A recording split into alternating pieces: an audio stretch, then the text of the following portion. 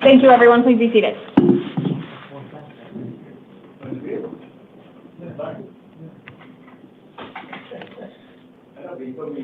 Okay, good morning, everybody. My name is Commissioner Hughes. This is the 8 a.m. initial appearance calendar for Friday, January 24th.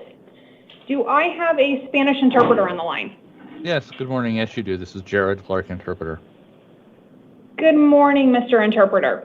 It looks like we have 2 hearings for people that have specifically requested a Spanish interpreter, so we'll start with those after a quick advisement. But I would, if you're willing, would like you to translate the advisement. Yes. Okay. The court's orders for the taking of DNA samples and fingerprints issued on the first calendar of January will apply to the hearings on this calendar. Las órdenes del tribunal para la toma de huellas digitales y muestras de ADN que se hicieron el día 1 de este mes se aplican también a esta lista de causas. As we get started in here this morning, I will call each of you into the courtroom one at a time. A medida que empecemos esta mañana, los voy a llamar uno por uno aquí adentro.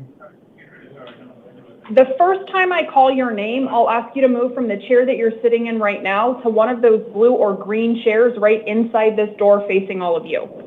La primera vez que diga yo el nombre de ustedes, les voy a pedir que pasen desde donde están sentados ahora a una de estas sillas o verdes o azules que están acá adentro. The second time I call your name, I'll ask you to move from that chair into the courtroom behind the gray podium right in front of me. La segunda vez que diga el nombre de ustedes, les voy a pedir que pasen a pararse detrás del podio color gris que está aquí en medio de la sala. Once you work your way into the courtroom, I'll start by asking you to state your full name and date of birth. Después de que estén ante el podio, les voy a pedir que digan su nombre y fecha de nacimiento. I will then tell you why you're here this morning, and I will tell you whether you qualify for a court-appointed lawyer to represent you. Entonces les voy a indicar por qué están aquí hoy y si califican para que se les nombre a un abogado. After that, I'll give you the next court hearing dates and times you'll be required to attend after this court hearing, and then we will discuss whether you are eligible for release from custody and what the terms and conditions of your release will be if you are. Les voy a indicar cuál va a ser su siguiente audiencia, incluyendo la fecha y hora y el lugar, y luego vamos a hablar sobre las condiciones de puesta en libertad. You all have the right to the assistance of counsel in a criminal case and the right to remain silent. Todos tienen el derecho de tener la asesoría de un abogado en un caso penal y también el derecho de guardar silencio. Whether or not you qualify for a court-appointed lawyer, there will not be a lawyer in the courtroom this morning for purposes of your defense. Ya sea que califiquen o no para un abogado de nombramiento, hoy día no va a haber un abogado en la sala para defensa de ustedes. Because you will not have a lawyer in here, and because anything you say could be used against you, I will caution all of you not to make any statements regarding the facts about why you're here. Ya que ninguno de ustedes va a tener un abogado hoy para representarlos y están ante mí para tratar los casos de ustedes. Les advierto que no deben hablar sobre los hechos de sus casos. Last thing before we get started is that all of the information I give you while you're in the courtroom will be contained in a written document that you will get a copy of when you're done in the courtroom. Lo último que les deseo informar es que todo lo que yo les diga, toda la información también va a estar en un papel que les vamos a entregar después de la audiencia. Please keep that paperwork with you wherever you go from here this morning, and as long as you do that, you'll still have all the information you got while you were in the courtroom. Llévense la hoja de papel consigo a donde quiera que vayan hoy. Si lo hacen, van a tener entonces a la mano toda la información que recibieron hoy. All right, let's go ahead and get started. Can I please have Vianney Enriquez Perez all the way into the courtroom behind the gray podium, Alejandro Enriquez Munoz, if you'd work your way to the chair. Come on in, Ms. Perez. Viene Enriquez Pérez, si puede pasar hasta el podio. Y Alejandro, I'm sorry, Your Honor, I don't see it. It was Enriquez Oh, yeah, Munoz. there it is. Yeah, Alejandro Enriquez Munoz, si puede tomar asiento en una de las sillas de aquí afuera. Okay, good morning. Can I please have your full name and date of birth? Buenos días. ¿Me puede dar su nombre completo y fecha de nacimiento? Viene Ashley Enriquez Pérez, 28 de junio del 2000. Viene Ashley Enriquez Perez, June 28, 2000. Thank you very much. You are here on 3 different matters. The first is allegations of new charges. Gracias. Usted está aquí por 3 casos. La primera tiene acusaciones nuevas. The allegations against you are 1 count of theft of a means of transportation, a Class 3 felony. Las acusaciones en su contra son hurto de un medio de transportes, delito mayor de categoría 3. 1 count of dangerous drug possession and 1 count of narcotic drug possession, both Class 4 felonies. Una acusación de tenencia de drogas peligrosas, otra acusación de tenencia de droga narcótica. Ambas son delitos mayores de categoría 4. And 1 count of drug paraphernalia possession, which is a Class 6 felony. Y una acusación de posesión de artefacto para el consumo de drogas, que es delito mayor de categoría 6. I have found probable cause to support those allegations, and I've appointed a lawyer to defend you. He determinado que hay motivo fundado para respaldar esas acusaciones y he nombrado un abogado para ayudarle. Your next court hearings on those new charges will be a status conference January 30th and a preliminary hearing February 3rd. Sus próximas audiencias van a ser una consulta de actualización el 30 de enero y una audiencia preliminar el 3 de febrero. Both of those hearings will be at 8:30 in the morning in the Superior Court downtown. Y ambas audiencias se van a llevar a cabo a las 8:30 de la mañana y se van a llevar a cabo en el juzgado del Tribunal Superior que se encuentra en el centro de Phoenix. On those new allegations, I have imposed a $1,500 secured appearance bond. Para estas acusaciones nuevas he impuesto una fianza de $1,500 de caución real. The other 2 matters you're here on are both allegations that those new charges violate Term 1 of your probation. Los otros 2 casos que tiene usted son a raíz de las nuevas acusaciones, son quebrantamientos del régimen a prueba por haber cometido nuevos delitos. I have appointed a lawyer to represent you in both of those probation cases.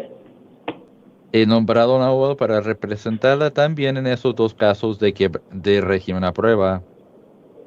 Your next hearing in the probation matters will be a revocation arraignment January 30th at 8:30 downtown. Su próxima audiencia para esos casos de quebrantamiento de régimen a prueba es una lectura de cargos, también el 30 de enero a las 8:30 en el juzgado del Tribunal Superior que se encuentra en el centro de Phoenix. In each of those probation cases, I have imposed a $250 secured appearance bond for a total of $500 on the 2 probation cases. Y por cada caso de quebrantamiento de régimen a prueba impuesto una fianza de $250 de caución real, que se suman entonces a $500 en total. So your total bond for all three matters you're here on will be $2,000, all secured appearance. If you post that and you're released, you cannot possess any weapons or drugs without a valid prescription. Entonces, el total de todas sus fianzas son de $2,000 de caución real. Si usted deposita la fianza y sale en libertad, no está prohibido que posea ninguna arma, ni tampoco puede poseer ninguna droga ilícita, ni tampoco medicamentos de receta médica sin la receta.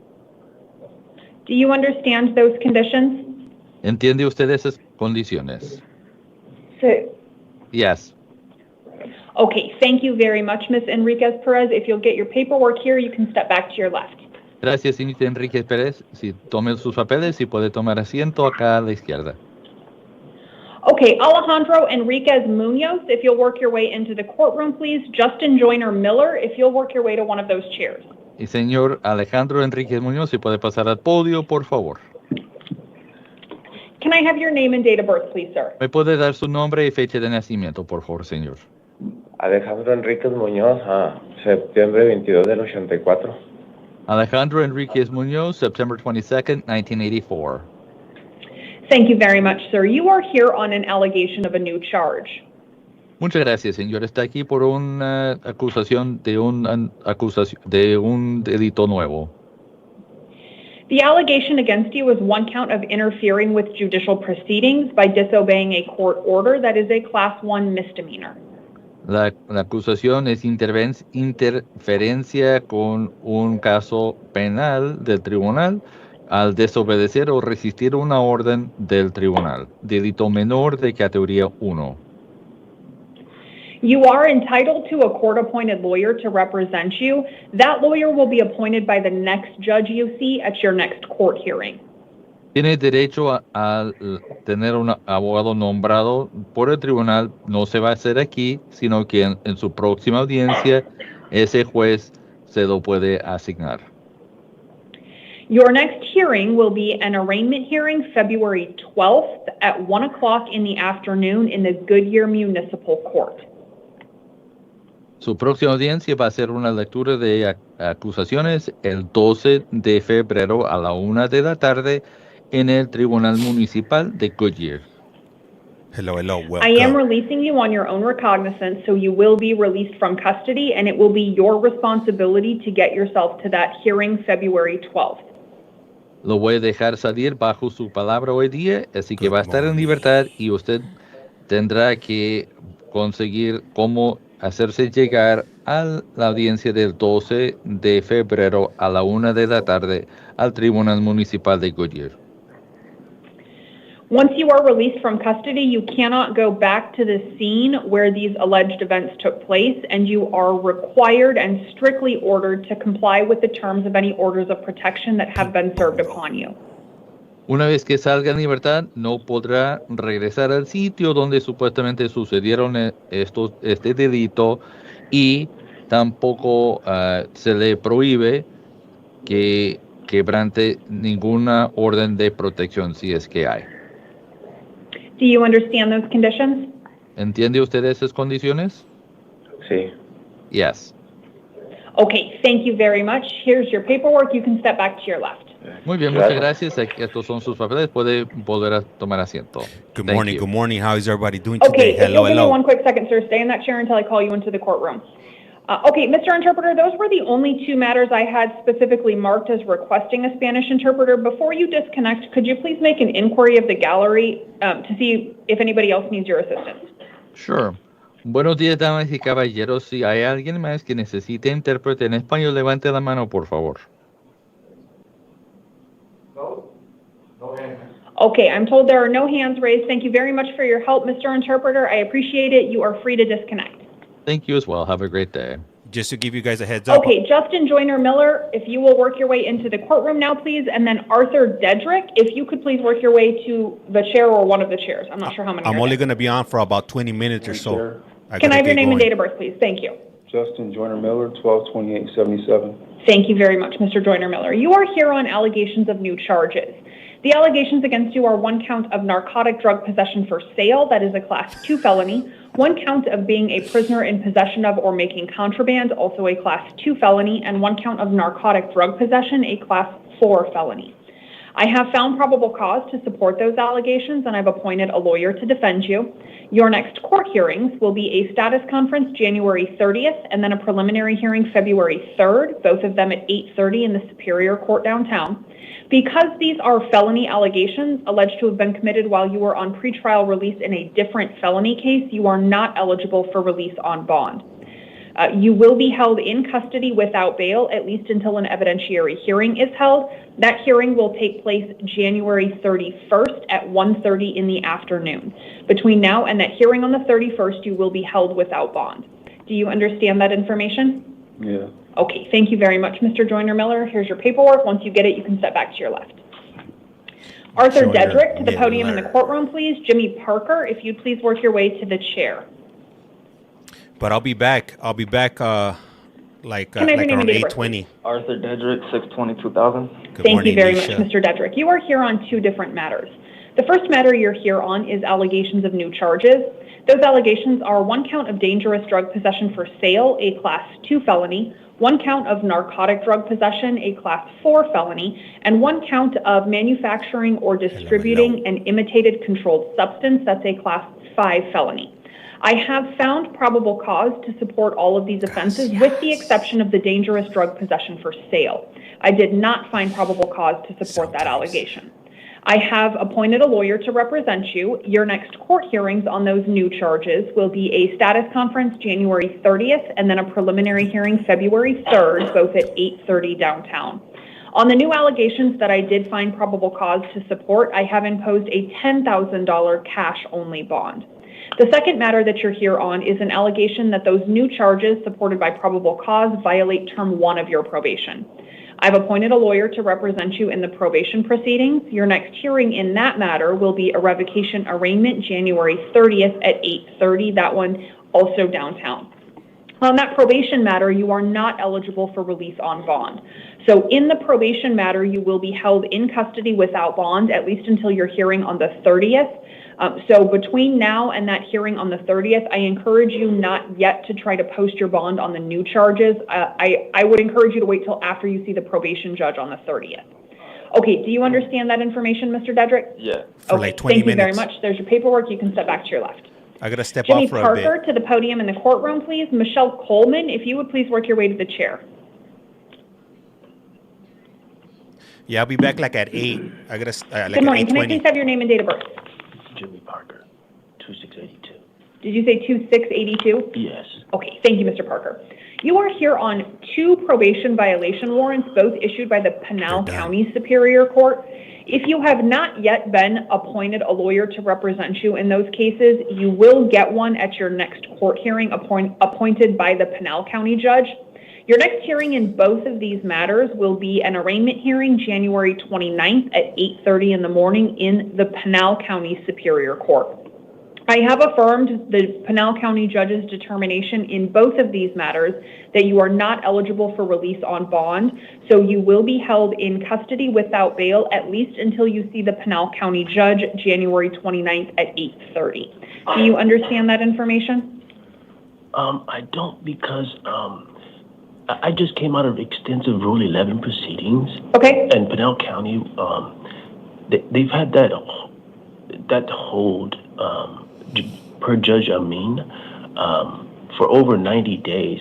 And I was just released to third party to a treatment for mental health yesterday. And so, I just wanted to say on the record that I oppose it's not in the best interest of justice, because I'm not getting the mental health treatment for the past 100 and so days. And they just, got me into a facility that I'm supposed to be released to. In that facility, which that facility also let the court to know they would transport to any proceedings, including Pinal. So that's something that you have to take up with the Pinal County judge. I can't release you on the Pinal County warrant. The Pinal County judge has to do that. So you have to go to court and talk to the Pinal County judge. And what is the time frame of that? I'm not sure what you mean by that. Like, when is your next hearing? Yes, because your next hearing is the 29th at 8:30. The 29th. All right. Thank you, sir. If you'll wait for your paperwork, then you can take a step back He's to your talking in left. lowercase. Michelle Coleman to the podium Hey, in the courtroom. but he please. is well-spoken. Joseph Robles to the chair. Michelle Coleman. Ms. Coleman, come on. Come on, hurry up. We got to get this show on the road.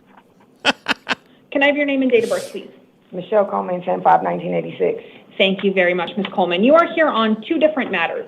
The first one is allegations of new charges.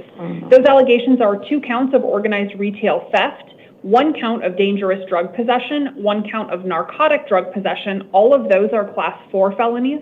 1 count of drug paraphernalia possession, which is a Class 6 felony, and 1 count of shoplifting, which is a Class 1 misdemeanor. I have found probable cause to support those allegations, and I've appointed a lawyer to defend you. Your next court hearings on the new charges will be a status conference January 30th, and then a preliminary hearing February 3rd. Both of those hearings will be at 8:30 in the morning in the Superior Court downtown. On those new allegations, I have imposed a secured appearance bond in the amount of $2,500.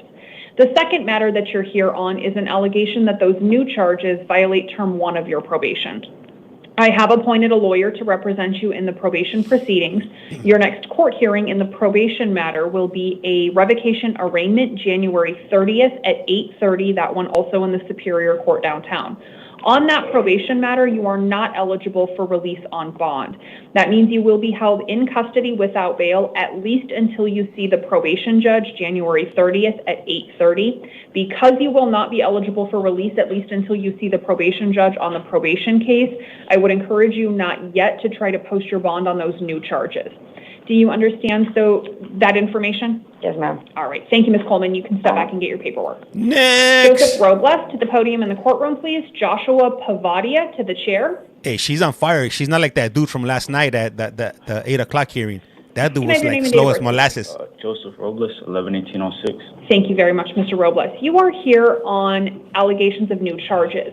The allegations against you are 1 count of armed robbery with a deadly weapon, 1 count of aggravated assault with a deadly weapon, those are both Class 3 felonies, and 2 counts of carrying a weapon on school grounds, both Class 4 felonies. I have found probable cause to support those allegations, and I've appointed a lawyer to defend you. Your next court hearings will be a status conference January 30th, and then a preliminary hearing February 3rd, both of them at 8:30 in the Superior Court downtown. On these allegations, I have imposed a $75,000 secured appearance bond. Secured appearance means that you can use a bonding company to post that. If you post that bond and you're released from custody, you cannot have contact with any alleged victims, witnesses, or co-defendants. You cannot possess any weapons. You also cannot possess or consume any alcohol or drugs without a valid prescription. Do you understand those conditions? Yes, ma'am. All right. Thank you, Mr. Robles. You can step back and get your paperwork. Joshua Pavadia to the podium in the courtroom, please. Devin Byers to the chair. Good morning. Can I please have your name and date of birth? Good morning. Joshua Dean Pavatia, 53086. How do you pronounce your last name? Pavatia? Pavatia. Yes. Okay. Thank you, Mr. Pavatia. You are here on an allegation of a new charge. The allegation is 1 count of armed robbery with a deadly weapon. It is a Class 2 felony. I have found probable cause to support that allegation, and I've appointed a lawyer to defend you. Your next court hearings will be a status conference January 30th, and then a preliminary hearing February 3rd, both of them at 8:30 in the Superior Court downtown. Okay. On this allegation, I have imposed a $75,000 secured appearance bond. You can use a bonding company. If you post that bond and you're released from custody, you cannot return to the scene where the alleged armed robbery took place. You cannot have contact with any alleged victims, witnesses, or co-defendants, and you are prohibited from possessing any weapons if you're released from custody.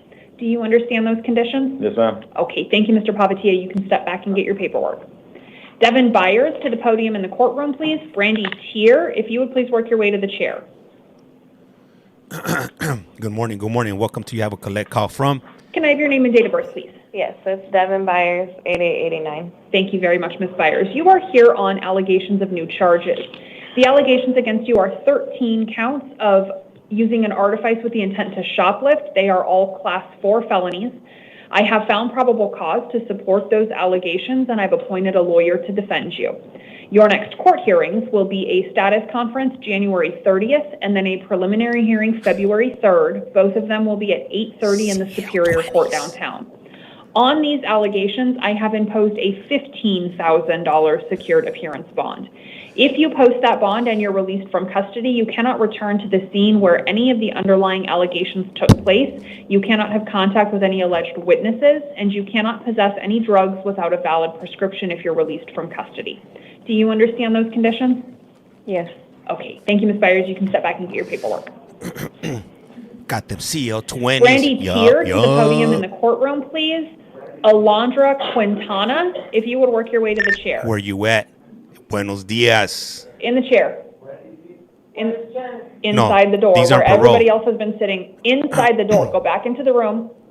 These are court hearings from Maricopa. It looks like she has County, a plaid, Arizona. black and gray plaid zip up.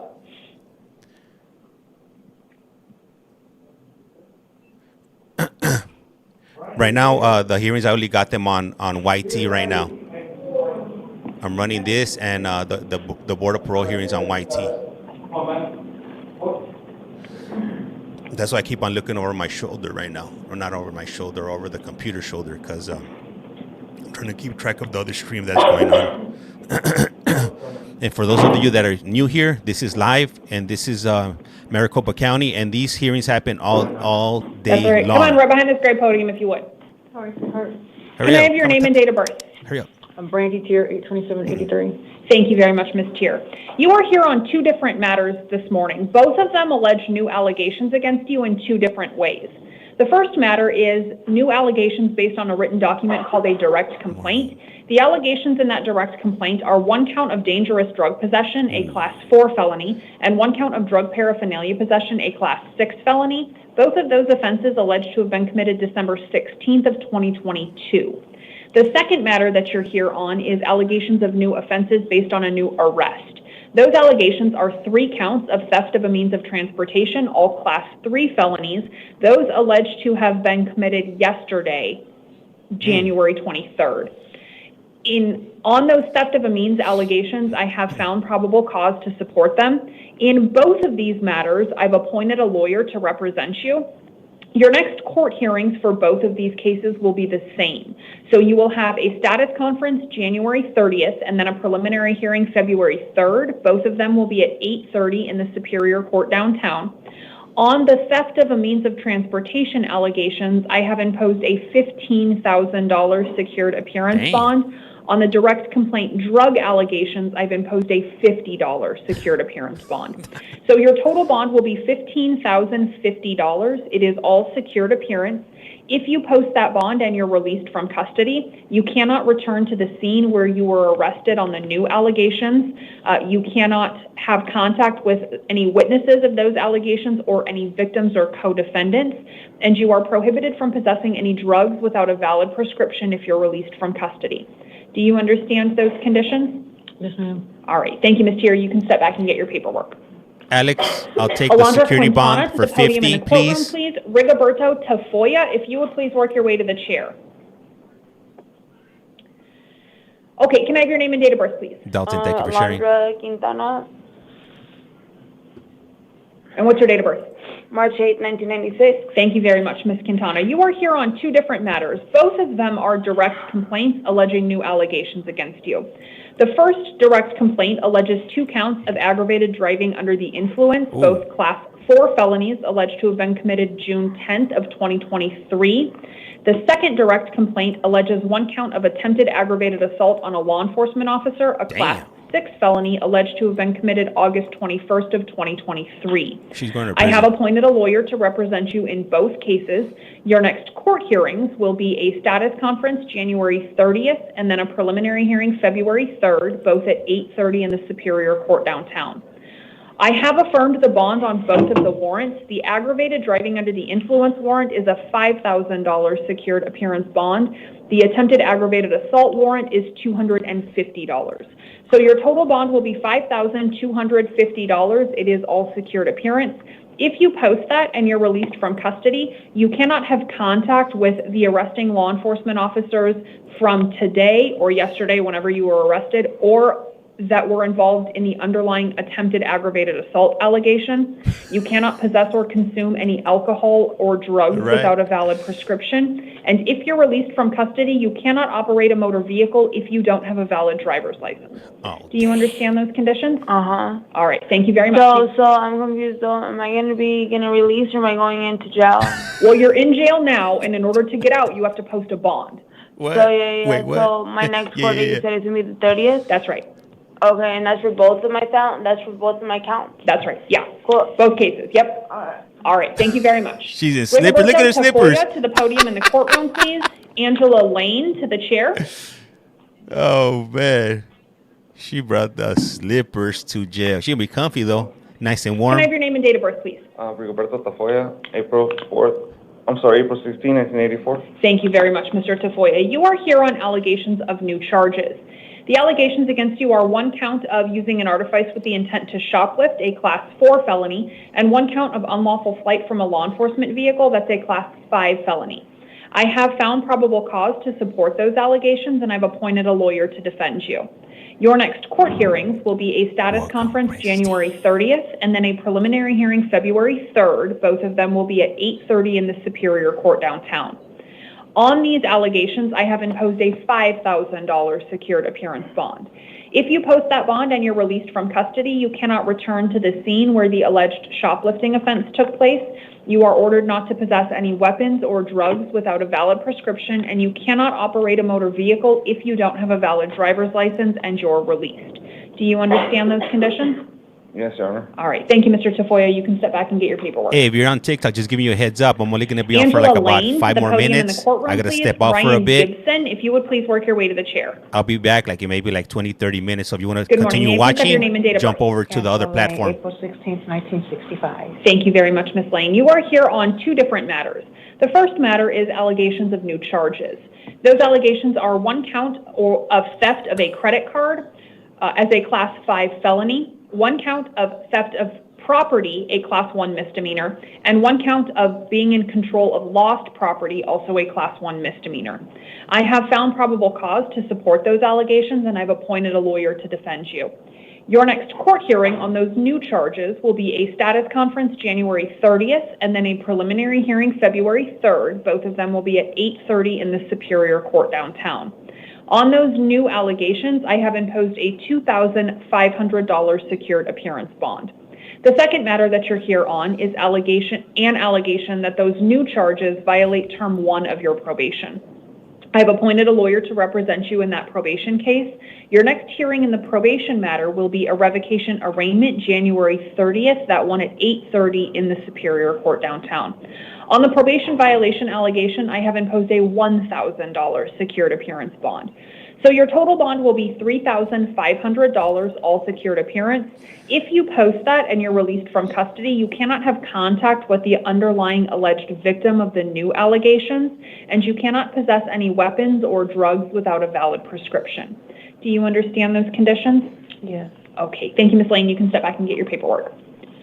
Ryan Gibson to the podium in the courtroom, please. Felipe Navarro to the chair. The chair? Damn, he just got here. That's way out of line. Can I have your name and date of birth, please? Ryan Gibson, 12/28/84. Thank you, Mr. Gibson. You are here on a probation violation warrant. Well, sorry, it's a warrant issued by the probation court when you failed to appear at a probation revocation arraignment hearing. You have a lawyer already assigned to you in that probation matter. That lawyer will continue to defend you. Your next court hearing will be a new revocation arraignment hearing January 30th at 8:30 in the probation court downtown, and you have a $1,000 secured appearance bond on that warrant. If you post that and you're released, you cannot possess any weapons or any drugs without a valid prescription. Do you understand those conditions? All right. Thank you, Mr. Gibson. Hey, you can step what back does and he get have your under his paperwork. shirt? It sounds like he has like a Felipe pack Navarro of to the chips, podium in the courtroom, Doritos please. or something Michael under his shirt. Riojas to the chair. I know I heard those chips. I heard a bag of chips. I know a Good bag morning. of Can chips I when I have hear your name and one. date of birth, please? Felipe Navarro, June 11th, 1986. Thank you very much, Mr. Navarro. You are here on an arrest warrant issued after a direct complaint was filed alleging new allegations against you. The allegations contained in that direct complaint are 2 counts of aggravated driving under the influence, both Class 4 felonies, both alleged to have been committed July 6th of 2022. I have appointed a lawyer to defend you against those allegations. Your next court hearings will be a status conference January 30th and then a preliminary hearing February 3rd, both of them at 8:30 in the Superior Court downtown. I have affirmed the bond on that arrest warrant. It is a $500 secured appearance bond. If you post that and you're released, you cannot possess or consume any alcohol or drugs without a valid prescription, and you cannot operate a motor vehicle if you don't have a valid driver's license. Do you understand those conditions? Yes. Okay. Thank you, Mr. Navarro. You can step back and get your paperwork. Hey, he probably had a spread. Michael Riojas to the podium in the courtroom, please. Jamie Torres to the chair. He probably had a spread under his shirt. He was just trying to keep it warm with his body heat. Can I have your name and date of birth, please? Michael Riojas, 12/25/90. Thank you very much, Mr. Riojas. You are here on a bench warrant issued by the Superior Court when you failed to appear at a status conference in an existing felony drug case. You have a lawyer already assigned to defend you in that case. That lawyer will continue to represent you. Your next court hearing will be a status conference January 29th, that one at 8:30 in the Superior Court downtown. I have affirmed the bond on the warrant. It is a $500 secured appearance bond. If you post that and you're released, you cannot possess any drugs without a valid prescription. Do you understand those conditions? All right, thank you very much. So tired. He turned himself in. Jamie Torres to the podium in the courtroom, please. Yantara Fitzgerald to the chair. Next. Good morning. Can I have your name and date of birth, please?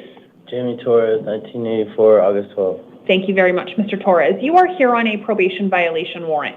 A petition to revoke your probation was filed. It alleges that you have violated terms 3, 4, 5, 7, and 13 of your probation. I've appointed a lawyer to defend you. Your next court hearing will be a revocation arraignment January 30th at 8:30 in the Superior Court downtown. And on that warrant, you have a $260 secured appearance bond. If you post that and you're released from custody, you cannot possess any weapons or drugs without a valid prescription. Do you understand those conditions? Okay. Thank you, Mr. Torres. You can step back and get your paperwork. Damn, that's hella early right there. Yantara Fitzgerald to the podium in the courtroom, please. Brandon Pauly to the chair. Adidas getting free advertisement. Yup. All right, guys. Pull your head down and give me your name and date of birth, please. What the hell? Insurer Fitzgerald, 7/11/1983. Thank you very much, Ms. Fitzgerald. You are here on a bench warrant issued by the probation court when you failed to appear at a revocation arraignment hearing. You have a lawyer already assigned to you in that case. That lawyer will continue to defend you. Your next court hearing will be a revocation arraignment hearing January 30th. It'll be at 8:30 in the morning in the Superior Court downtown. I have affirmed the bond on that warrant. It is a $250 secured appearance bond.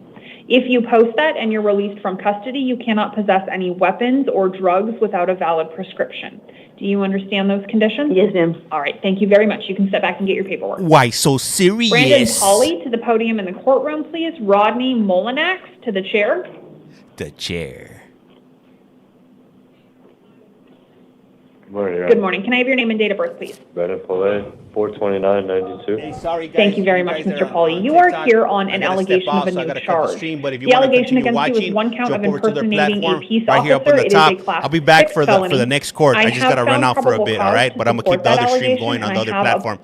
All right, like I said right here, lights like a candle. Your Once you next blow it court out, it lights hearing out. will be a And with status that, conference I'm out. February My 7th, apologies. and then you'll have a preliminary hearing February 11th. Both of them will be at 8:30 in the Superior Court downtown. Yes, sir. On this allegation, I am releasing you to the supervision of pretrial services. That means you will be released from custody without having to post a bond. Once you are released, you will be responsible for getting yourself to both of your next court hearings. You will also be responsible for making contact with pretrial services. Their contact information will be in a packet that you get with your release paperwork, so please keep all of that so that once you're out, you can make contact with them. Just one quick question. Sure. Now, I do that immediately the second I get out, I go talk to pretrial. Yeah, you can just call them. It doesn't have to be immediate. I would say do it, depending on what time you're out of custody, do it either that same day or the next day, but it doesn't have to be the first thing you do. Okay. I just want Don't to let too much time lapse, though. Yes, yes, Your Honor. Okay, any other questions? No, Your Honor. All right, thank you I very much. You apologize. can step back and get your paperwork. Have a blessed day. Rodney Molinax to the podium in the courtroom, please. Tanisha Jackson to the chair.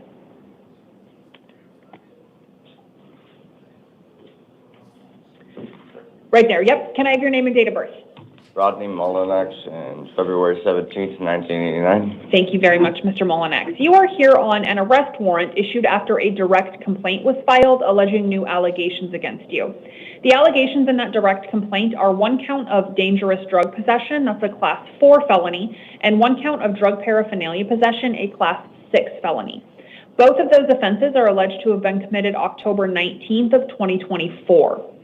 I have appointed a lawyer to defend you. Your next court hearings will be a status conference February 7th and then a preliminary hearing February 11th. Both of them will be at 8:30 in the morning in the Superior Court downtown. I am releasing you on your own recognizance, so you will be released from custody. It will be your responsibility to get yourself to those next 2 hearings. Once you're released from custody, you are ordered not to possess any drugs without a valid prescription. Do you understand those conditions? Yes, ma'am. All right. Thank you, Mr. Molinex. You can step back and get your paperwork. Thank you. Tanisha Jackson to the podium in the courtroom, please. Robert Raimondo to the chair. Hi, can I have your name and date of birth, please? Good morning. It's Tanisha Jackson, 6/30/83. Thank you very much, Ms. Jackson. You are here on allegations of new charges. The allegations against you are 2 counts of narcotic drug possession, both Class 4 felonies, and 1 count of drug paraphernalia possession, a Class 6 felony. I have found probable cause to support those allegations, and I've appointed a lawyer to defend you. Your next court hearings will be a status conference February 7th and then a preliminary hearing February 11th. Both of them will be at 8:30 in the Superior Court downtown. On these allegations, I am releasing you on your own recognizance, so you will be released from custody. That means it will be your responsibility to get yourself to those next 2 court hearings. Once you're released from custody, you are ordered not to possess any drugs without a valid prescription. Do you understand those conditions? Thank All right. you. Thank you, Ms. Jackson. You can step back and get your paperwork. Robert Raimondo to the podium in the courtroom, please. Michael Perez, if you'd please work your way to the chair. Good morning. Can I have your name and date of birth? 7661, Robert Michael Raimondo. Ramondo. Okay, thank you, Yeah. Mr. Ramondo. You You were are close. here on a bench warrant issued by the Superior Court when you failed to appear at a comprehensive pretrial conference. My review of this case indicates that the lawyer that's assigned to you, who will stay on and continue to work with you, has filed a motion to quash that warrant with the trial court. My records indicate that that motion to quash has not yet been ruled on, but it is set for oral argument January 29th. Yes. So what I'm going to do is I'm going to release you on this warrant, and I'm going to give you that same hearing date and time. That'd be on the 29th? It's going to be the 29th. The one difference is it looks like the oral argument that was previously set is set for 8:50. Yeah, that's what it said, yeah. I can't match that time, so Okay. I'm giving you a hearing date that's the 29th at 8:30. So please make sure that you're in that courtroom by 8:29 in case they call you at 8:30. Yeah, I've It's never seen nothing you're- 850. Yeah, I saw that too, and I was like, well, I can't I make asked it her 8:50. twice on the phone, and I said, I never heard that, and she said 850. So be there at 8:30 now. Okay. So ignore the 8:50. Don't commit that Cool. because I don't want you to get another warrant because you were there at 8:50 and they Yes. called your case at 8:30. Right. So be there by 8:29 so that if you're the first case called, you're already there and ready to go. Very cool. Okay, once you're out, in addition to making sure you get to that court date, you're ordered not to possess any drugs without a valid prescription. All right, Very any cool. questions, Mr. Raimondo? No, thank you so much. All right, thank you. Go ahead and sit back and get your paperwork. Have a good day. Michael Perez to the podium in the courtroom, please. Randall Bird to the chair.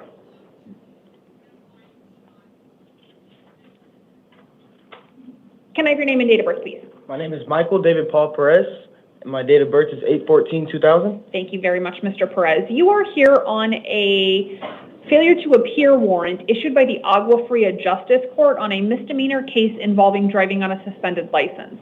Because that is a misdemeanor allegation, the nature of that charge does not entitle you to a court-appointed lawyer.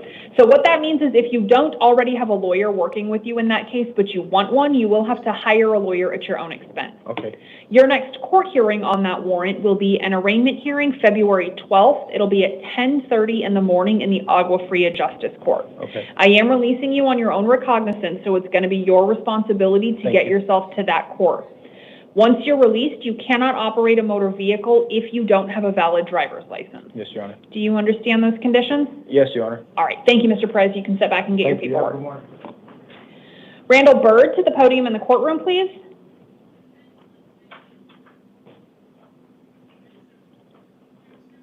Good morning. Can I have your name and date of birth, please? Randall Bird, April 14th, 87. Thank you very much, Mr. Bird. You are here on 3 different matters.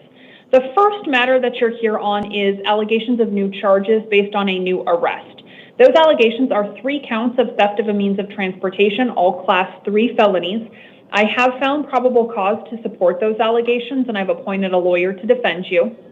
Your next court hearings on the theft of means allegations will be a status conference January 30th and then a preliminary hearing February 3rd, both of those at 8:30 in the Superior Court downtown.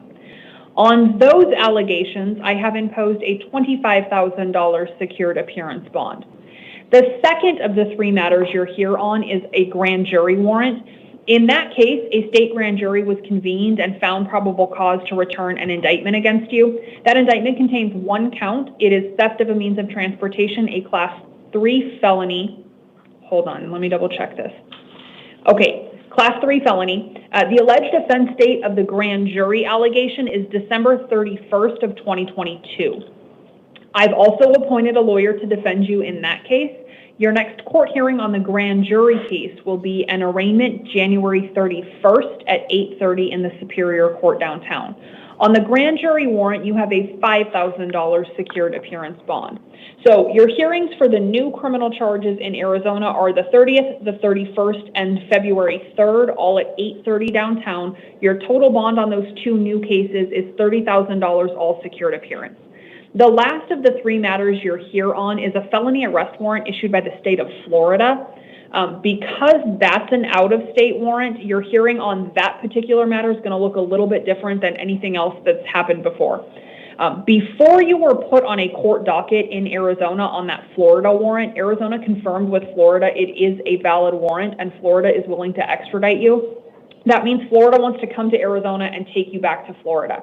Before you came into the courtroom, did you get a big laminated card to review? No, ma'am. We didn't give him the FOJ card? Okay. Can you please give it to him now? Give him an opportunity to review it. He's going to give you a card and let you review that. I'm going to work a little bit in here. When you're done reading it, just come on back into the courtroom and we'll talk about the Florida warrant.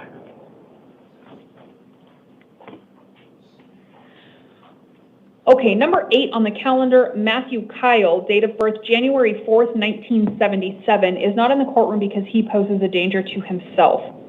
He is here on allegations of new charges. Those allegations are 1 count of theft of a means of transportation, a Class 3 felony, and 1 count of drug paraphernalia possession, a Class 6 felony. I have found probable cause to support those allegations, and I've appointed a lawyer to defend him. His next court hearings will be a status conference January 30th and then a preliminary hearing February 3rd. Both of them will be at 8:30 in the Superior Court downtown. On those allegations, he has a $10,000 secured appearance bond, and if anything changes after I visit him cell side, I will come back in and update this recording. That's all right.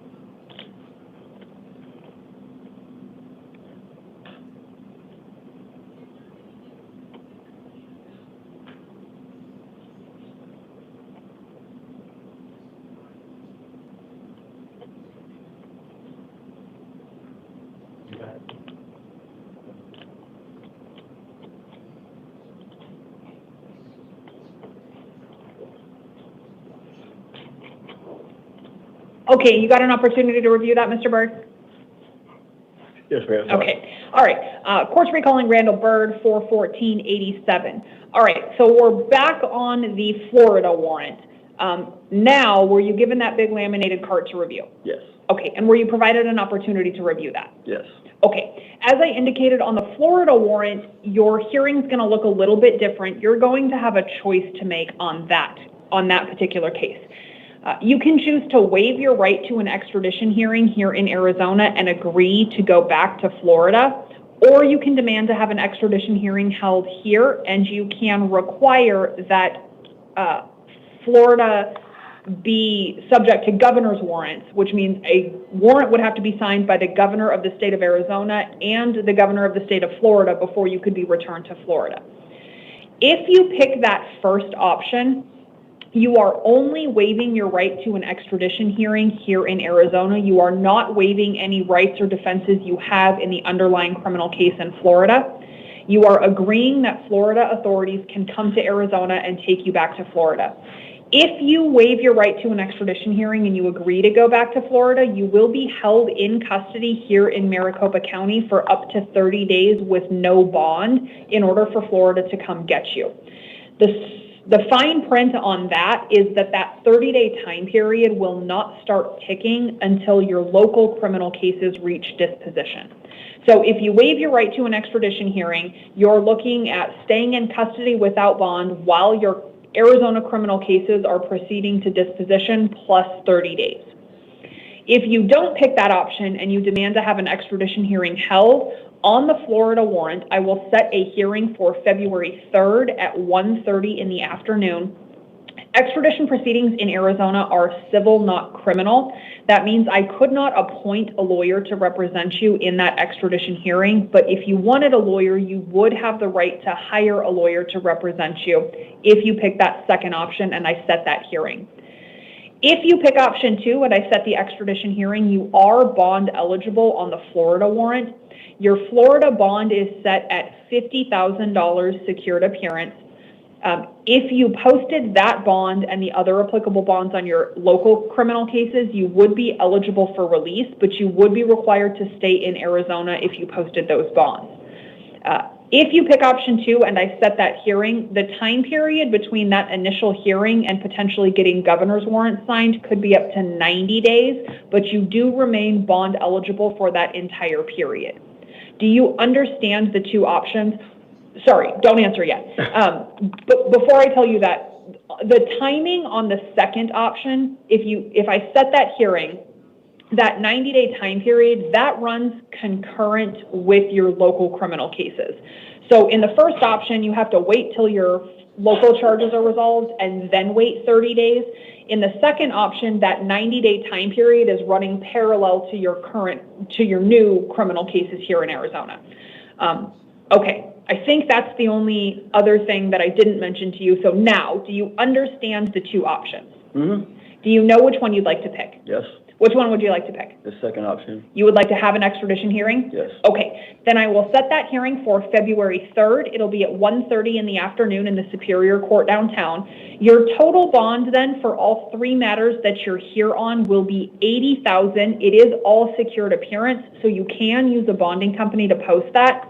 If you post that bond and you're released from custody, as I indicated, you are required to stay in Arizona. Please don't post that bond and then take yourself back to Florida. You have to stay here in Arizona. Also, if you post that bond and you're released, you cannot have contact with any alleged victims, witnesses, or co-defendants of the Arizona allegations, and you can't possess any weapons or drugs without a valid prescription. Do you understand all of those conditions? I do. Any questions for me before I give you your paperwork and excuse you? No, ma'am. All right. Thank you very much, Mr. Bird. We have your paperwork here. The officer will come get it. If you can stay right there or work your way to your left, we'll get you that paperwork. Okay. Okay, this concludes the 8 a.m. initial appearance calendar. This court will stand in recess until 11 a.m. All right, hey, hold up. Don't go anywhere. We're about to start the other one. I'm about to go over to where is this? Let me see how do I get out of here?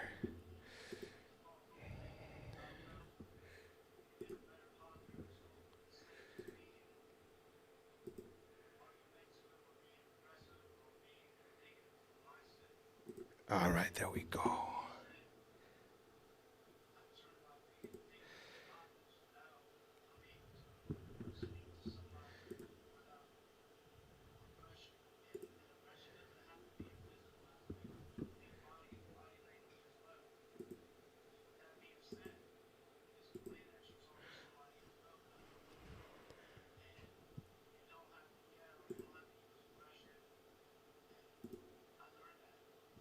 There we go. All right, let me get the other stream going now.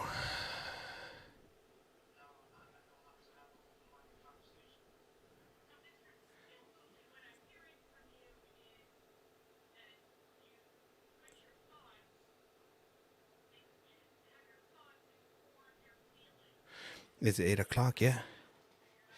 It should be starting any moment now.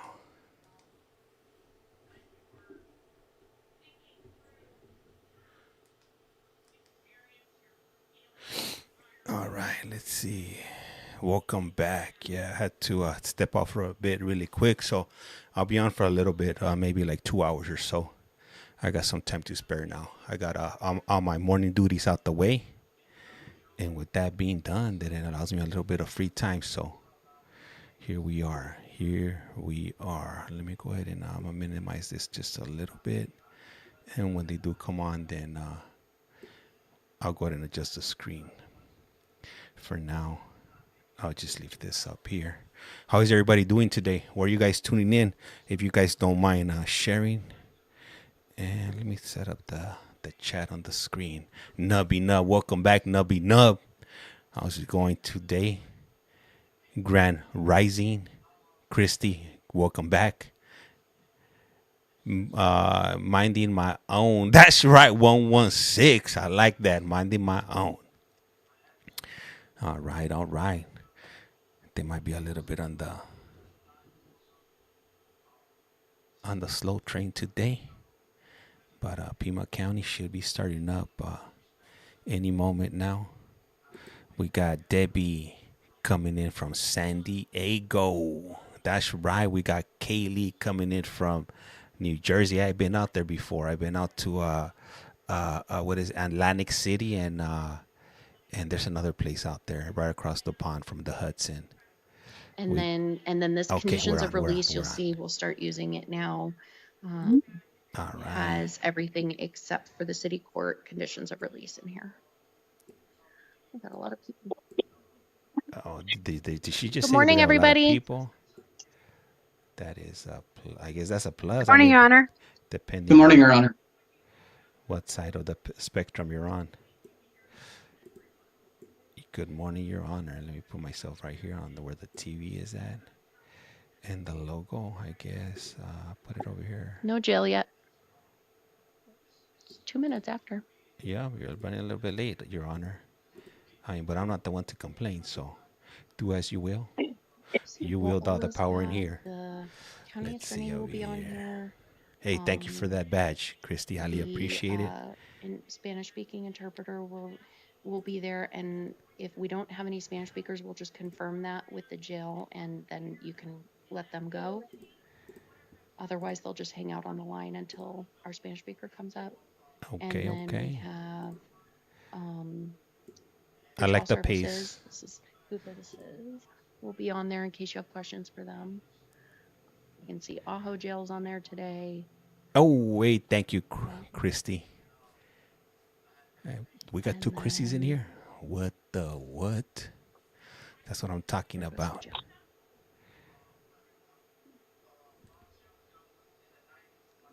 All right, and I just gotta open this up here, and we should be good to go. All right, all right. Welcome to You Have a Collect Call From, where so I'm flipping back and forth.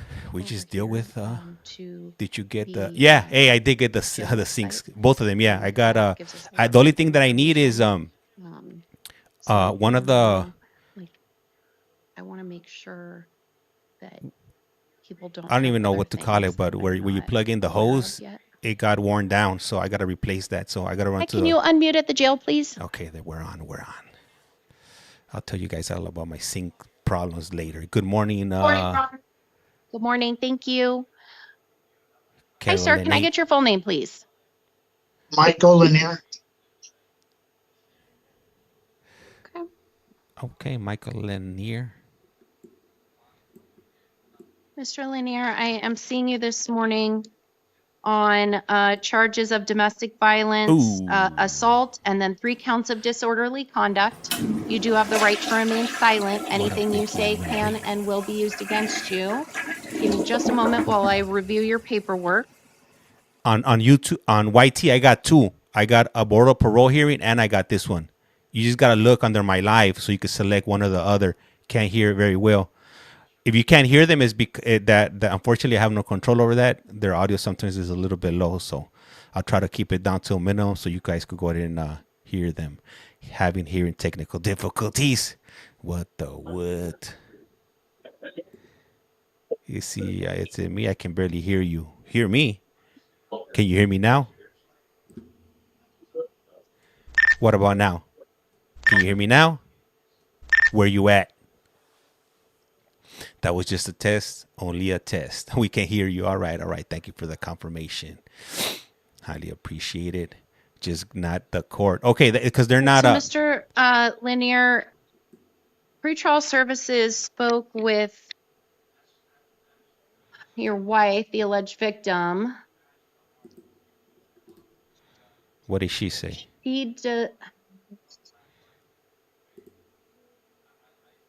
No, the video, man. So right now, they're not really talking right now. So that's why I'm yapping away right now. She was unsure about whether or not she objected to your release from custody. She said the minor age children victims do not object to your release from custody. Minor age. She did indicate that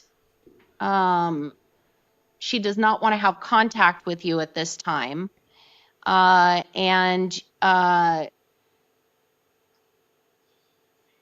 She said she was unsure if she and the children were going to remain at the residence, but either way, she said that you're not welcome to return home right now. So if I were to release you, do you have somewhere else that you can go? I guess I can go to my sister's house. Can I get stuff from my house, though? Yes. I'll give you some instruction on that. So I am going to order that you be released on your promise to appear in court. I'm ordering that you commit no further acts of domestic violence. I'm ordering that you consume no alcohol or illegal drugs. Do you understand those orders? Yes. All right. And I'm going to order that you have only telephonic contact. You share children, right? Yes. Okay. Only telephonic contact with your wife regarding the children. For how long? Until a judge changes that. Okay. All right. I'm going to give you a court date in February. So unless she wants to have that changed, that's when you would talk to the judge about that. Okay. And can the court date be on a Wednesday, Thursday? Those are my days off. I'm going to set your court date when the court tells me to set it, and you can talk to an attorney or go to the court to ask them to change it if you want to change it. Okay. I'm ordering, sir, that you may, so that you not return to the residence, except that you can return one time with a law enforcement escort to collect your personal belongings. So you would take my court order to the nearest police station to your residence and have them go with you to get your things, okay? Okay.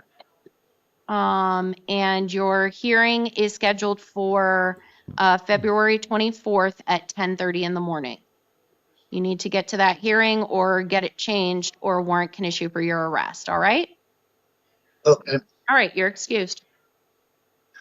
You should be able to, you should be able to hear the judge good. The person that you probably having some issues is the defendant.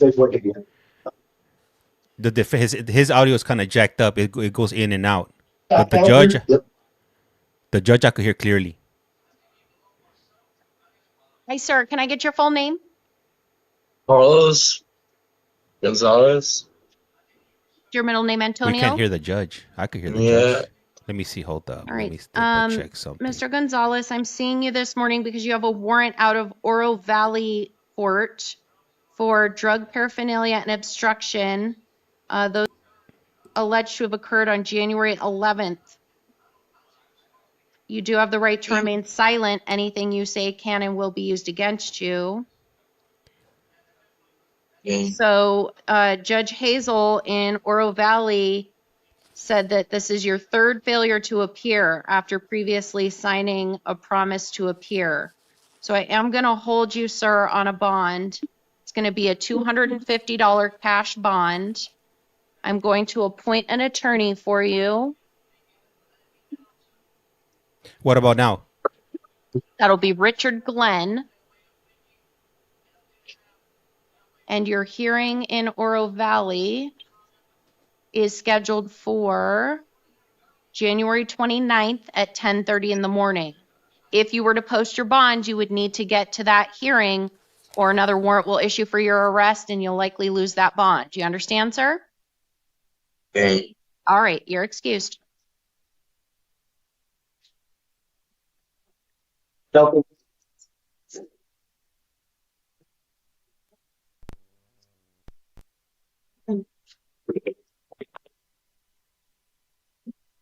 Hi, ma'am. Can I get your full name? Marie Shelton. My apologies. Ms. Shelton, I'm seeing you this morning on a couple of different matters. You have new charges of domestic violence, assault, and disorderly conduct. Those are going to be handled out of Tucson City Court. And then you've also got a warrant out of Pima County Justice Court for shoplifting from May 8th of 2024. As to these new charges, you do have the right to remain silent. Anything you say can and will be used against you. I'm going to enter pleas of not guilty for you at this time in order that you appear at all of your hearings. If you miss your hearings, they can go forward in your absence. Warrants can issue for your arrest. And if you're convicted at a trial and you can't be sentenced within 90 days of the conviction, you could lose your right to a direct appeal. So, ma'am, as to these new charges, pretrial services did speak with the alleged victim, your boyfriend, Christopher. He said that he does not object to your release. He wants to have contact, and you're welcome to return to the shared residence. And, ma'am, did you know about this shoplifting warrant? Yes, I did. I was trying to go to court, but it's hard because I don't have a car right now. And it led me to domestic violence, and I'm here now. So. Okay, so I'm going to give you two different court dates now, one in Justice Court and one in City Court. If I release you, are you going to figure out how to get to those hearings? Yes, I will. I will call my mom, and she will make sure I go. Okay. My apologies on that audio. I forgot to plug in the USB cable into the phone that I'm streaming from. So you guys were hearing another border parole hearing that I'm running in another computer. So that was the audio that you guys were listening to, if that makes any sense. Right. So first on this warrant, I'm going to order that you be released on your promise to appear in court. I'm ordering that you not return to that incident location. And your hearing in Pima County Justice Court is going to be in about a month. It's February 27th at 1:30 in the afternoon. You're going to get paperwork with this information on it. And then as to the new charges, You're getting I'm the going best. to also order that you be released on your promise to appear in court. The best I'm of both ordering worlds. that you commit no further acts of domestic violence. I'm ordering that you possess or consume no alcohol or illegal drugs. Yes, ma'am. And your hearing in Tucson City Court will be on February 28th.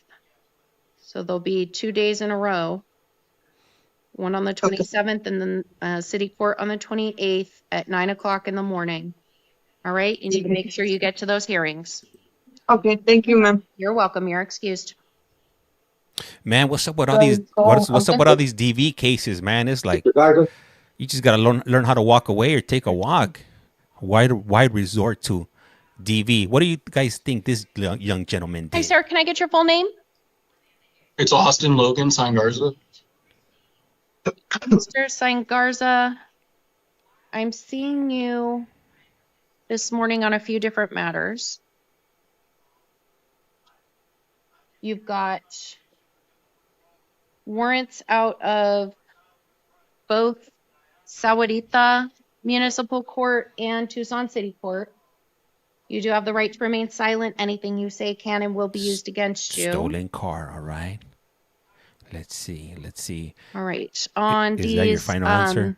These Sahuarita warrants are for, you've got 5 counts of domestic violence, disorderly conduct from 2020. What? And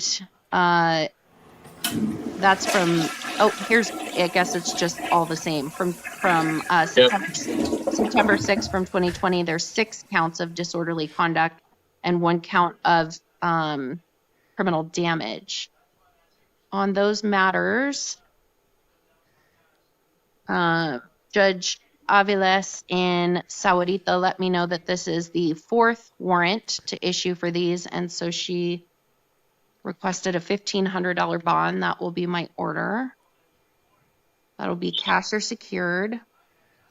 And I will appoint an attorney for you. That'll be Stan Fitzgerald. He looks like he's he's been inconvenienced. Like, oh, I'm here No contact again. with any victims. Like, what? Your hearing will be on January 28th. That's Tuesday at 3 o'clock in the afternoon. If you're still in custody, they'll take you to a video hearing for that. If you are out of custody, you need to get to that hearing or another warrant will issue for your arrest, and you likely will lose that bond. City court warrants. Did he shake his head? 2 from 2023 and 1 from 2024 that involve removing political signs. And then obstruction and excessive speed. Damn, he's like GTA level 5-star. And it looks like you've been arrested and released many times on those as well. It's like a little bit of this, a little bit of that. I'm going to order a $500 cash or secured bond on those matters. I will appoint the city public defender's office to represent you. My life is over. Your hearing in Tucson City Court, if you are still in custody, will be a video review hearing at on January 31st at 1:45. He's crying. If you were to post your bonds, you would need to get or he's faking it at least. Tucson City Court on March 3rd at 2 o'clock in the afternoon, or warrants will issue for your arrest, and you will likely lose that bond. Do you understand all of that, sir? Yes. All right, you're excused. Oh, that DV you're doing, man. Enriquez. Fool's out of control. Gotta go and get one of these before. And there's multiple conditions of release for city court. What do you guys think this guy did? Emojis and emoji answers only, please. Emojis. The other ones.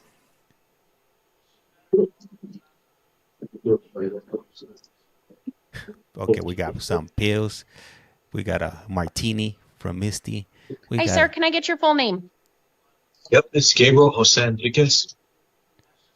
Mr. Enriquez, I am seeing you this morning on charges of domestic violence, disorderly conduct, and criminal damage. You do have the right to remain silent. Anything you say can and will be used against you.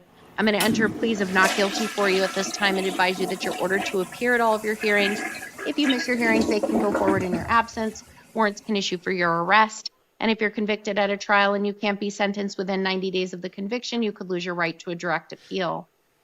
So, sir, pretrial services did speak with the alleged victim, your girlfriend, Maricela.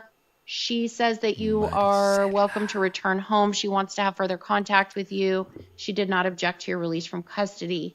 I'm going to order that you be released on your promise to appear in court. I'm ordering that you commit no further acts of domestic violence.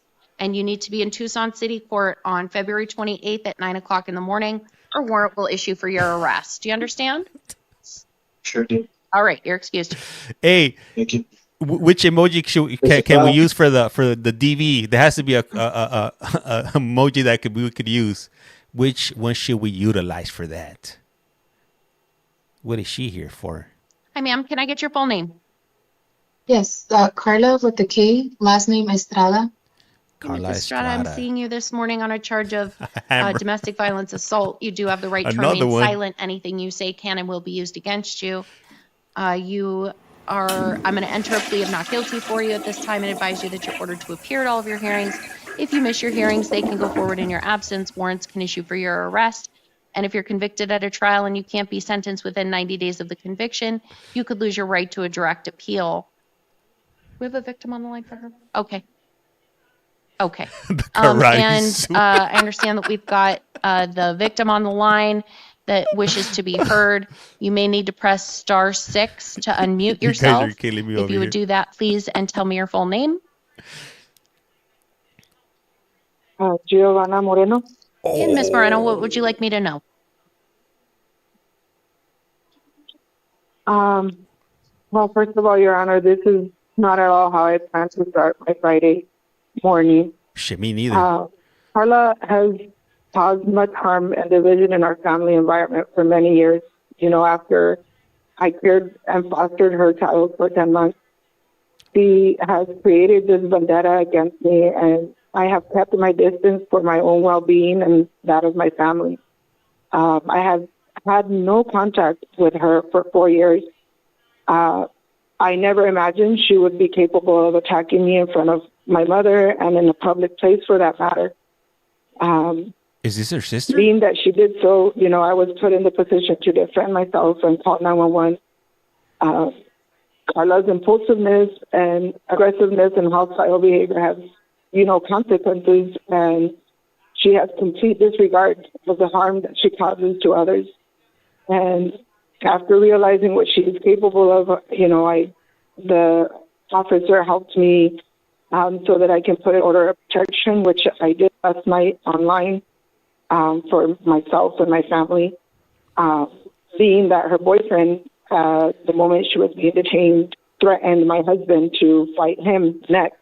Damn, she's with the business. You know, and I'm an honest person, and I'm a good person, and I've never been involved with the law, and I certainly did not want this to happen, but I need to put a stop to this because she needs to face the consequences for her actions, because this is not okay. Thank you, Ms. Moreno, for being here.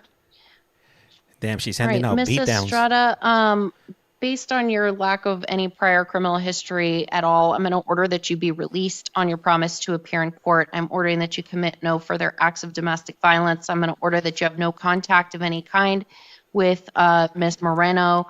Don't return to the incident location. You can't go back to that gym.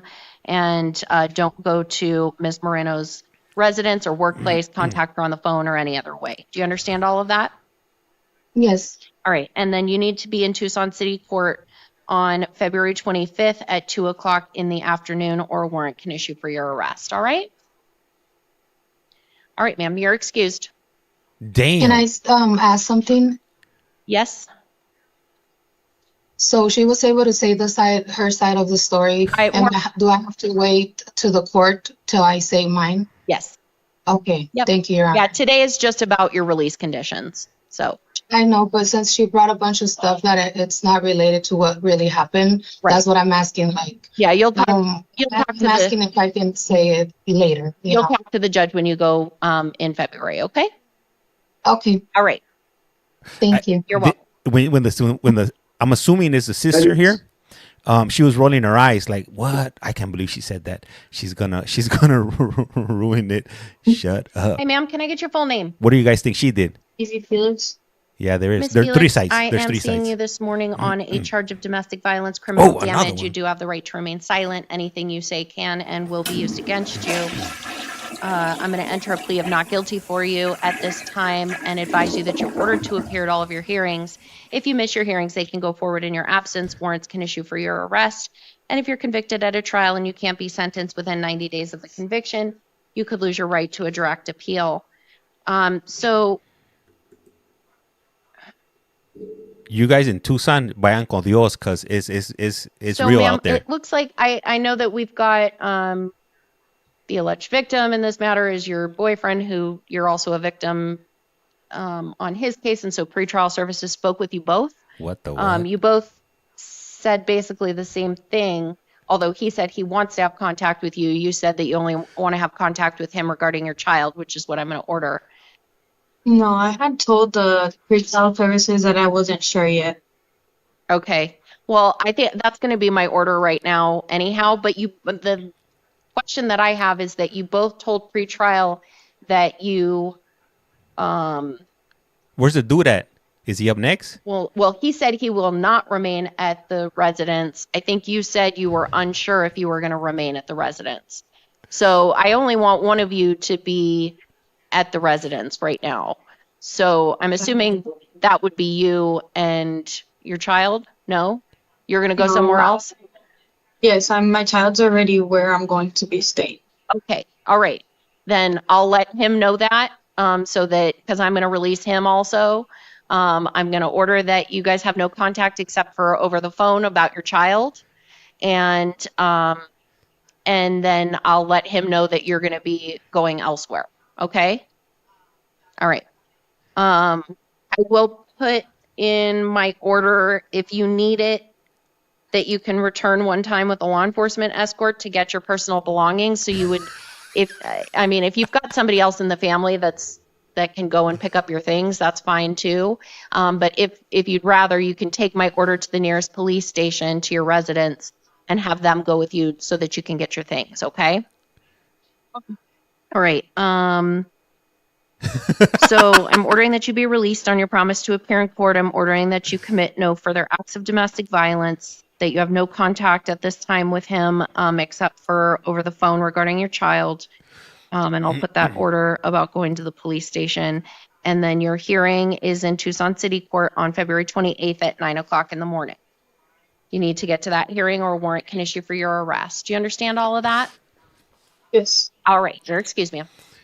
Hey, teammates, right? Tucson is weak, my guy. When let me see, my guy was it was the most dangerous city. Laughing out loud. Joshua Flores. Mr. Flores, I'm seeing you this morning because you have warrants out of Tucson City Court. And then you've got some new charges as well. Your new charges are domestic violence, criminal damage, and disorderly conduct. I'll advise you that you do have the right to remain silent. Anything you say can and will be used against you. As to these new charges, I'm going to enter pleas of not guilty and order that you appear at all of your hearings. If you miss your hearings, they can go forward in your absence. Warrants can issue for your arrest. And if you're convicted at a trial and you can't be sentenced within 90 days of the conviction, you could lose your right to a direct appeal.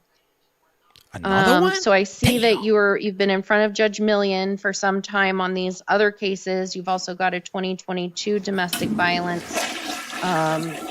case. 2022. And that was in warrant status. Gotta give him 2 for that one.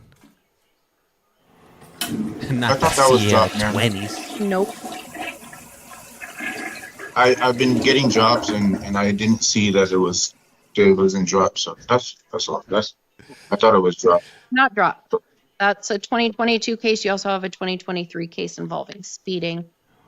So I'm going to order that you be held on a $2,500 cash or secured bond. Everybody's if you were to post that bond, I'm ordering that you commit no further acts of domestic violence, that you have no contact of any kind with any victims, that you not go back to any of the victims' residences or have any other contact with them, and that you not return to any incident location. I will appoint the City Public Defender's Office to represent you, and you're going to have a hearing on February 5th at 1:30 in the afternoon.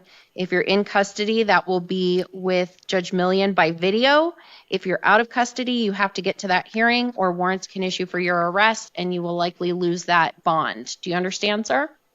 Yes, ma'am. All right, you're excused. Hey, if you haven't done so, please do so. Tap, tap, tap. If you're not tapping, you must be napping. Also, please hit that subscribe button, or not that subscribe, the follow button. It's free 99, won't cost you a dime. And help me out. It'll definitely help me out. Get to that 20,000 subscribers. Hey, sir, can I get your full name? Damn. Nathan Garcia. He looks mighty Mr. rough. Garcia, I am seeing you this morning on a warrant that you have out of Tucson City Court for assault and disorderly conduct charges from September 21st of 2024. He needs But that you're spray also to cover up that bald spot being on top. held on a From as seen on probation TV. violation out of Superior Court. I am not seeing you on that today. You're going to be seen separately in Superior Court on that, I would guess, sometime next week.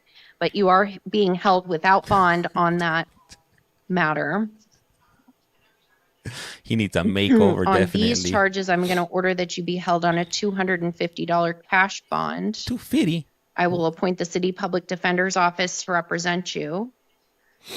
And you are going to be seen by video on January 31st at 1:45. If you end up out of custody, you would need to get to Tucson City Court on February 24th at 9:30 in the morning. King of King, right? You understand, Damn. sir? Yes. He All looks right, like you're excused. he looks like he stuck his finger in the light socket. Let's smell again. Hey, that's a good one. Like he got electrocuted. Next, what do you guys think this individual's here for? Hi, ma'am. Can I? Samika Marie Milligan. Ms. Milligan, I am seeing you this morning on a couple of matters. You've got new charges of domestic violence, criminal damage, and disorderly conduct, and then you've got a warrant. No, I'm sorry, not a warrant, but you've got a pending case also for domestic violence, disorderly conduct, and contributing to the delinquency of a minor that's alleged to have occurred on August 29th of 2024. On these new charges, I'm going to enter pleas of not guilty and advise you that you're ordered to appear at all of your hearings. If you miss your hearings, they can go forward in your absence. Warrants can issue for your arrest. And if you're convicted at a trial and you can't be sentenced within 90 days of the conviction, you could lose your right to a direct appeal. You also have the right to remain silent. Anything you say can and will be used against you. Give me just a moment while I review this paperwork. So anybody that wants to see the screen a lot clearer, if you jump onto this other platform here, go to that platform that everybody uses to stream long videos. You know, the one with the red icon and the white triangle. This one up here to be exact. If you jump over there, it's going to look a lot better than what you're seeing back here. There's a reason that I have it posted like this, because if not, I'll get they'll cut my stream a lot faster than they normally do. So it's by design. But if you jump over to the other stream, you'll be able to see the screen nice and clear. It's going to be 1080p, high definition, full HD to be exact. You'll be able to see the tears coming off their eyes and all of that is madre. I know on TT it's because it's a projector, but on the other stream, the one I'm telling you about, perfect. It's like a 10. So pretrial services did speak with the Anthony. alleged victim, your sister. She said that she does not object to your release from custody and that you're welcome to return to your shared residence. And I do see... Because if not, they'll supposedly they say that this is reproducing. Were you in city court just recently? So to get around that, I believe I got my court date set for next month. But you've been in contact with your attorney? Yes. Okay. Yeah, because I'm seeing that no warrants had issued, I don't think, in that case. So I am going to order that you be released on your promise to appear in court. I'm ordering, ma'am, that you possess or consume no alcohol or illegal drugs and that you commit no further acts of domestic violence. Do you understand those orders? Yes, Your Honor. can you follow them? That's the real question. That's the $1 million question. And we are going to set a court date for you. Let's see. Your previous court date was set February 12th to give you that same court date. And then you'll deal with both cases when you go in for that, okay? Okay. That'll be February 12th at 10:30 in the morning with Judge Maldonado.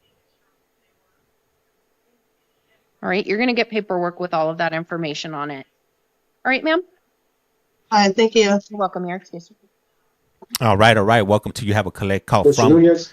Mr. Nunez is next. Tap, tap, tap. Please, if you're not tapping, you're napping. Also hit that follow button. It's free 99. Does not cost you. Damn, this is like the king Sir, of can I get Edwards your full here. name? Jose Francisco Nunez Jr.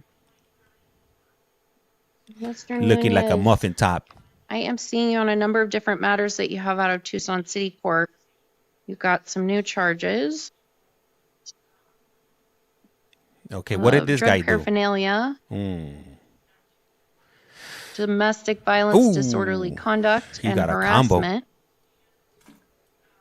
Those are alleged to have occurred on January 18th. And then a domestic violence disorderly conduct from January 17th.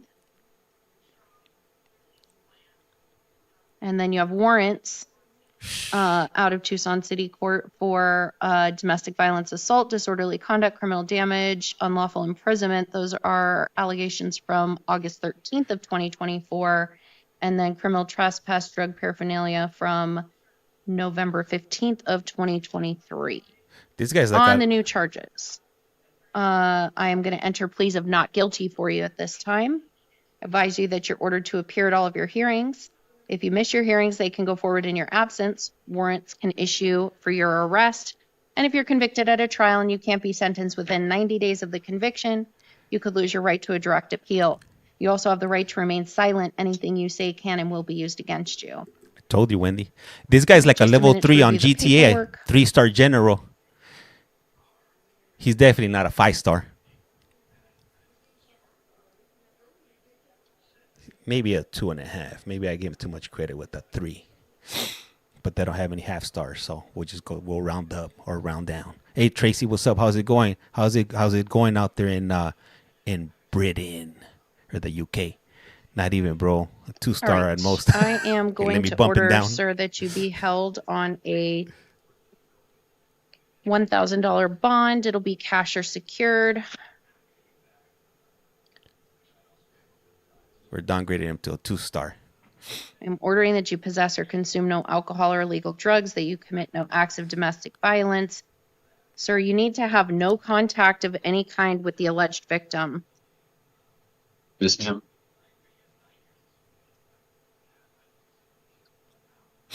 Man, hey, I don't know. What do you guys think it is? Is it like Bonner. Was it something in the water that's causing all these DV cases out there? Or is it like this all across America? That's what I want to know. So you are not to go to her residence, workplace, contact her on the phone. And I'm going to order that you not go within 1,000 feet of her residence. Okay. Come at me.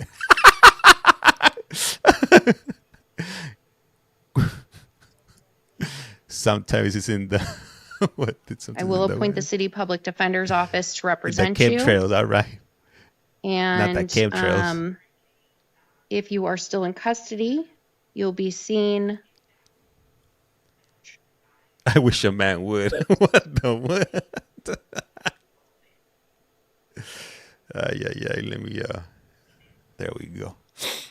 By Judge Maldonado. On yeah, January they would. 31st. I think they would. I know I've seen them in Maricopa. If you were to post your bond, you would need to get to Tucson City Court on March 3rd at 9:30 in the morning.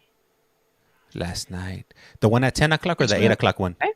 All right, your excuse, sir. The 8 o'clock one, I didn't sit in on that one. The 10 o'clock one, I was on that one. But I don't really recall anything exciting happening on the one from last night. The 10 o'clock one. Were any of you on the 8 o'clock one? Because somebody said that there was a guy that was from New York. Hey, sir, can I get your full name? Oh, yeah, that's right. Can you say that again?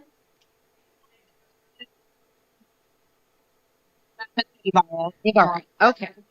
Do you do South Carolina? Nah, I haven't. Mr. Ibarra, I am seeing you this morning on a couple of different matters. You've got charges. That was the 8 o'clock one.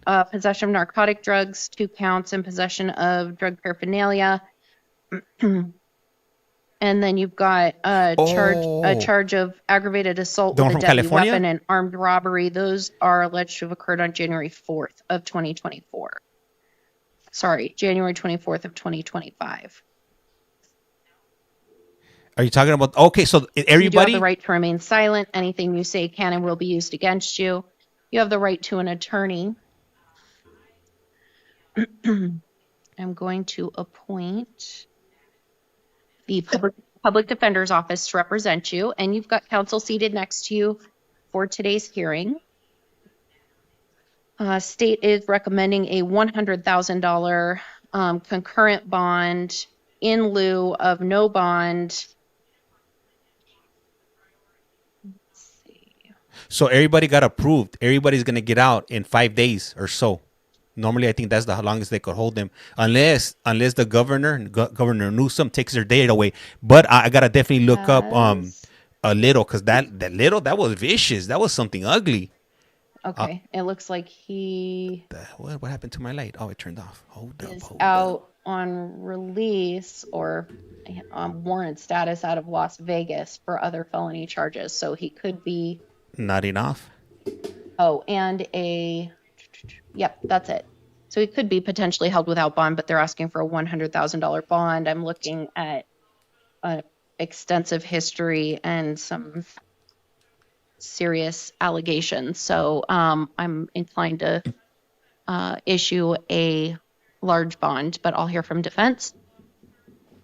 Your Honor, I don't have a lot of information to add. I understand the state's position about no bond, so the fact that the state is willing to extend any bond is appreciated, but given his indigent status, I would ask for something no more than $25,000. Amelia, yeah. I'm going to order a $100,000 cash or secured bond released to pretrial if that bond is posted. That's going to be as to the robbery charges. I'm going to order a different bond on the drug charges.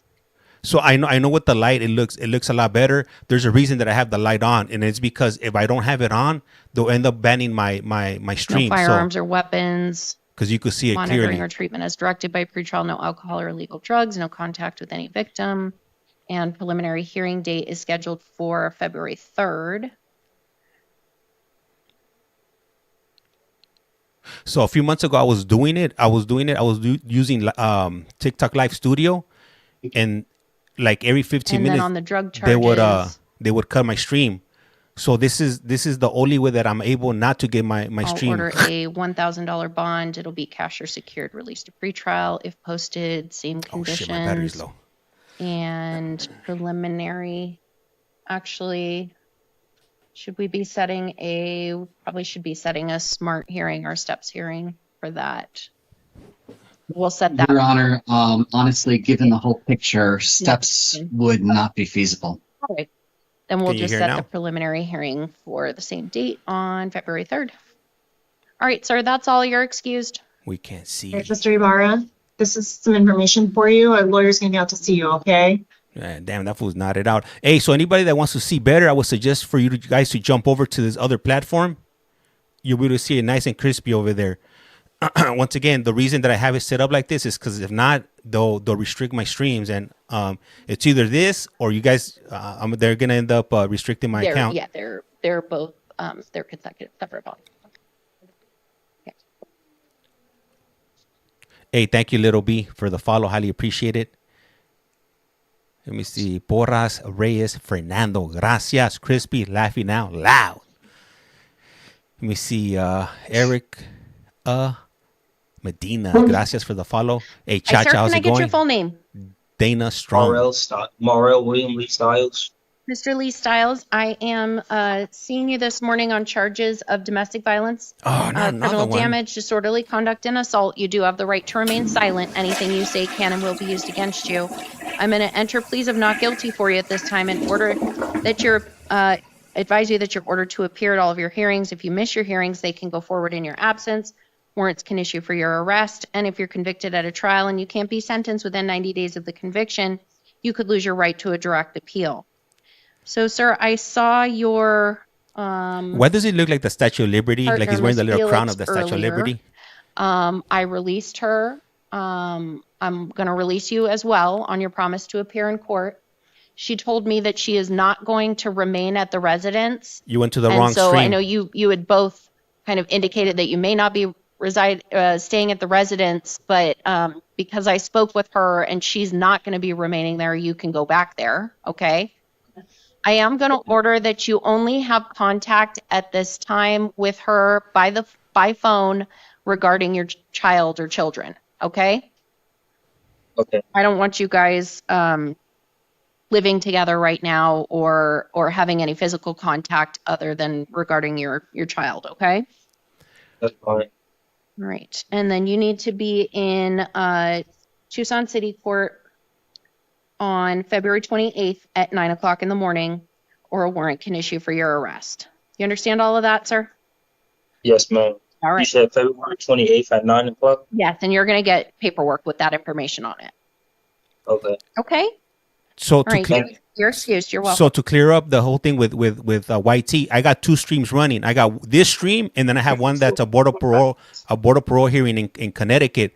You have to hit the one that says AZ, not the one that says border parole hearing in Connecticut. Okay. That's why you got that screen. Just to clarify, sometimes I'll do that. I'll run 2 or 3 different streams at the same time, but I could only participate on one. Mr. So Poston, this is the one that I'm currently on right now. Ms. Coste?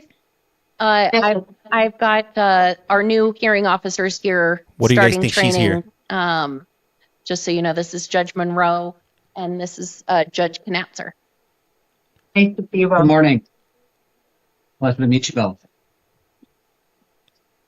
Looking like Dora. No, not Dora. It's the other girl that wears glasses. I forgot her name. I forgot about it. No, I don't. Hey, what's up, Leanne? Welcome from Ontario, Canada. This is him, and he is allowed to go back. PO violation. Probation violation. Thank you. Karate suit. Hi, ma'am. Can I get your full name? Isabella Yesenia Lopez. Counsel waive reading of the charge. Yes, Judge. Yes, Judge. Right. Ms. Lopez, I am going to advise you that you have the right to remain silent. Anything you say can and will be used against you. You have the right to an attorney. I'm going to appoint the public defender's office to represent you, and you've got counsel seated next to you for today's hearing. State is asking for a $100,000 bond plus pretrial services, just given the allegations here. I'll hear from defense. Yes, Your Honor. Your Honor, I would note Ms. Lopez's lack of felony history, that she was considered a 1 and a 2 on the PSA, that she does have confirmed housing apart from any minors and family support. I would ask the court to release her to pretrial services at this time and order her no contact with any minors, to include her child. Your Honor? Yes. Go ahead. I'm loath to say this, but if the genders were reversed, there would not be a question about a very high bond. Yep, I agree.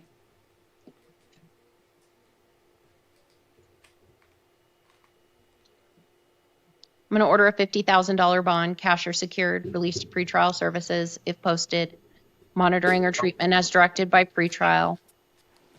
No contact of any kind with the alleged victim or his family. Don't go to his residence. Don't go back to the school. Don't contact him on the phone or any other way. Do you understand all of those orders? Yes. Also ordering that you have no contact with any minors. What's she do? Damn, why is her bond so high? I follow you on YT, but you're not live. Yes, I am. Oh, and yes, I am. your preliminary hearing date is scheduled for February 3rd. But, ma'am, that hearing is very likely not going to happen on that date. You're going to get a hearing at a later date. So if you do end up posting that bond, it's really trialing with your attorney so that you know when to get to court. Okay? Okay. All right. You're excused. So you see right here, you see the second one right here? So you see this first one? I'm not there on that one right now. That one says live. I'm on the second one down here. So if you hit up here where it says live, you know, there's... You see where it says live up here? You hit live, and then you go down to the second one that says AZ. That's how you're able to get to the right stream.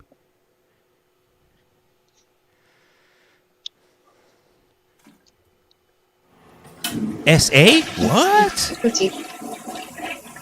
Damn, this is the ones you never suspect that be doing stuff like that. You gotta do a double for that one. Would the jail mind letting Miss Lopez know I forgot to let her know that her father was here in the courtroom in support of her? Damn, Thank you, I appreciate it. I'm about to go back and replay that one. So bad. Hi, sir. Can I get your full name? Jacob Richard Bustos. Okay, Mr. Bustos, I am seeing you this morning on charges of 2 counts of domestic violence, aggravated harassment, and 1 count of aggravated domestic violence. You do have the right to remain silent. Anything you say can and will be used against you. You have the right to an attorney. I'm going to appoint the public defender's office to represent you, and you've got counsel seated next to you for today's hearing. I am just trying to sort out here what's going on because I was also given 2 times misdemeanor files for it looks like these same charges. Let me just it's like they did a sweep of like DVs and SOs. Hey, thank you for the follow, Ashley. What's he in for DV? Okay. So apparently the officer said that he's going to void another one, the misdemeanor charges. And so I'm not even going to deal with those today. Drop one, flush one. Agua. Hey, what's up, Jesus? Buenos dias. I think actually I'll probably have to just at least do conditions of release on those since he was booked on those. What is his life for? All right, I'll deal with that in a second. On That's a good question. So on the felony charges, state is asking for a $25,000 bond with pretrial services supervision. Stay on the toilet. Hey, if you're not tapping, you must be napping. Willie got 22,000 hearts. We need 100K. What up? What's going on? For educational purpose. History that's right. Involving same victim.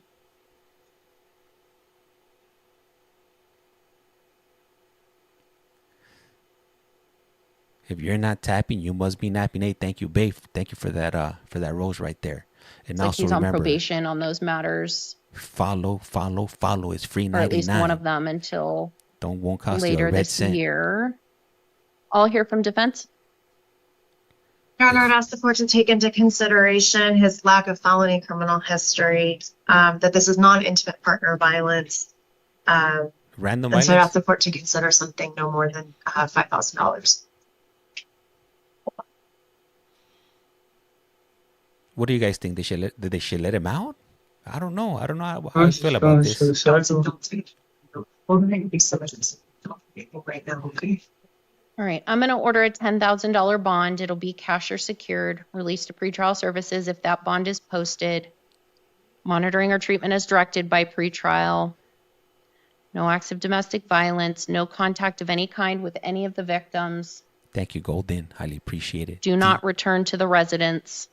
I will put in my order that you could return one time with a law enforcement escort to get your personal belongings. So if you do post that bond, you could take my order to the nearest police station and have them go with you to get your things. But otherwise, you can't be at the residence. And you can't contact any of the victims. And to be clear, that's your sister, your mother, your grandmother. Oh, what? You cannot contact them in any way. That'll be a triple flush for that one. Attacking your family? Preliminary hearing date is scheduled for... Man, come on, your family? What? Come on. That's what I'm saying. 3rd. He better not be living at home and acting up like sir, that. That hearing is very likely not going to happen on that date. You'll get a hearing at a later date. So if you do post your bond, you need to make sure that you're in touch with pretrial and with your attorney. So that you know when to get to court. All right. You were also charged with misdemeanor offenses. They're from the same allegations here. I guess I'm just going to order that those be dismissed without prejudice. given the felony charges. He ain't going nowhere anytime soon. I think. Monkey C, gracias. I appreciate the follow. What a sad life now. Better him than me. Okay, I'm not going to do that then because I don't want to. I'm trying not to mess things up, make things complicated. Instead, I'm just going to order release on those misdemeanor charges, and then the officer's going to get that worked out. Does that make sense, Ms. Kostick? Yeah, that's just fine, Judge. So there will be no further court hearing on those matters. Live and direct from my restroom. Do the crime. I just don't want him to catch an FTA. Yeah, I know. But I also suspect he'll remain in custody. So maybe just a review hearing. Right. Let's set a review hearing. I'm just doing the live. We'll set the out of custody date for February 24th at 9:30. Where's this located? Tucson, City Arizona. Court. But I would anticipate that those are going to be dismissed very soon. And so that hearing will go away. Okay. Thank you, Judge. All right. Thank you. Next. No, thank you. Man, I just want like a regular type of criminal. Like, I don't know, like possession, shoplifting, just trespassing. I'll even take a trespasser right now. All these DV cases and SO cases really lost my appetite this morning. Are you from Cali? No doubt, a huevo, born and raised in LA. Is he released? I don't know. I don't think so. The DV is devastated. It's all bad.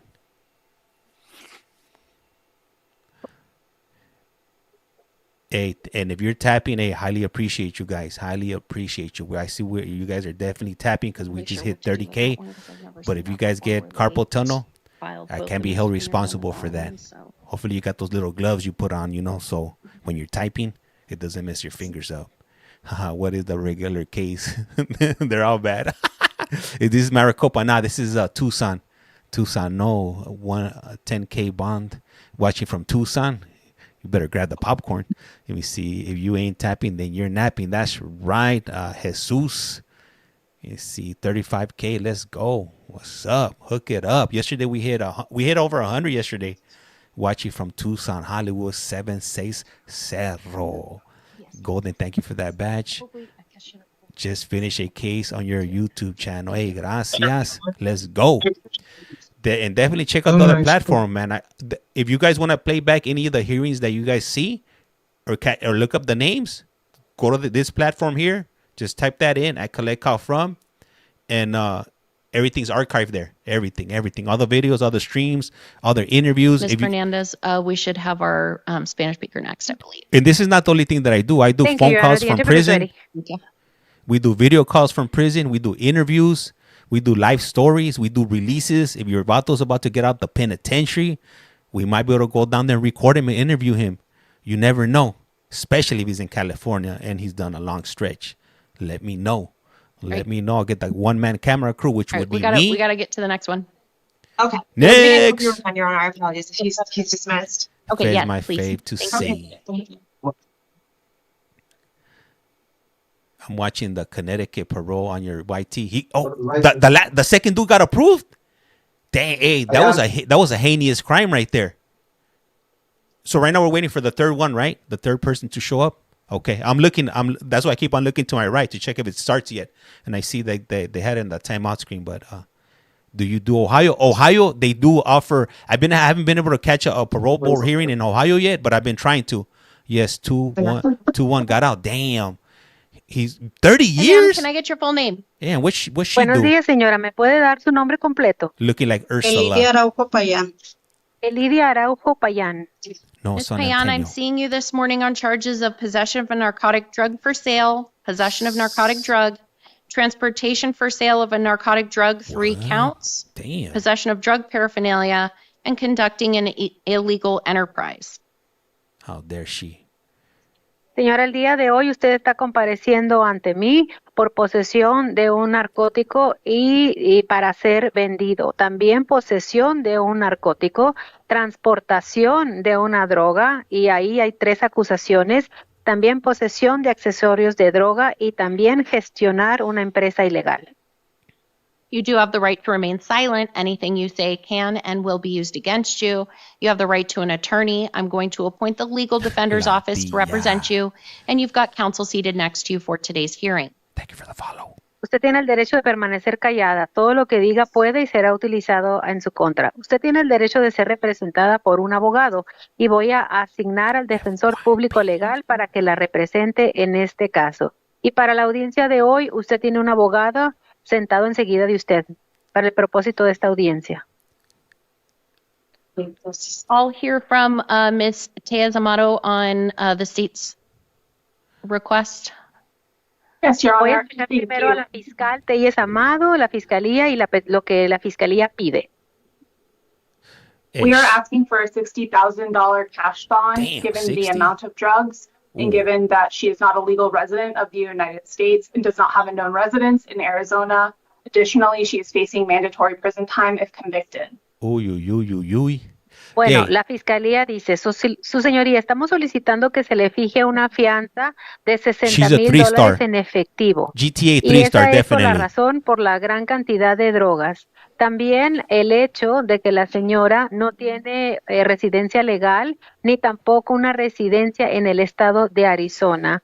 Y ella obligatoriamente sería enviada a prisión si se le halla culpable. I'll hear from defense. Abuelita's about to get Your Honor, screwed over. Given the ICE What up, hold, we Cindy? would ask for a bond to maintain her here in the jurisdiction, but I believe a bond of $5,000 is appropriate under the circumstances. She's the middleman in this case. The delivery person is alleged in the interim complaint, not the initiant or the individual engaging with the undercover officer. And she has no felony history whatsoever. Dice la abogada que tiene sentada enseguida de usted, nosotros sabemos que existe una orden de retención de la Agencia de Migración ICE, entonces estamos solicitando una fianza solamente simbólica para que se mantenga aquí bajo la jurisdicción de nosotros. Creemos que una fianza de $5,000 sería apropiada bajo las circunstancias, siendo que ella fue la persona de entrega solamente y estuvo colaborando con el oficial encubierta y la señora no tiene delitos o condenas por delitos graves previos. I'm going to order a $10,000 cash bond released to pretrial services if that bond is posted. Voy a fijar una fianza de $10,000 en efectivo. Y si los deposita, entonces quedará libre bajo la supervisión de los servicios previos al juicio. No alcohol or illegal drugs, no firearms or weapons. No debe de usted de consumir bebidas alcohólicas, ni sustancias ilícitas, ni poseer armas de fuego. Transportation of some And illegal no contact of any substances. kind with the co-defendant. Y no debe de tener ningún tipo de contacto con el coacusado. If she gets that bail, she better hit the road. She better hit the border. She better start So, jumping ma'am, the you walls. have 'Cause a hold. Immigration has a hold, and Oh, so that she if ain't you going were to nowhere. post that She's bond, done. you would likely then be transferred to Yes, I am. immigration custody, and you would likely lose that bond, and warrants can issue for your arrest at that point. she ain't going nowhere. Señora, Hot usted mess tiene una express. orden de retención de la Agencia de Migración. Entonces, si usted deposita la fianza en este caso, muy probablemente usted la van a transferir y va a quedar bajo la custodia de Migración. Y muy probablemente pierda la fianza. Y también se pueden emitir órdenes para que la vuelvan a arrestar. If you do not post that bond, you're going to stay here at Pima County Jail, and you'll deal with this case. Your attorney will be out to see you. Y si usted no deposita la fianza, se va a quedar aquí en el condado de Pima, en la cárcel, y su abogado irá a verla y para tratar el caso con usted. Do you understand, ma'am? ¿Le queda claro, señora? Sí. Yes. Qué triste. You're excused. So I know. Se puede Okay. retirar, gracias. So she was transporting some illicit substances that come in a kilo, if you will. And Your Honor, or may in the interpreter pounds. be excused? You know, I wanted to make sure that her co-defendant doesn't need an interpreter. Co-defendants coming Then up I next. will mute myself. Thank you. Thank you. Good morning, Christy. Do we know, Katie, sorry, Katie. has the jail confirmed that there's no other She was Spanish speakers? a mule. You're Una muted, by the way. mula.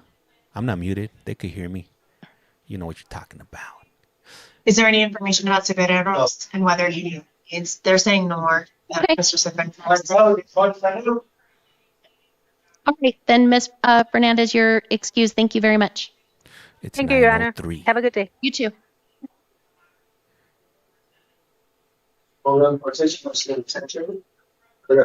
Next, that's right, Cindy. I like your motivation right there. If you're not tapping, you're napping. Hi, sir. Can I get your full name? Yeah, take your hands out of your pants. Anthony Aragon.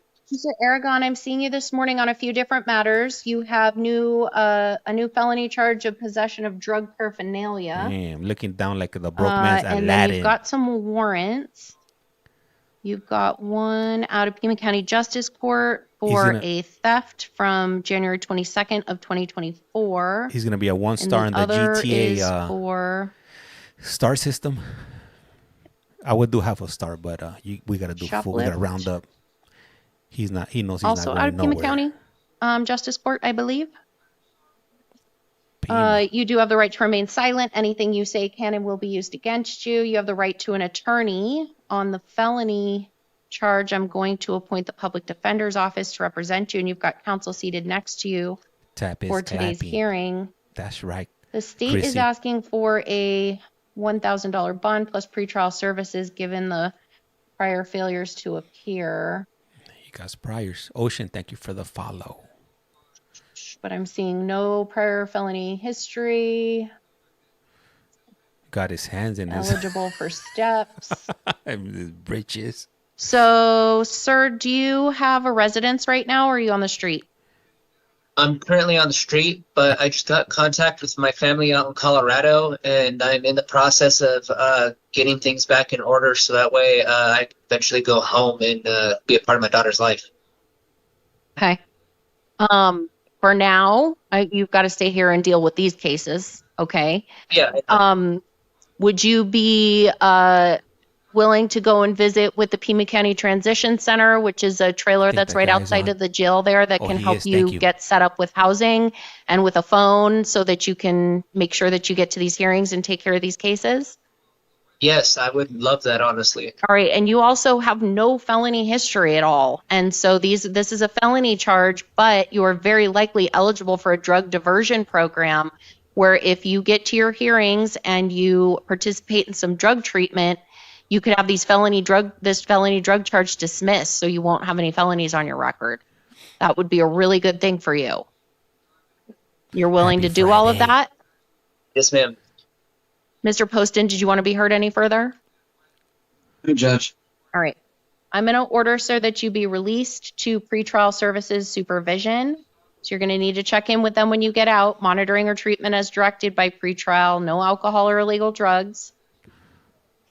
And we're going to set that hearing where you're going to find out whether or not you're eligible for that program. And I believe that you should be. So you really need to get to this hearing. It's in 1 week from today. It's Friday, January 31st at 9 o'clock in the morning in Superior Court on the 3rd floor. You'll go there and they'll also have other resources to help you.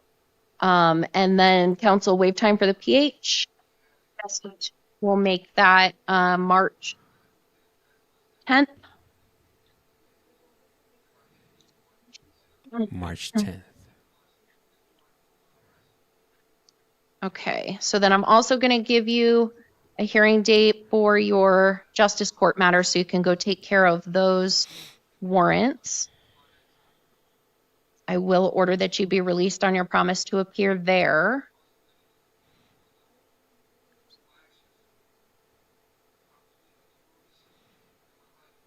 Your hearing there is going to be in a month. That is February 24th. No, at they don't. 8:30 in the morning. You need to get to that hearing where warrants can issue for your arrest again, okay? Every state. All right. Your excuse, sir. For these hearings, every state and every county is different. Make sure to make that court hearing, okay? So they don't. That Arizona is one of the easiest states to look up these hearings. So that's why I'm constantly on these hearings because they have them at certain times, and they're easy to get into. I need this judge. Do New Jersey. Next. We got the Boricua in here What's up with them arroz and habichuelas? Man, I be getting hungry when I be looking at the Puerto Rican flag. Man, love me some beefsteak Hi, and sir. Can I get your cebollado. full name? Eulalio Cebreros.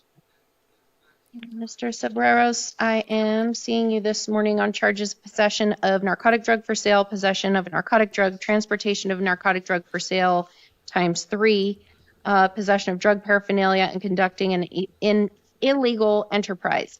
You do have the right to remain silent. Anything you say can and will be used against you. Mr. You have the right to an Sombreros. attorney. I'm going to appoint the public defender's office to represent you, and you've got counsel seated next to you for today's hearing. State is recommending a $100,000 cash bond. I'll hear from the state on that. Damn. Your Honor, I believe, is this one of Ms. Yeah. Reyes's? Correct. Yes. Your Honor, we are asking for the $100,000 cash bond. I believe in addition to the amounts and multiple sales that he conducted, there's also an outstanding probation warrant, is my understanding. So we have believed that he is a risk for failure to appear. And just let me check one more thing, Your Honor.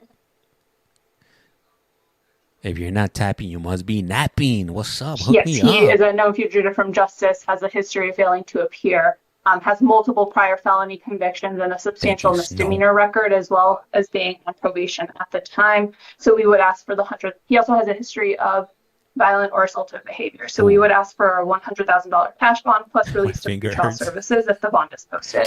Okay, and I am seeing that he's there. I have He's being carpal held from no bond yesterday. on the Superior Court probation violation matter. Use your toes. Did You got wanna be toes. heard, You Ms. got 10 of Costa? them. That's for a bond of no more than $50,000.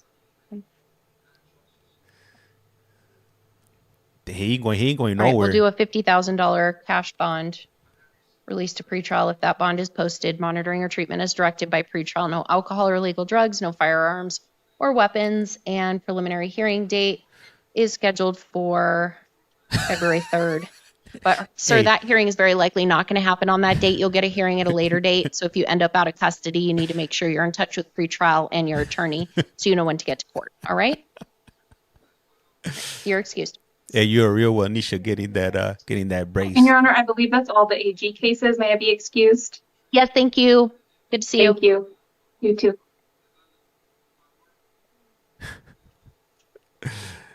Big dog. Standing 9 toes down. That's Sustaining. right.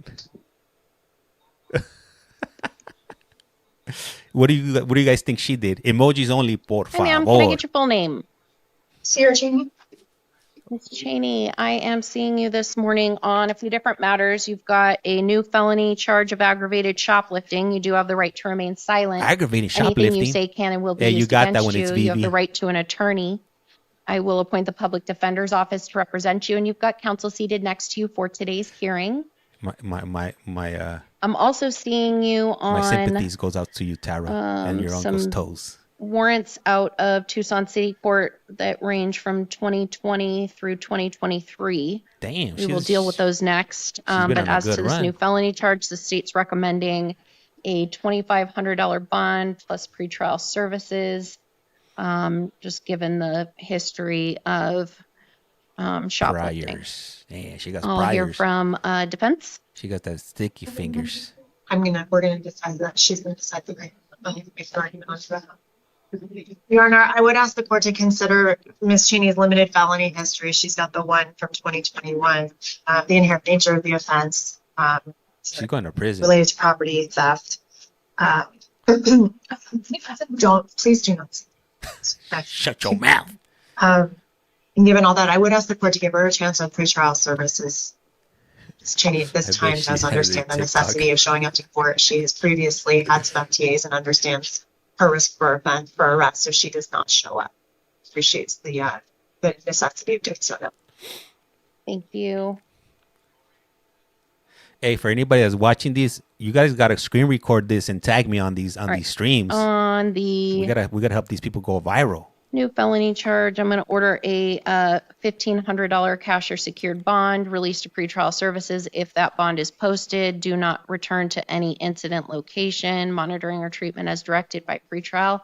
preliminary hearing date is scheduled for February 3rd, but that hearing is very likely not going to happen on that date. You'll get a hearing at a later date. So if you end up posting your bonds, make sure that you're in touch with pretrial and with your attorney so that you know when to get to court. On the city court matters. City court.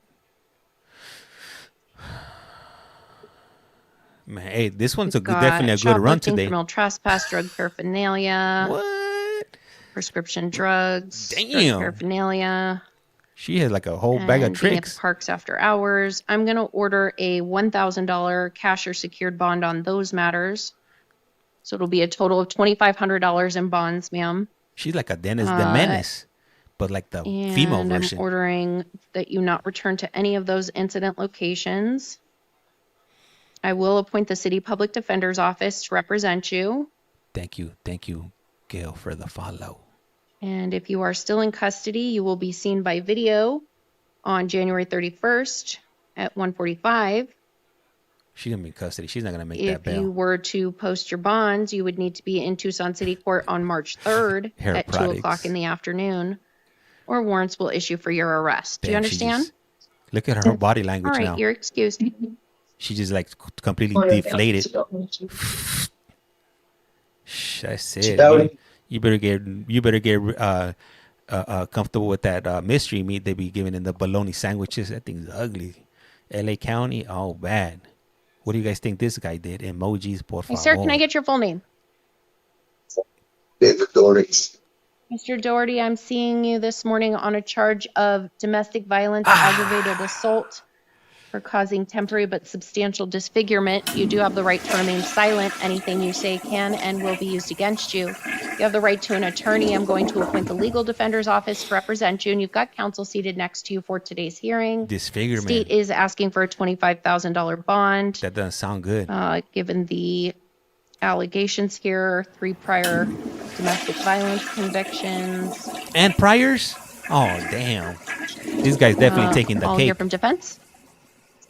Your Honor, I would ask the court to consider when setting the appropriate bond the fact that he has limited felony history, 1996, and that his misdemeanor history, the last was stated as 2018. So there's no currently or recent pending misdemeanor DV history.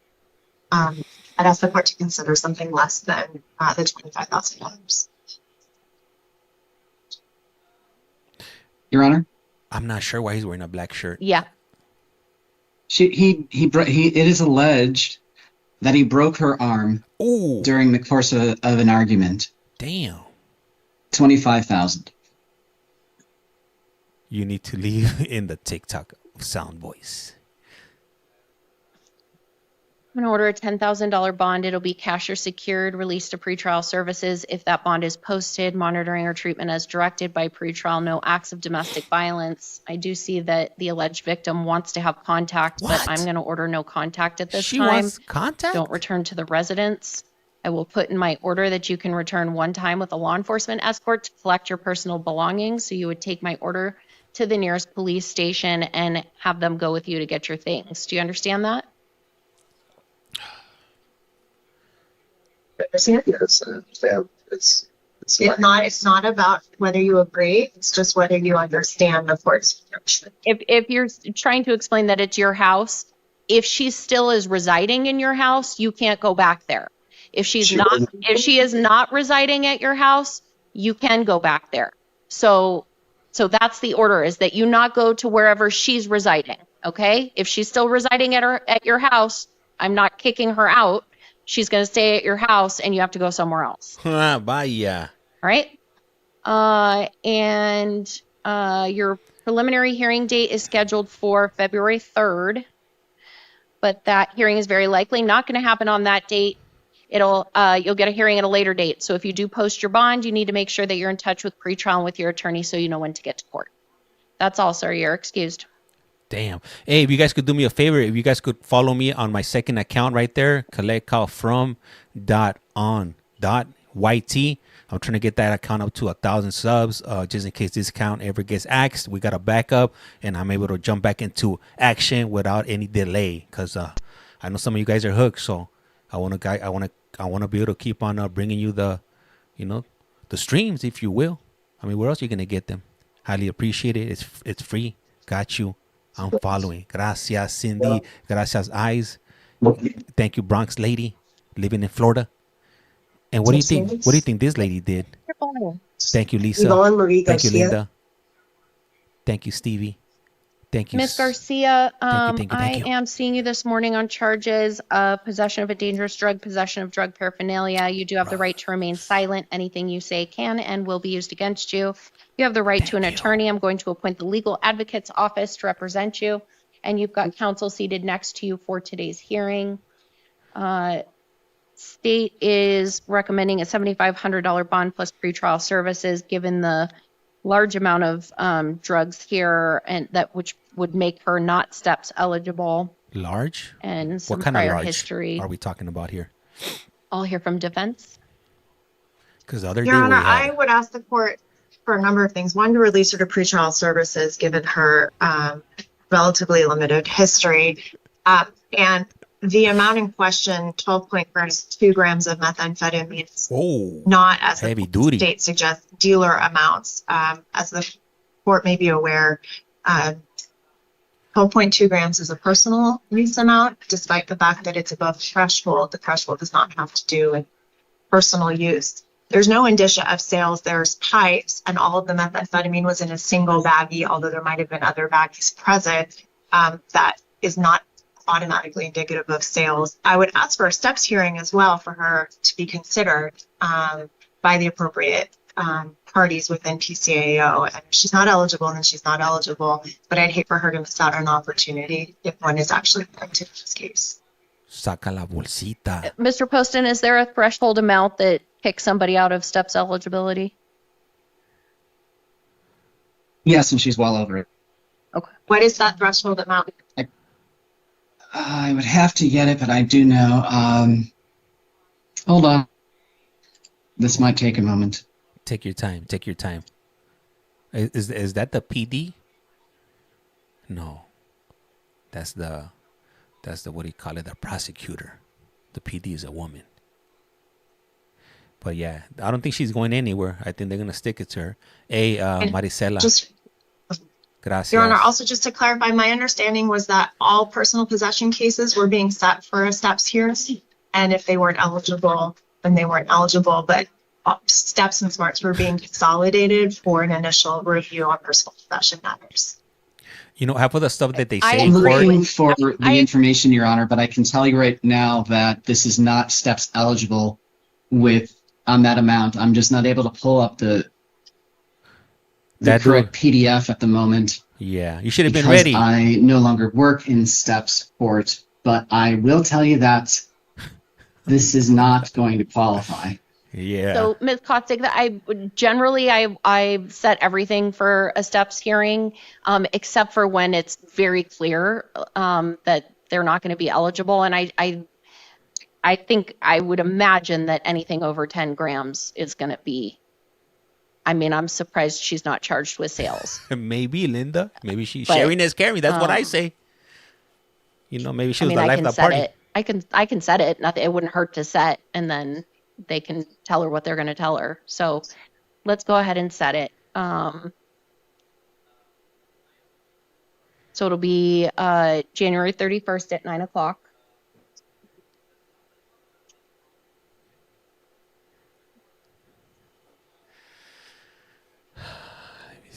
The lawyer's next to her, but you can't see her. She's cut off of the frame. I'm going to order release to pretrial services supervision.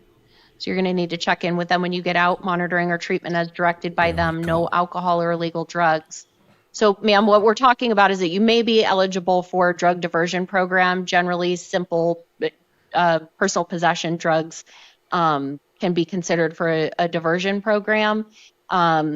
It may be possible that you're not eligible for it given the amount, but you need to get to that hearing in a week. It's 1 week from today at 9 o'clock in Superior Court to find out whether or not you are eligible for that, okay? So check in with pretrial, go to that hearing, and counsel waive time for the PH. We'll make it March 3rd.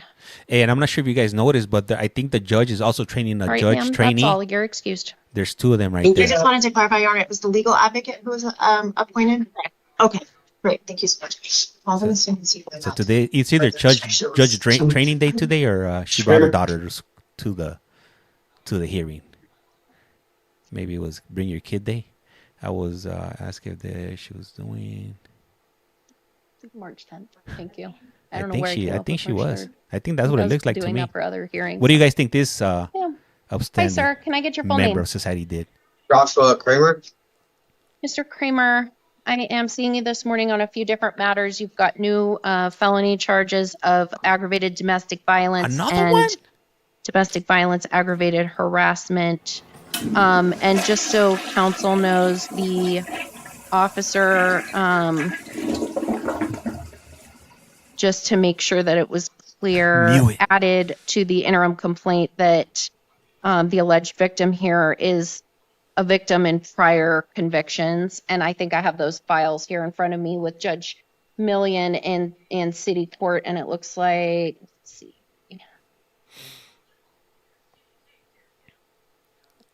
Damn, man. I don't know what it is. Like I'm telling you, just something about Tucson. I think it's something it's Yeah, either in and the those air were and the in water. status. So we'll deal with the misdemeanors next. As to the felony charge, sir, you do have the right to remain silent. Anything you say can and will be used against you. You have the right to an attorney. I'm going to appoint the public defender's office to represent you, and you've got counsel seated next to you for today's hearing. Don't drink the water. State is especially from asking the for toilet. a $2,500 bond or $25,000 bond with pretrial There's a lot in New services, Jersey. given the allegations. Tucson is full of rage. Here and prior history. So it looks like, and there's a probation hold. Let me see. There's, Yes, sir. the jail has indicated there's a probation. Okay. All right. So that probation hold is for felony ag DUI or ag domestic violence charges from 2023. 2023. And there was a petition to revoke If you probation. go there, you So, gotta carry. given all of that, I will hear from defense. In light of the probation hold, there's no additional information I could provide. All right. I'll order the $25,000 bond, cash or secured, released to pretrial if posted, monitoring did. or treatment as directed by Blue, he pretrial, no did. acts of domestic violence. Everybody no did. contact of any kind with the alleged victim. I posted Angelique up a link yesterday. Madrid. It's my last. It's paperwork showing that everybody's got found So suitable. that means, sir, you can't go to her residence, workplace, call her on the phone, text her, email her, any kind of contact. Hey. Preliminary hearing date is scheduled for February 3rd, but that hearing is very likely not going to happen on that date. You'll get a hearing at a later date. So your attorney will be in touch with you about when that's going to happen. Good afternoon. All right, on to the city court matters. So everybody from the parole from yesterday. Yeah, the one from California. So there is. they have 5 days to be released unless the Governor Newsom takes their data away, which is a possibility. I haven't looked it up, but I know last time I don't see a petition to revoke probation. Have you guys ever heard of Andrew Luster from the Max Factor cosmetic line error? Dealt with at your hearing with Judge Million. So that dude got found suitable. Look him one up. domestic Andrew violence Luster. He's a bad man. A bad man. Here out of Tucson City Court for which he had a hearing. Like maybe a plea was offered but hadn't been entered yet. He had a hearing back in October. And then you've got charges of assault, disorderly conduct, criminal damage from June 6th of 2023. And then charges of domestic violence, criminal damage, disorderly conduct from July 5th of 2022. Yeah, so look, so everybody everybody had already got found suitable for parole. And then the most recent was December 1st of 2023, domestic violence, assault, and disorderly conduct. So on those charges, I'm going to order a $1,000 cash bond. $1,000. Order that you not commit any further acts of domestic violence, no firearms or weapons, no contact of any kind with any victims. I'll appoint the City Public Defender's Office to represent you. And your video review hearing in city court will be on February 5th at 1:30. But if you were to end up out of custody, you would need to get to city court actually on that same date, February 5th at 1:30. All right, sir, you understand all of that? Yes, yes, Judge. Ventura. You're excused. Thank you. That fool was he had a lot of money. So yeah, so everybody that for those of you guys that saw that hearing from yesterday in California, that wasn't an actual board of parole hearing. What happened was they had been found suitable already in the past within the last few months. Hey, sir, can I get your full name? Luis Alberto Lino. Mr. Lino, I'm seeing you this morning on a couple of new charges. You've got one from January 7th of 2025 for unlawful flight from law enforcement and prohibited possessor. And then he got a prohibited possessor. One from allegations from December 30th of 2024 for unlawful flight from law enforcement and prohibited possessor. You do have the right to remain silent. Anything you say can and will be used against you. You have the right to an attorney. I will appoint the legal advocate's office to represent you.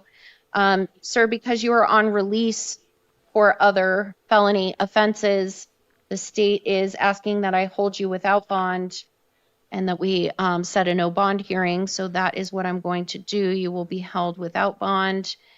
No bond hearing will be in Superior Court on January 29th at 2:30. Preliminary hearing will be set for February 3rd.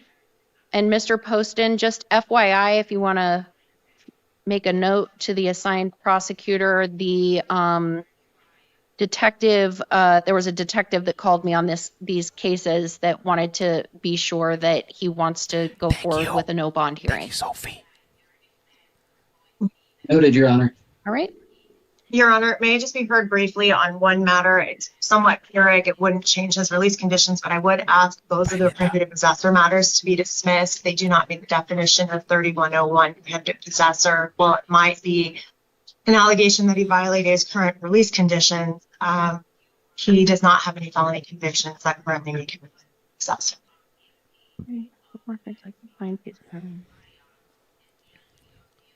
I can never be a DV lawyer.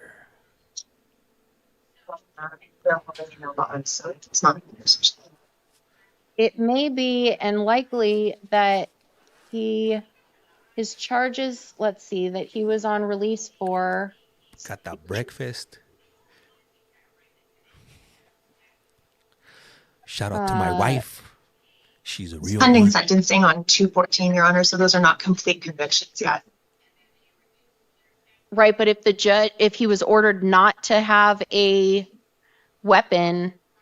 Oh yeah, no, I'm not objecting that he wasn't ordered, but that's a release condition, and under 3101, prohibited possessor for purposes of the statute is not defined as someone who's under release conditions. It requires a conviction or other status such as GPI, COT. So when I reviewed the definition under 3101 for prohibited possessor, being under release conditions from the court is not one of those statuses that automatically makes him eligible for new charges. It's simply a violation of his release conditions. Okay. And he could have those revoked.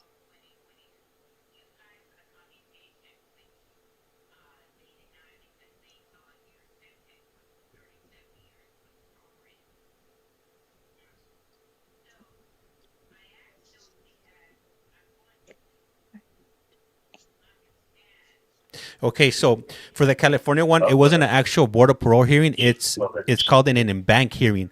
So pretty much, if you get found suitable for parole, and then Governor Newsom feels like that he doesn't want to let you out, but he wants the board of parole to review your case, that's what happens. And if the court's not comfortable making a decision at this time, I understand those are obviously issues that can be taken up by his appointed counsel at a later time.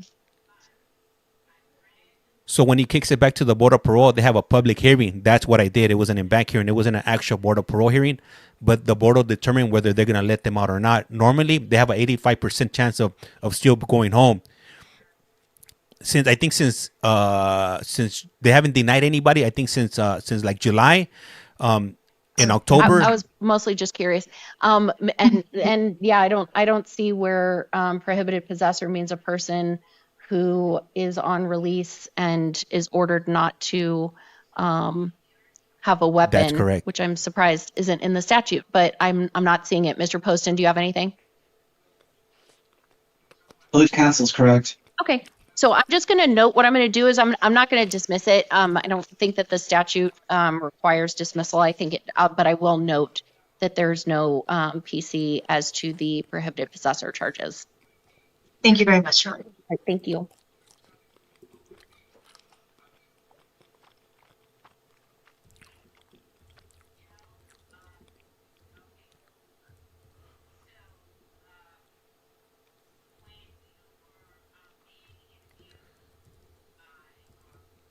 So when they go to the embankment hearing, can you accidentally unmute in the live? What do you mean?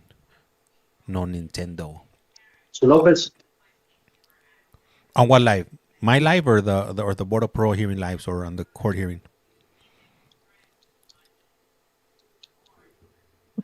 Hey, sir, give me just a moment, please. Take your time. Take your time. The court hearing, they can't hear us. Like even like if I wanted to on this court hearing, we don't have like direct access. Let me see the board hearings. Sometimes sometimes they could hear me, but I was muted out. Connecticut, they can't hear you. No need for hearing. It's deport time. That wood, not ice. Which reminds me, I gotta start carrying. Hey, what up, el ice man, el hombre hielitos. Hey, how was your trip? Full name? Julian Luis Lopez. Mr. Lopez, I'm seeing you this morning on charges of possession of a narcotic drug, possession of a dangerous drug, and possession of drug paraphernalia. You've also got a warrant out of Marana. We'll deal with that one next. You do have the right to remain silent. Anything you say can and will be used against you. You have the right to an attorney. On the felony, I'm going to appoint the public defender's office to represent you. Sir, the state is okay with you being released to pretrial services, so that's what I'm going to order. You're going to need to check in with them when you get out. Where are you living right now? Do you have housing? No, not at the moment. All right, so I want you to go and visit the Pima County Transition Center, which is a trailer that's right outside of the jail there. They can help you out with housing. They can help you get a phone, get you stable so that you can make sure and get to these hearings. I'm going to give you a really important hearing date, 2 of them.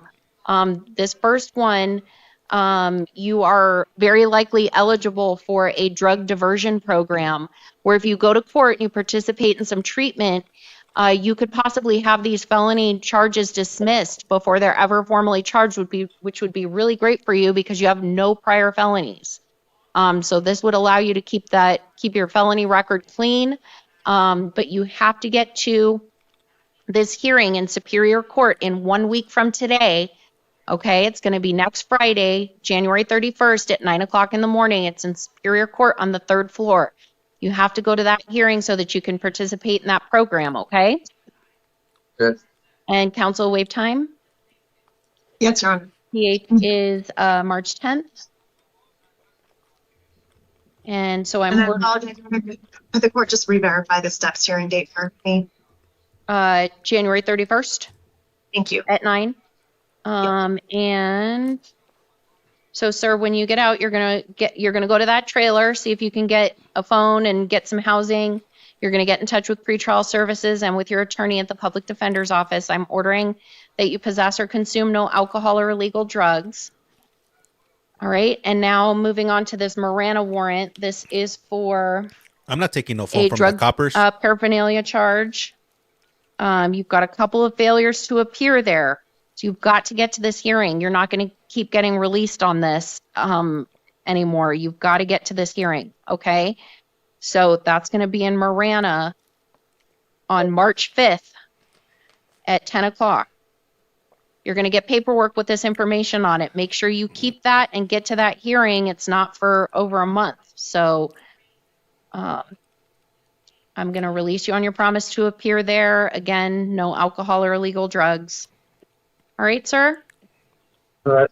That's all for today. You're excused. Damn, they've been on a good run You're today welcome. in Tucson. Almost 2 hours strong. Mr. Martinez. He's not gonna go. Maybe, no sé. What do you think? Damn, yeah, the Jesus hair going on right here.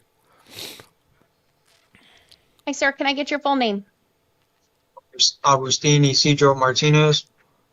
Mr. Martinez, I'm seeing you this morning on charges of armed robbery, aggravated assault, and kidnapping. You do have the right to remain silent. Oh, this dude's a Anything level you say 5 can on and will be GTA. used against you. You have the right to an attorney. I'm going to appoint the public defender's office to represent you. You've got counsel seated next to you for today's hearing. And I also got some additional information on the interim complaint from the officer who wrote that a search warrant was served at his residence. It says pants, bandana, and a sweatshirt matching the clothing worn during the robberies was recovered. And Mr. Martinez was at the time also wearing white Nike shoes, a matching bracelet. They put in parentheses hair tie and matching rings when he was taken into custody. Dummy, should have got rid of your State clothes. is asking for a $50,000 bond plus pretrial services. I do. Given I the got 2 streams on. I got 2. I am seeing no prior criminal history. I don't even think any misdemeanors. Hit the live tab. You're on? Hit the live tab. It's the state's position that $50,000 is absolutely appropriate in this situation because it would appear the police have him dead to rights, and he, according to what was entered, into the report, he went into the establishment armed with a knife, walked behind the counter, grabbed the victim, and at knife point forced her to open the cash register. He threatened this person's life. There was a knife in play. It was used. This person has demonstrated they are a danger to this community. $50,000 is entirely appropriate. Thank you, Ms. Kostick. Your Honor, I'd ask the court to consider his confirmed housing and family support, his lack of felony or misdemeanor history. And the interim complaint was not particularly clear. It just stated that he was armed with a knife, but it did not discuss pointing, gesticulating. I would have expected to see aggravated assault charges had he directly threatened or held the knife to anyone, as the state is alleging. But the interim complaint did not seem to suggest that. It literally, the only reference was armed with the knife. So given that, I would ask the court to consider at least a pretrial services, given his confirmed housing and family support and the lack of felony criminal history. If the court does believe a bond is appropriate, I'd ask for no more than $5,000 secured in this matter based on the indigency and the Arizona Constitution preference for non-monetary conditions. If you're not tapping, you must be napping. Tap, tap, tap. Let's get to 100K. What up? Let's get to the FYP. I'll order a $25,000 cash or secured bond released to pretrial services if that bond is posted, monitoring or treatment as directed by pretrial. No firearms or weapons, no contact with the alleged victim. Do not return to that incident location. Preliminary hearing date is scheduled for February 3rd. But sir, that hearing is very likely not going to happen on that date. You'll get a hearing at a later date. So if you post your bond, you need to make sure that you're in touch with pretrial and with your attorney so that you know when to get to court. Do you understand? This is still Tucson. Yes, ma'am. All right. So does that mean I'll be getting out today? You ain't going nowhere. You ain't going nowhere. Level 5 GTA with your level 5 GTA stars. Yeah. What was his bond? The last thing I heard, they were pushing for 50, but I'm not sure how much they gave him. Did anybody catch that? Like I always say around here, I got the attention span of a squirrel, so I'm easily distracted, and I got multiple things going on behind the scenes. Mercy? He said, will I get out today? In your dreams, Pedro. In your dreams. It's a lot of money. Let's see what this whippersnapper did. Jesus. Hey, sir, can I get your full name? Going to need you to stay. George Anthony Massengill. Mr. Massengill, I'm seeing you this morning on a charge of organized retail theft. You do have the right to remain silent. Anything you say can and will be used against you. You have the right to an attorney. I will appoint the legal defender's office to represent you.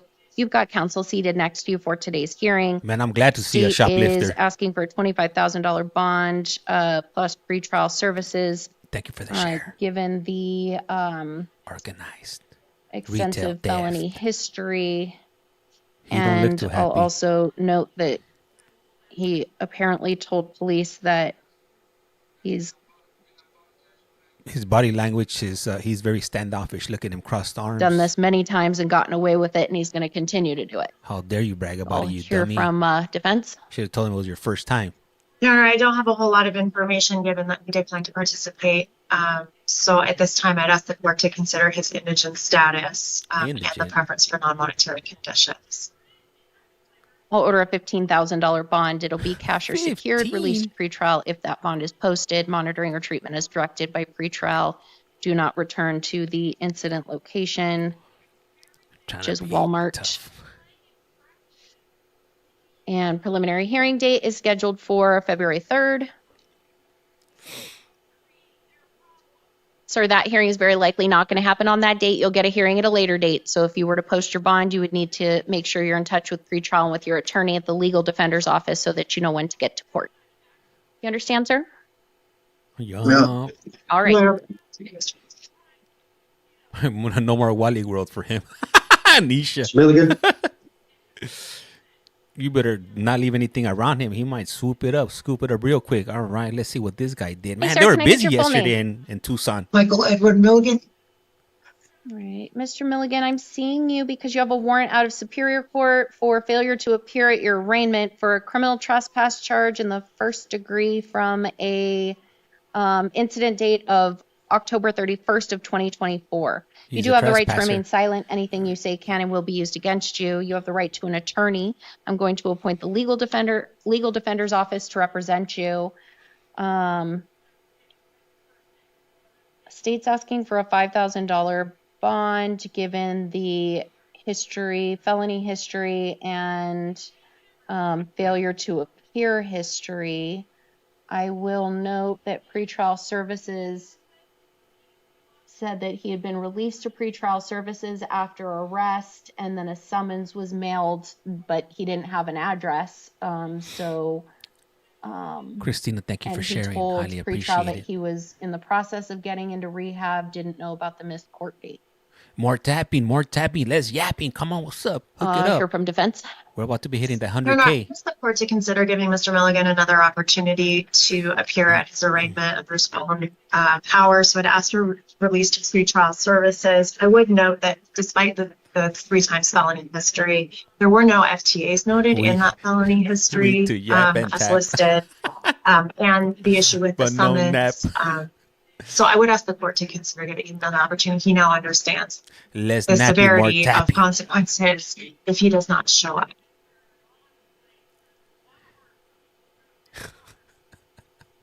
I'd also ask the court to consider the inherent nature of the offense, which is a hey, thank you, F6 Dog Mom. trespass. Highly appreciate it.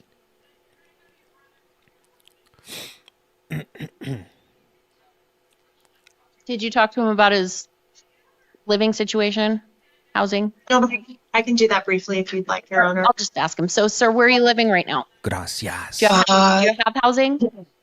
Not stable housing. Good morning, Spirit River. So if I were to release you, will you go and visit with the P. McKinney Transition Center, which is a trailer that's right out there? They can help you out with housing and getting a phone and things like that. Hell no, I'm not taking no phones from you guys. And then you'll get in touch with pretrial services because you'll be able to get a phone. And then you need to get to court for an arraignment that's going to be with me in 1 week from today. Okay. All right. All right. I'm going to give you another shot. I'm going to release you to pretrial services supervision, monitoring or treatment as directed by them. Don't return to that incident location. Your arraignment is scheduled for January 31st at 1:30 in the afternoon. Get to Superior Court at 12:30 though to check in. So you're going to have that hearing with me in Superior Court on the 8th floor. If you're not at that hearing, I'm going to have to issue another warrant. You're very likely not going to get out without a high bond at that point. Do you understand? I do. I will be good. I'll see you in a week. Call me the gingerbread man. Thank Hey, you. but I will say this, all right? Thank you. I'd rather have this guy out than all those other people that are catching on those DV cases. Keep all those people. This guy, let him go. Hey, sir, can I get your full name? Mr. Newman, I am seeing you this morning on a charge of trespass. Oh, another one. Yeah, that's what I'm talking about. Hell yeah. Hell yes to the trespassing. You do have the right to No remain to the silent. DV. Anything you say can and will be used against you. You have the right to an attorney. I'm going to appoint the public defender's office to represent you, and you've got counsel seated next to you for today's hearing. If she let the other I'm trespasser also passer seeing you on go, a she better let him go. case that you have pending out of Tucson City Court Or maybe not. He has some for pending threats cases. and disorderly conduct and criminal Ooh. trespass. Another trespass. Oh no. I think he might have just sealed his fate. What do you guys think? All right, on the new felony charges the state is asking for a $50,000 bond plus pretrial 50? services. And I know there's a disconnect there with the charge, but I'm kind of in agreement with the state that it sure feels like there should have been more serious charges here, and there likely will be from the grand jury. Oh damn. Good luck to you. Vayas con Dios, amigo. So I'll hear from defense. I'd ask the court to consider Mr. Newman's limited felony failure to appear history. Goes back all the way to 1999, only one failure to appear on felony matters. I'd ask the court to consider that if the interim complaint does not allege an actual weapon, just the implied use of a weapon, which I think is why probably there are not aggravated assault charges or any type of weapons-related charges associated because of the implication that the actual weapon. So for that reason, I would ask the court to consider something substantially less given Mr. Newman's indigent status. I think his goose might be cooked. What happens to the 3 Your strike Honor, law? this reads like a home invasion. And this person has invasion? extensive felony and misdemeanor snap. Have to bump history up of his DV stars. and robbery. He, as well as IJP, assault, disorderly conduct, act harassment, DUI, etc., etc. The state feels he is a risk to the victim and the community. Oh, he's a bad man. The prosecutor pulled out all the stops. He aired out all his dirty laundry. You ain't going nowhere, Mr. Right, I'm going to order a Trespasser. $25,000 bond. It'll be cash or secured, released to pretrial services if that bond is posted. Monitoring or treatment as directed. No firearms or weapons. No acts of domestic violence. No contact of any kind with the victim. Don't go within 1,000 feet of her residence. Bass.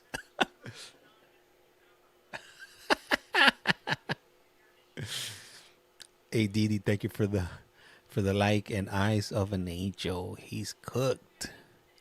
And you also cannot obviously contact her on the phone, text, email, etc. Put a fork in him because he's done. Preliminary hearing date is scheduled for February 3rd, but that hearing is very likely not going to happen on that date. You'll get a hearing at a later date. So if you do post the bond, you need to make sure you're in touch with pretrial and with your attorney so that you know when to get to court. Dude had hella priors. All right, I'm also seeing you on a Tucson City Court Don't drop the soap. case, Eyes of an warrant angel. issued What? I would get a for soap and a failure rope to just to be safe. appear. I'm going to order a $250 cash bond. Watching the parole. Hey, you're a real one, Stevie. Gracias. Highly appreciated. No contact with that victim. I can't watch both of them. I get distracted. I'm like, man, which one do I And pay I will attention to? appoint the city public defender's office represent you. Apparently there was a motion to quash hearing that was scheduled for February 3rd. We'll go ahead and vacate that and set a video Watching review it on my hearing TV. for January 31st at 1:45. If you were to be out of custody, you would need to get to Tucson City Court on February 25th at 9 o'clock. I'm pretty sure at this point, my wife, she's tired of listening to Board of Parole hearings. It's like I'm All streaming right, sir. them all day. That's all. You're excused. Next. Damn, if they keep this up right now, we might just transition over directly to Maricopa County. 8 minutes for that stream to start. Damn, man, I have to use the restroom. What should I do? Flush the toilet?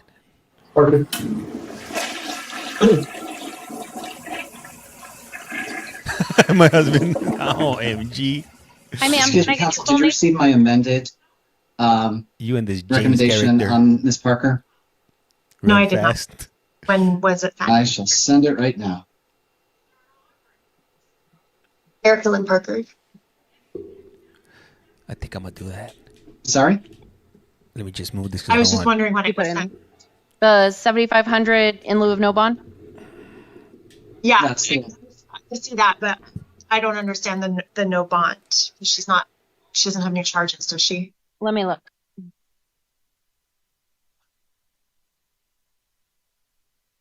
She has 2 pending CRs. So let's see.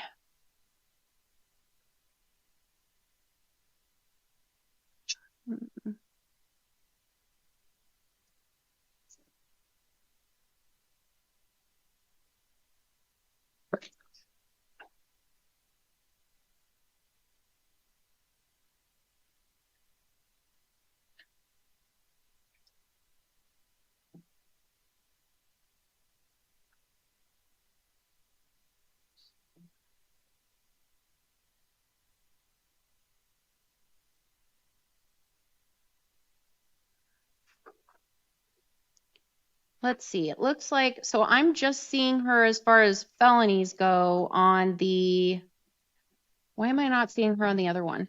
The only one I have in front of me right now is the April 20th, 2024 charges of theft of a credit card, fraudulent use of a credit card, and computer tampering. But it looks like I just issued, because I just issued a warrant yesterday, maybe, on the drug charges.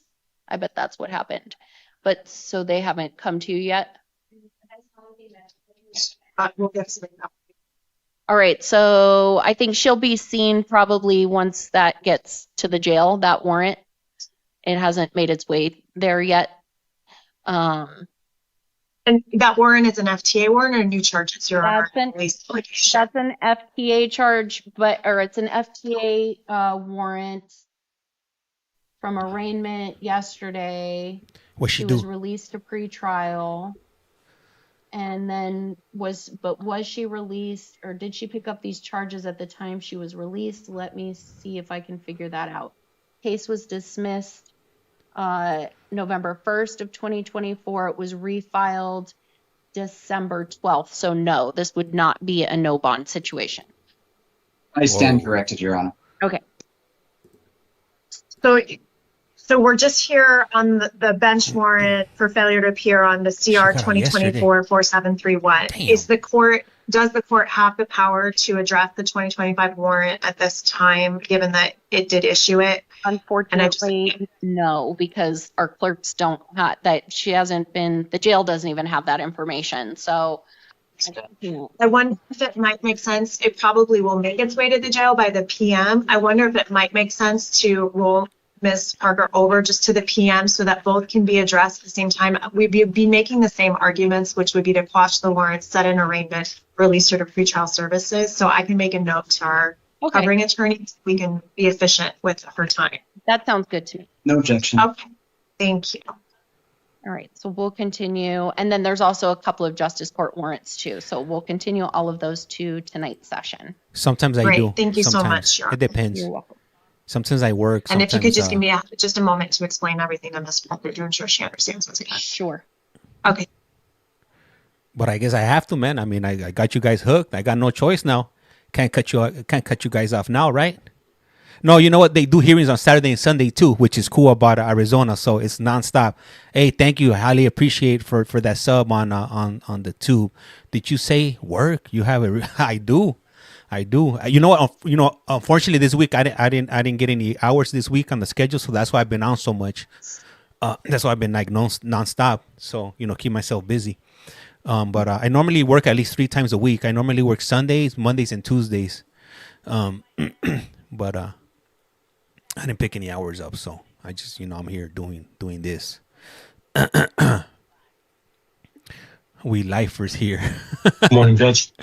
Another one. Morning. Give me just a moment, please. Take your time, Yes, ma'am. Judge. Take your time. Hey, let me ask you guys something, because the Maricopa one is gonna start right now. Do you want to stay here until it finishes, You want me to finish the Tucson one and then go over to the Maricopa one, or as soon as 10 hits, should I just go over to the Maricopa one? You guys tell me. Stay here. Okay. All right. Cool. Switch. Go to Maro. Let's see what. You guys decide. You guys tell me where to go. If you stay here, then I'll stay. If not, then I'll go. You guys tell me. Stay. Maricopa's juicy. Switch. Stay here. Man, I'm so torn. I don't know what to do. Stay. I'll do a poll. Okay, I'll do a poll. We'll do a quick poll right now. Let me see here. Poll. Sticker poll. Custom. I'm gonna do a 1 minute poll. Just put yes or no to go or to stay. It doesn't matter. Just do it. There it goes. It's up. The poll's gonna be up here in the corner.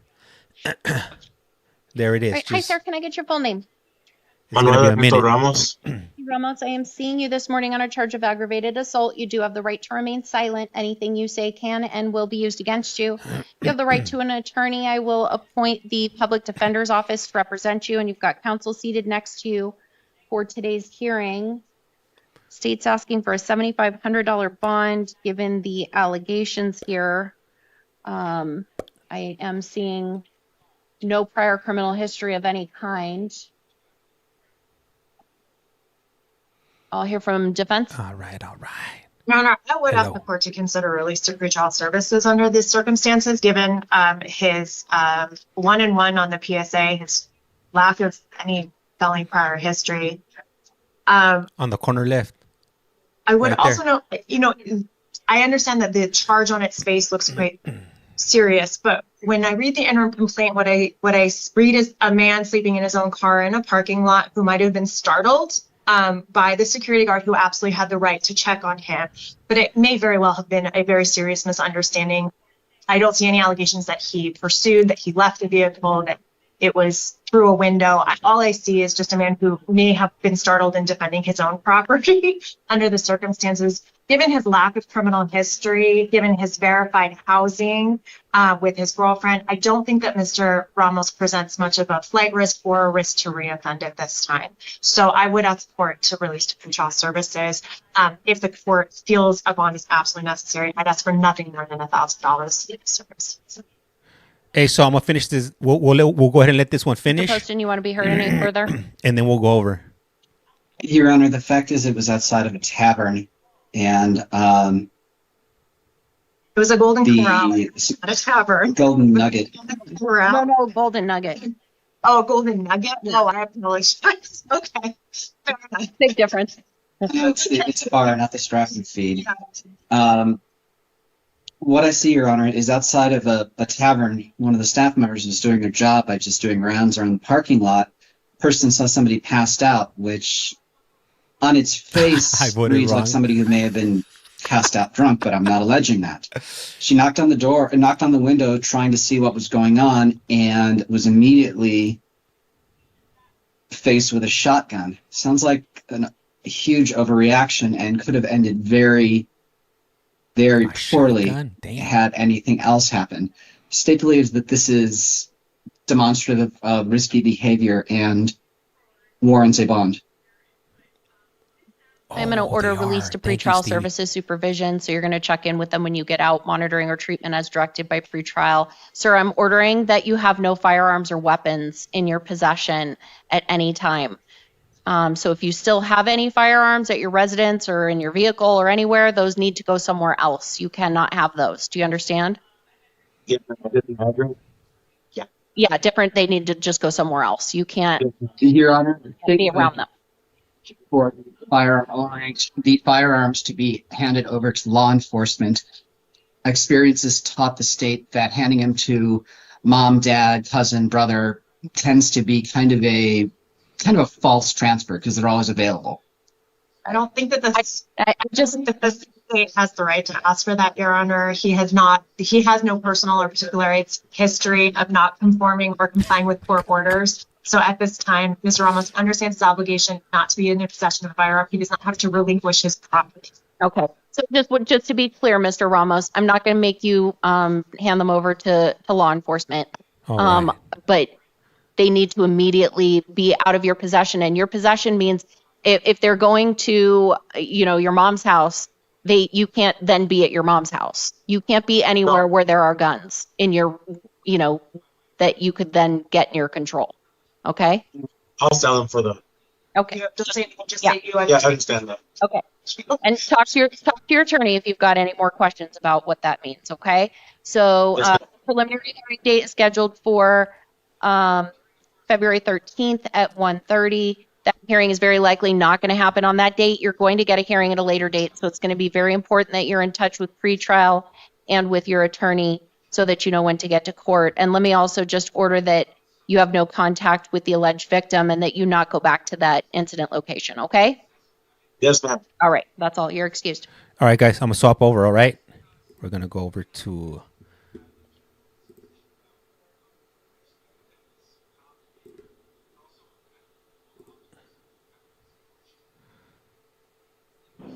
All right. Cool. It looks like we haven't missed out on nothing yet. They haven't started. We're just in time.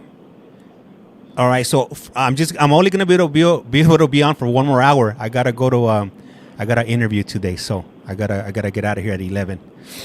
Can't be showing up all late to the interview. Let me fix the screen over here. I hate when they do the screen like this.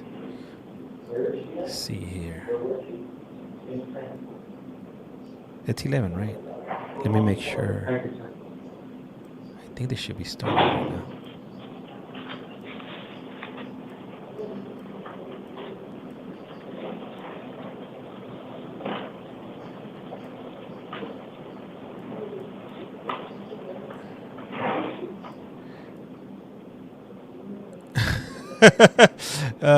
Yes, we are. Thanks to.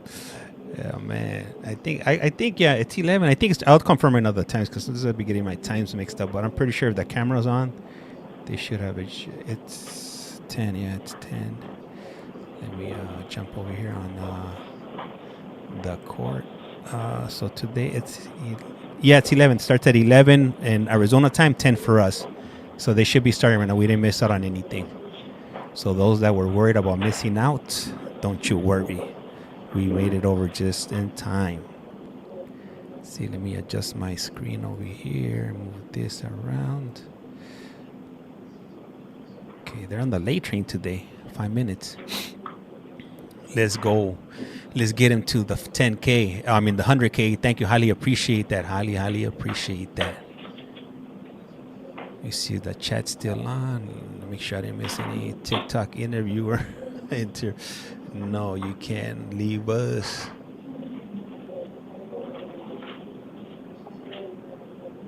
Yeah, you know what? I got a message yesterday, and I was like, "Hey, is this gonna be a Zoom interview?" They're like, "Nah, it's in office." I'm like, "Man, I hate in office. Like, what do I gotta drive across town? Well, we could just do it from the comfort of right here."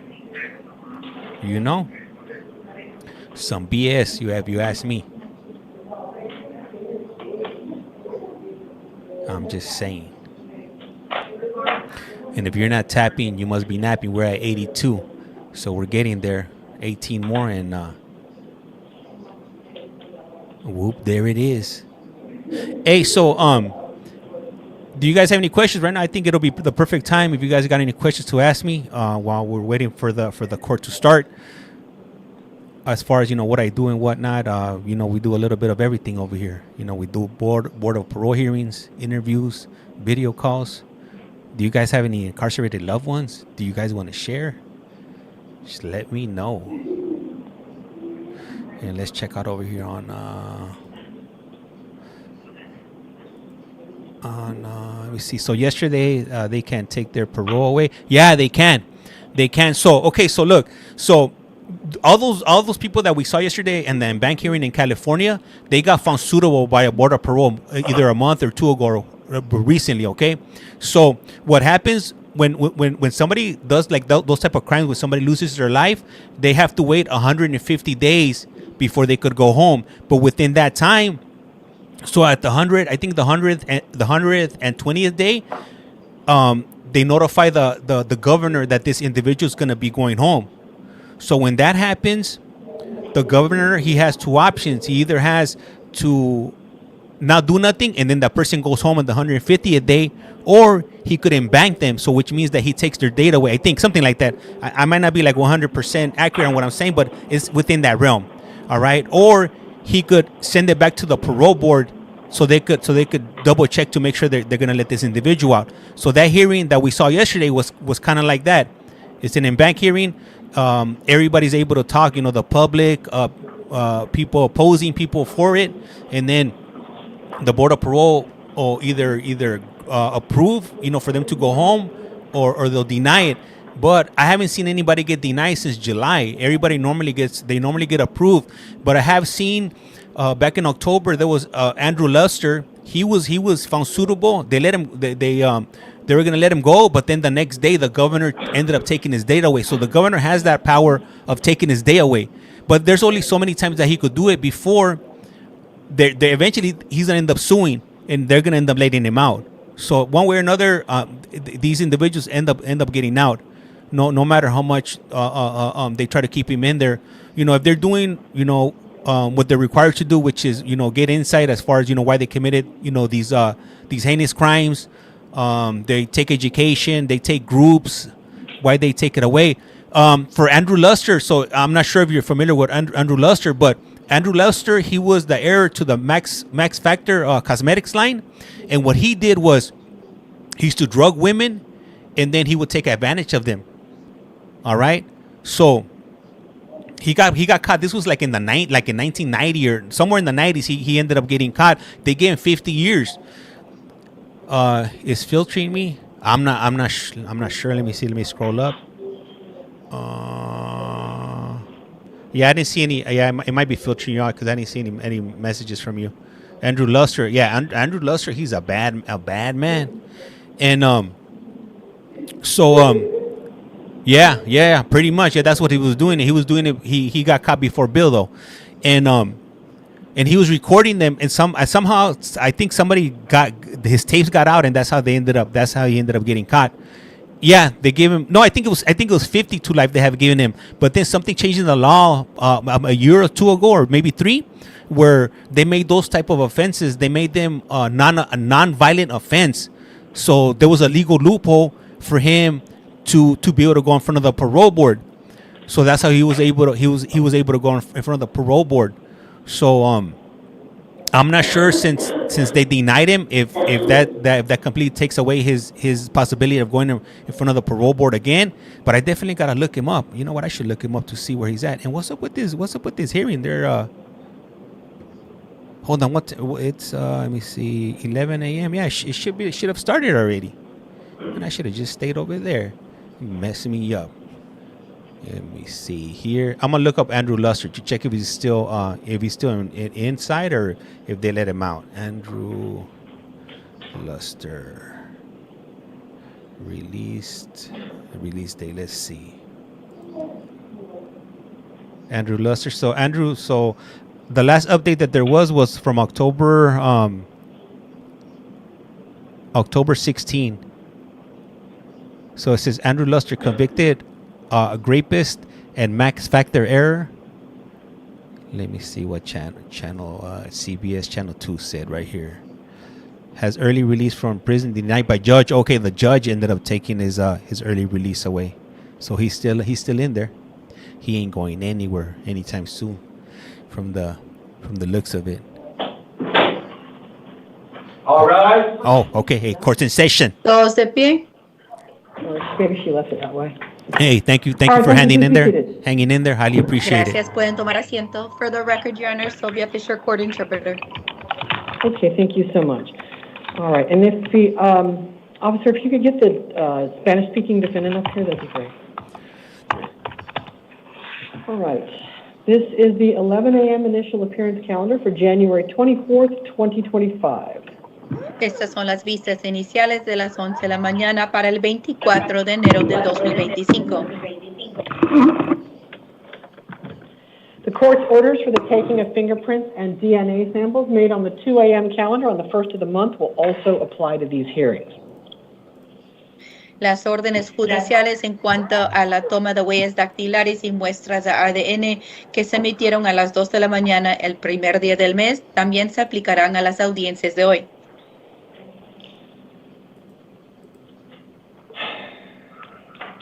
And just to give you a heads up, once it hits 10:50. I'm gonna keep the YT stream going. So if you're on TT and you want to jump over, you want to continue watching, you're more than welcome to jump on over. So just give me the heads up once 10:50 hits, which will be in about 37 minutes. I'm outro. I gotta go change really quick and Van Books, but I'll keep the stream going on YT. And let me get a little bit closer because I know you guys are not gonna be able to see anything from that side.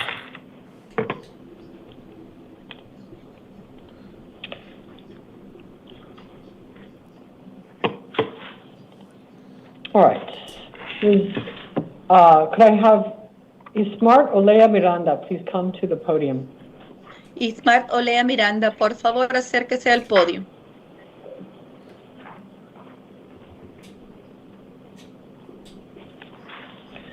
Good morning, sir. May I have your full name and your date of birth, please? Buenos días, señor. Por favor, su nombre completo y su fecha de nacimiento. Buenos días. Ismar Olea Miranda, julio 14 del 85. Good morning, Ismart Olea Miranda, July 14th, 85. All right, thank you. You have been arrested. Well, you've been indicted by a grand jury in a newly filed case. Damn, indicted? That sounds Gracias, heavy. señor. Usted fue detenido, o bueno, más bien, el jurado indagatorio emitió un documento inculpatorio en su contra con respecto a un nuevo caso en su contra. The new charges are aggravated identity theft, a class 3 felony. Las acusaciones son las siguientes: usurpación de identidad ajena con agravante, delito de clase 3. And 14 counts of forgery, which are class 4 felonies. Y 14 puntos acusatorios de falsificación son delitos de clase 4. Damn. The alleged offense date for all of these is November 9th of 2024. La fecha cuando supuestamente se consumaron esos ilícitos es el 9 de noviembre del 2024. You will receive a copy of the charges and police reports from your lawyer. Usted va a recibir una copia de las acusaciones y también el informe policial de su abogado. I am appointing a lawyer to represent you in this case. Le voy a designar un abogado para representarlo en este caso. It should be the same lawyer that you have for your other open case. Debe ser el mismo abogado que ya lo está representando en cuanto a su caso que sigue pendiente. Your next court date in this new case is an arraignment hearing 1 week from today on January 31st at 8:30 in the morning. Su siguiente cita judicial en este caso es una vista incoatoria no culpable, la cual se va a realizar de aquí una semana, el 31 de enero a las 8:30 de la mañana. Your bond in this case is $25,000. It is secured. En este caso, su fianza asciende a $25,000. Es una fianza carcelaria con garantía. And you have other written conditions you are ordered to comply with. Y tiene usted otras condiciones por escrito con las cuales tiene que cumplir. Those include no contact with any alleged victim or co-defendant. Esas condiciones incluyen que no puede tener contacto con ninguna supuesta víctima o con ningún coacusado. You may not go to the scene of the alleged crimes. No puede ir al lugar donde supuestamente se llevaron a cabo estos incidentes. And you may not possess any weapon. No puede tener en su poder ningún tipo de arma. Your complete orders are in writing, and if you'll give the officer a moment, he's going to hand you your copy. Thank you. Las órdenes, usted va a recibir las órdenes por escrito. Si da un momento a la gente, le va a entregar la documentación y con eso terminamos. Gracias. You can go ahead and have a seat. Thank you. Puede tomar asiento. Gracias. Hey, so on YT it looks different because I have the screen cropped. I'm able to do that. If you can make a general call, I think that might be the only person. Of course, Joanna. ¿Hay alguien más que requiere los servicios de la intérprete? En caso que sí, por favor, levante la mano. And also on YT, I got 2 streams running. I got the Connecticut Board of Parole, and then we got this. Thank you so much. We got this hearing running also. Thank you, Your Honor. Okay, bye-bye. But I did see you All right, in the let's chat. continue with Maria over here. Ramirez, please, if you come all the way to the podium, and then Sarah Wiley, if you'll go to the chair, you'll be after Ms. Ramirez. All right. Hey, what's up, Diane? How's it going? Next, what do you think, Hello, Ms. ma'am. Can I have your Ramirez full name did? and your date of birth, please? Maria Ramirez, 52291. Okay, thanks. Ms. Ramirez, you're here on two matters. One is a new case, one is a warrant in an older case. For sure. In the new case, you've been accused of possessing narcotic drugs, a Class 4 felony, and drug paraphernalia possession, a Class 6 felony. There is probable cause for that arrest. Thank you. In the older case, there was a warrant out for your arrest. You've already been charged with possession of dangerous drugs, a Class 4 felony, and possession of drug paraphernalia, a Class 6 felony. You failed to appear at your sentencing on May 24th of last year, and a warrant was issued for your arrest. So right now, you're going to have, actually, it looks like I can put a couple of these court dates together. All right. Your next court date in both cases will be this coming Thursday, January 30th at 8:30 in the morning. That'll be a status conference in both cases. Okay. Then in the new case only, you do need a preliminary hearing, and that will be February 3rd at 8:30 in the morning. Finally, in the new case only, you are also going to have a bail eligibility hearing. And the reason you need that is when there's probable cause for new felonies. While you have any pending felony case, that case is pending until you're sentenced. Yeah. So while you have a pending case, if you come in on new felonies, you have to be held for a bail hearing. I cannot legally release you today. You have to be held 7 days for that bail hearing. So we're scheduling that 1 week from today, which is the 31st at 1:30 in the afternoon. You may or may not be found eligible for bail on the 31st, but I can't give you bail today. You are going to be held. You'll see your lawyer on the 30th, and you can get squared up with them. They'll explain what's going to happen at the bail hearing the next day. Okay. It is an evidentiary hearing, so when you look at your paperwork, the one that says evidentiary hearing, that's your bail hearing. Okay. Okay, we're going to get you a copy of the paperwork, and you'll be all done. Thank you. Right, thank you, ma'am. You must be Appreciate nappy it. because I don't Good see luck, the ma'am. tapping. What's up? Hook it Then up. Ms. We're about Wiley, to hit and then that Sean Younger will go to the 100K. chair. Get one of those little tapping machines. Ms. You Wiley, don't even have to do it. You Sarah just Wiley. put it on your phone. And then after that, Sean and it'll Younger do all, will it'll go do, to it'll the do all chair. the magic. No bond. Next. Good morning, ma'am. May I have your full name and your date of birth, please? Sarah Margarita Wiley, 1483. Okay, thanks. You're here on a new case. You were booked in on new allegations of aggravated assault on a law enforcement officer. That's a Class 5 felony. Disorderly conduct with a weapon. That's a Class 6 felony. And resisting arrest as a Class 6 felony. There is probable cause for all of those, and I am appointing a lawyer to represent you. Pardon me. You'll have the same lawyer excuse me, in this case that you do in your older case, which is Sierra 2024-146861. Your initial appearance in that case was last October. So you have 3 upcoming court dates in this case. The first one is a status conference this Thursday, January 30th at 8:30 in the morning. Your preliminary hearing will be the following Monday, February 3rd at 8:30. In between those, on Friday, January 31st at 1:30 p.m., you are going to have a bail hearing. Just like the last defendant, you have an open and pending case. You came in on new felony allegations. So you have to be held for the bail hearing in that case, in this new case. That'll be the afternoon of January 31st at 1:30. But you'll see your lawyer the day before. They'll explain to you what's going to happen at the bail hearing the next day. Yes, we're going to get you your paperwork. Just take that with you. You'll be back in court next week. Thank you. This is Maricopa County, Arizona. And then Cecilia Valenzuela, will you please go to the chair? We got Valenzuela coming up next. Hey, thank you. I want to go ahead and thank you guys. You know, hopefully your fingers, your Twitter fingers ain't hurting. Gracias. T. All right, looks like it's buffering right now. Just hold up. And once they get that situated, it'll keep your on date of going. birth, please. Sean Michael Younger, April 28, 1977. Okay, thanks. You're on a new case. You were booked in on multiple charges. I'm going to read the ones first that I found probable cause for, and then I'll let you know the ones that I did not, for purposes of today's hearing, only find probable cause for. So the ones for which there is probable cause, that's possession of narcotic drugs for sale, a Class 2 felony. Forgery, a Class 4 felony. 3 allegations of possession of a weapon by a prohibited person. Those are Class 4 felonies. Okay, I don't feel like reprinting for this. There is 1 allegation, possession or use of a weapon during the commission of a drug trafficking crime. There is probable cause for that, and I'm saying it for purposes of this record. Yeah, it'll say on your paperwork no PC, but there is probable cause for that. You know what? I missed 2 of these. I got to reprint it. Sorry. What? There's only so many errors I can stand to look at. All right. There is probable cause for the theft by control of stolen property. That's because one of the guns came up stolen. Ooh. And Oh, no. for possession or use of a weapon during the commission of a drug offense. So I'll read them from the top if you'd like, or I can just move on to the ones I didn't find probable cause for. Yeah, that's fine. Do it from the top or which? It don't matter. Okay.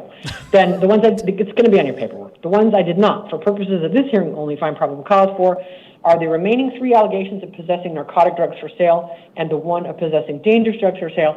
And that's because at this point in time, the police didn't provide a sufficient legal basis to believe that those were methamphetamine, Suboxone, fentanyl powder, and whatever the other thing was. Don't say that.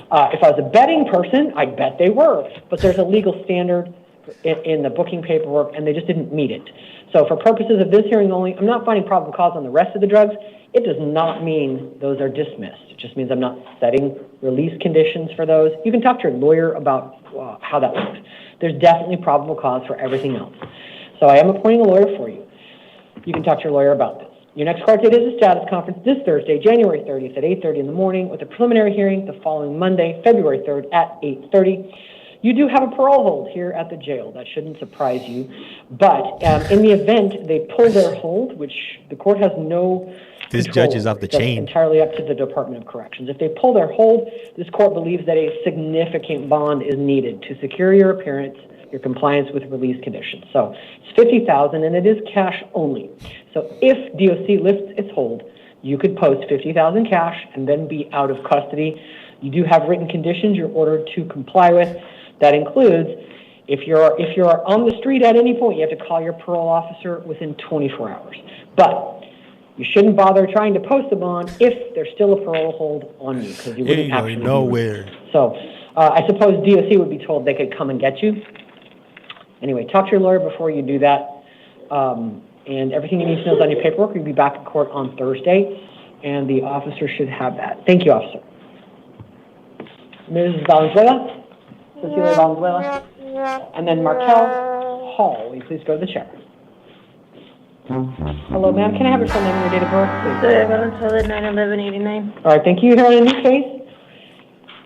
And a probation hold. In the new case, you were arrested for one allegation of armed robbery as a Class 2 felony. There is probable cause for that, and I am appointing a lawyer to represent you. Your next court date in this new case will be a status conference, January 30th. That is this Thursday, 8:30 in the morning, with a preliminary hearing, February 3rd at 8:30. Those are in the downtown Superior Court. And in this case, you have a $50,000 secured appearance bond and written release conditions. If you post that, you must comply with all of those conditions. But whether you are in or out of custody, you may not have any contact with your co-defendant nor any alleged victim or witness. Now, in the probation case, you're on probation for a Class 6 felony. Court records show this is still, as of today, a Proposition 200 case. So your lawyer can explain more to you about what that means, but it does mean that you are entitled to bail. Normally, if you're on probation and you come in on an armed robbery, you get held without bond in your probation case. But we can't do that in a Proposition 200 case. So I'm going to let your lawyer explain that to you. Your next court date is a revocation arraignment, January 30th, same date as the other case, 8:30 in the morning. Bond is set in this case at $5,000 secured. So that is $55,000 secured. If you post it, comply with your conditions, and call your PO within 72 hours. So we're going to get you a copy of your paperwork. Sorry? 55,000? 55,000 total, correct. All right. Cash? No, you can post it secured. Thank you. All right, good luck, man. Mr. Hall? And then Jennifer Cole, we go to the chair. Hello, sir, can I have your full name and date of birth, please? Markel Hall, May 1st, 83. Okay, thanks. Mr. Hall, as I'm sure you know, you're here on a bond surrender. So what we do on a bond surrender is we give you a next court date and we put you right back where you were. So we don't amend release conditions. People always try to ask me that if I don't explain first. We do not change release conditions on a bond surrender. We just put back exactly what you had. You are allowed to post it again. If you can, great. You still have to go to this new court date I'm giving you. If you can't, you'll still go to this new court date I'm giving you. So I went to court yesterday. I know. And then your bail bondsman surrendered you. So that is between you and them at this point. So right now, the judge gave me March 6th for indeed. And so I'm not deleting that. We can't vacate matters off of their calendar, but I have to give you a court date within 10 days. So when you get there on the 30th, whether you bond out again or not, you must be there on the 30th at 8:30. If you don't bond out, the sheriff will take you over. And then the court is going to clear off that March date. So essentially, I can add court dates, but we're not allowed to mess with our calendars and delete court dates. So now you have both, but they'll get that sorted out on the 30th. So It's a non-witness violation hearing and possible disposition hearing.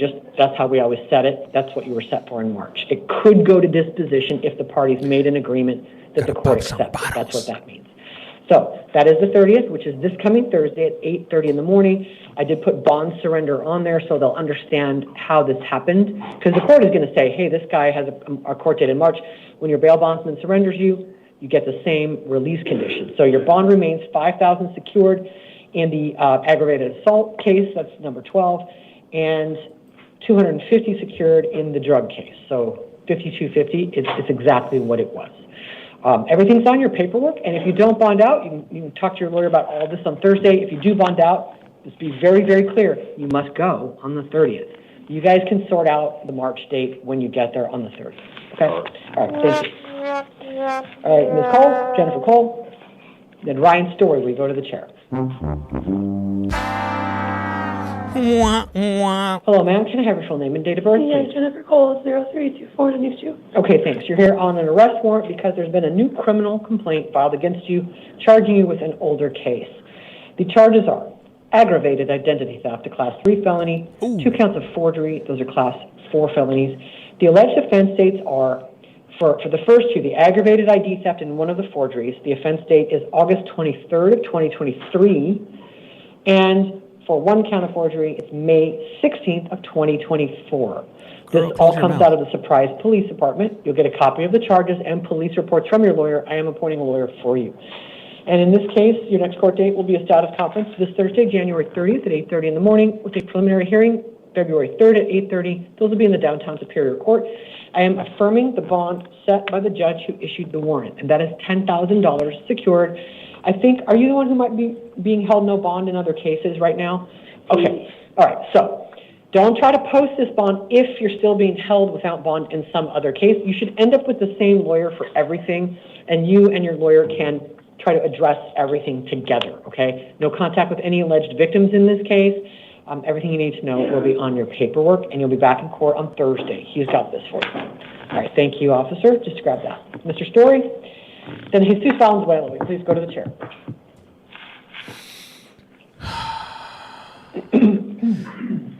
Hey, why do you guys like watching this type of name and your date of birth, please? streams? Ryan Andrew Story, 42187. All right, thank you. You're here on one new case and one warrant from the East Mesa Justice Court. I'm going to start with your new case. You're arrested for one allegation of criminal damage, a Class 5 domestic violence felony. There is probable cause for that, and I am appointing a lawyer for you. No, I'm not. I'm sorry. You don't financially qualify. It's entertaining. You have the right to hire a lawyer at your own expense or to represent yourself. All right, your next court date in this new felony case will be this Thursday, January 30th at 8:30 in the morning in the downtown Superior Court, followed by a preliminary hearing February 3rd at 8:30 in the same court. In the Arrowhead Justice Court, you've been charged with driving on a suspended license. It is a Class 1 misdemeanor with an alleged offense date of May 29th of 2024. They accuse you of failing to appear on July 24th of last year, and a warrant issued for your arrest in that case on August 8th of last year. Your next court date in the East Mesa Justice Court will be an arraignment hearing January 29th, so 5 days from now, 8:30 in the morning. The address is on your paperwork. In the new case, the court is going to follow the recommendation of the state, which is a $5,000 cash-only appearance bond with ankle monitoring. You are not to leave the state, not without written permission from the trial court. I'm not giving you that permission. You have to prove that you will go if you bond out. Do not have any contact with the alleged victim, whether you are in or out of custody. If you're out of custody, you cannot go to that location. No weapons. You are a prohibited possessor. No drugs without a valid prescription. No alcohol.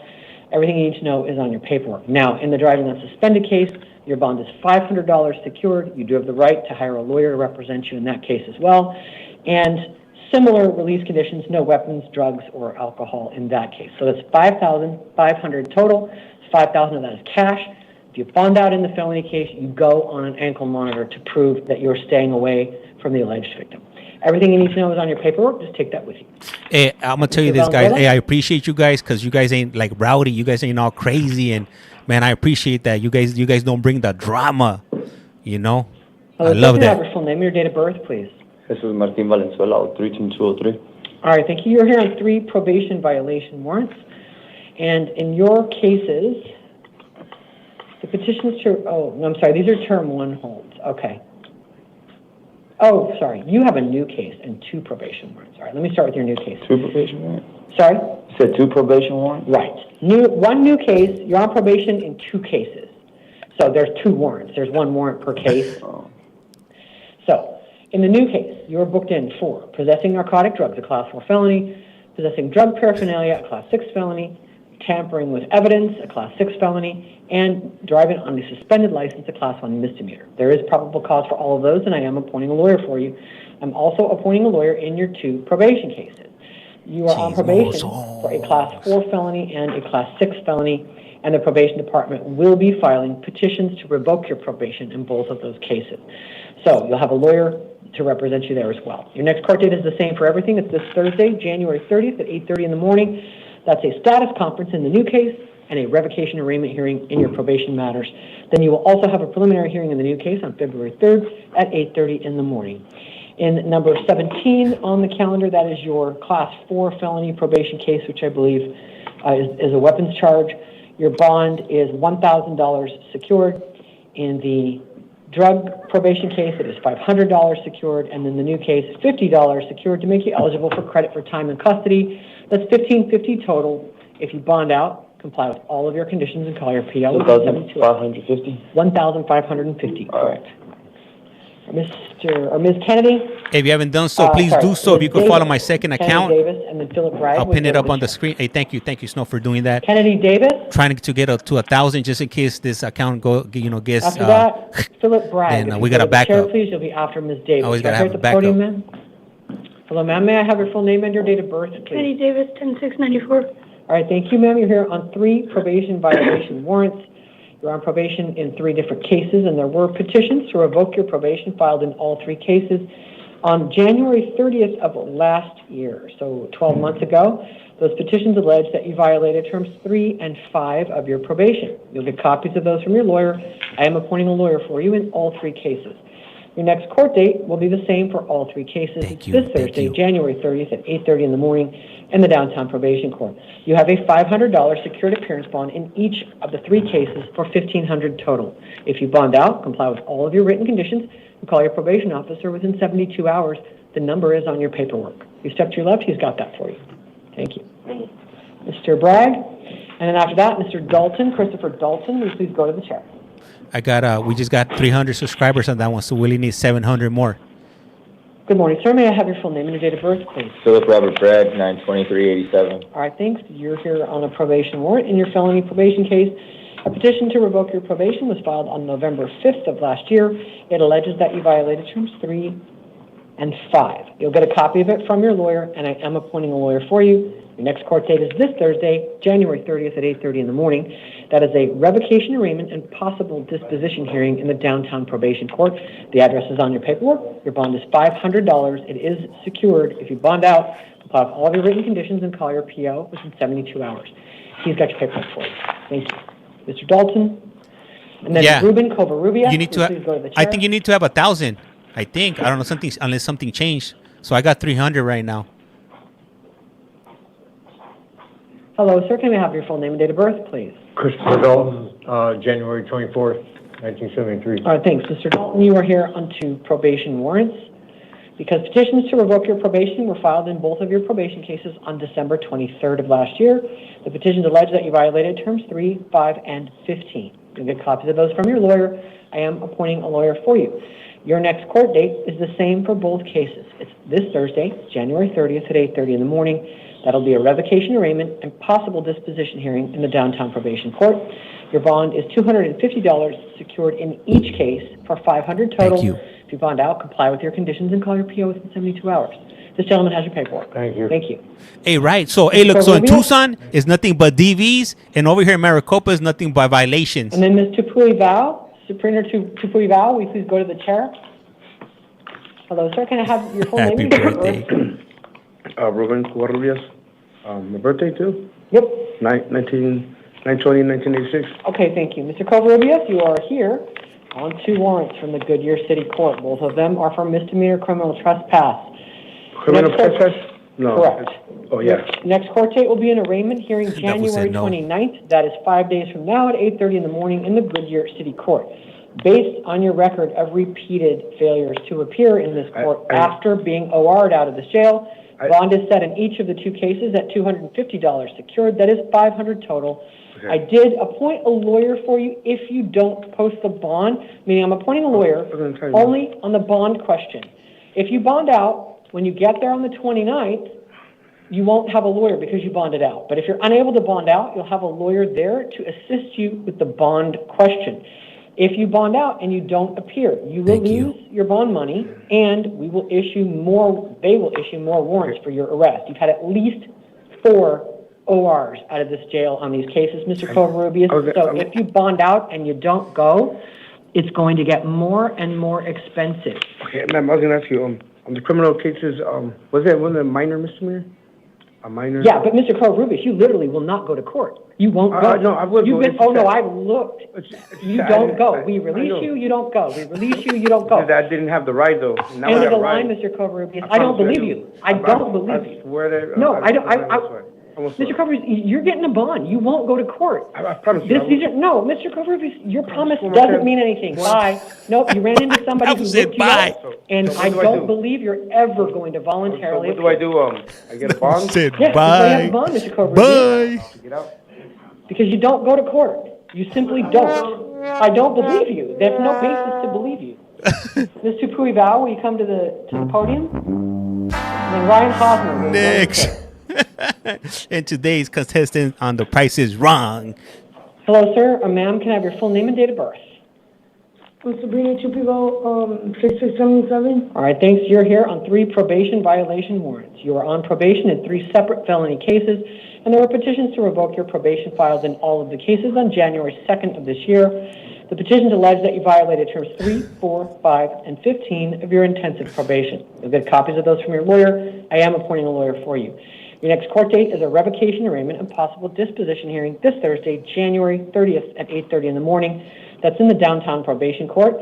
Your bond in each of the 3 cases is $250 secured for $750 total. If you bond out, comply with all of your conditions. You have to call your PO within 24 hours because you're on IPS. The number is on your paperwork. If you step to your left, they'll give you that paperwork. Mr. Hosmer? You know what? I don't know if that's a woman. It's a man. I thought it was a man. Is it a woman? What do you guys think? I'm confused. Olenicek? Nowadays, you can't tell. Tell me how to say it. Mr. Olenicek, you can go to the chair. Mr. Hosmer, right here. Woman. First name is William. Yeah, that's him. Hi, sir. Can I have your full name and your date of birth? He said, Brian Hosmer, September 28, 1989. Thank you. You're on a probation warrant. You're on probation for a Class 5 felony. There was a petition to revoke your probation filed on January 20th of this year. It alleges that you violated terms 3 and 5. You'll get a copy of it from your lawyer, and I am appointing a lawyer for you. Your next court date is in the downtown probation court this Thursday, January 30th at 8:30 in the morning. It is a revocation arraignment and possible disposition hearing. And your bond in this case is $250. It is secured. I'm just affirming what the probation judge said. If you post it, comply with all of your conditions, do not miss your court dates, call your PO within 72 hours. If you step to your left, I'll give you the paper. Thank you. All right, sir, you can come in, and then Nicole Merrifield, will you go to the chair? Next. Good morning, sir. May I have your full name and your date of birth, please? Good morning. It's William Olenicek, 11169. This is a little close. All right, so you're here on an arrest warrant because you've been charged in a criminal complaint with a case from last year. The charge is aggravated assault with a victim bound, restrained, or otherwise unable to resist. That is a Class 6 felony. The alleged offense date is August 12th of last year. This comes from the juvenile DOC investigations. So you'll get a copy of the charge and police reports from your lawyer. I am appointing a lawyer for you. Let me double check your financial profile. Sounds hella fishy. Are you retired? Unemployment? Okay. All right. I am appointing a lawyer for you. And your next court date is the status conference, February 7th at 8:30 in the morning. That's about 2 weeks from now, February 7th. And your preliminary hearing, February 11th at 8:30 in the same court. It's on your paperwork. Okay. Now, in your case, the court did try to send you a summons. The county attorney started by asking for a summons. It came back undelivered. We don't hold that against you. Okay. I'm just saying I'm going to follow the recommendation to release you on your own recognizance. You do not appear to have any criminal history. This is not a newly alleged case, and even the prosecution started by asking for a summons. So right now, I don't have a basis to believe you won't come to court or comply with release conditions. Your release conditions include no contact with the alleged victim, no going to the scene of the alleged crime unless do you have a reason, like do you need a civil standby? Okay. No weapons, no drugs, no alcohol. Everything is on your paperwork. You just need to comply with that and appear on February 7th and the 11th. Will you do that? Yes, ma'am. Then you are released. Go ahead and take your paperwork. Still takes a few hours to get out. Try to be patient, but you'll be out later today. Wow, he's really gonna go tie someone up now. Ay, ay, ay. Mark Donahue, will you go to the No, pues, wow. Man, hey, well, hey, you know, I did like this hearing. Ma'am, can I have your full name and your date of birth, please? It was a mixture. The date of birth is 11/22/78. All right, thanks. You're here on a new case. The allegations are dangerous drug possession of class 4 felony, drug paraphernalia possession of class 6 felony, and possession or use of a weapon during the commission of drug offense. That's a class 4 felony. There is probable cause for those, and I am appointing a lawyer for you. Your next court date will be a status conference, February 7th at 8:30 in the morning. That's 2 weeks from now, with a preliminary hearing February 11th at 8:30 in the morning. Now, I'm planning to release you on your own recognizance unless you're stuck in jail on something else. Did you get dressed out because they didn't like your clothes? Yeah, I had okay. drugs on. No worries. I just want to make sure that I'm not misunderstanding and you're stuck in jail. And in this case, I'll just note that the nexus, they need a nexus between the gun possession and the drug possession. It's as thin as it gets, so I'm not Be careful, Crystal. heavily weighting the drug allegation. There is probable cause for it, but probable cause is a very low It's standard. dangerous So out there. I'm just letting you know that. I'm still prohibiting you from possessing any weapons while the case is pending. Also, people who are addicted to drugs are federal prohibited possessors. That violates federal law. Just ask Hunter Biden. He literally got convicted of that. All right. So, wait, what? No weapons, ma'am. That came out of left field. You may be addicted to dangerous drugs. And so just come to your court date. Yeah. I see you have an arrest in October of 2022 as well. So come to your court date. If you miss it, there's going to be a warrant issued for your arrest. No weapons, no drugs without a valid prescription. Okay? All right, if you step to your left, get your paperwork. Thank you. Yeah, I think that's the judge. She might be suffering from Tourette syndromes. So Mark Donahue, will you go to the chair? Hey guys, so just letting you guys know, I'm gonna be on. If you're on TT, I'm about to get ready to part ways. So you might want to jump over to YouTube. Mark James Donahue, 070859. Okay, thanks. You're on a new case. You got booked in for theft of a means of transportation. It's a class 3 felony. There is probable cause for that, and I am appointing a lawyer to represent you. Good. That will probably happen not before your next court date. You never know. We give you a copy of the paperwork. You can try calling. But I think most people probably don't meet their lawyer until their first court date, especially when they're getting released. I am releasing you. Your status conference will be February 7th at 8:30. Your preliminary hearing, February 11th at 8:30. That's 2 weeks from now. The address in downtown Phoenix is on your paperwork. Now, I am releasing you because it's been a long time since you were in trouble. This is a property offense. Even with your really old conviction, you might end up probation eligible. It's difficult to say.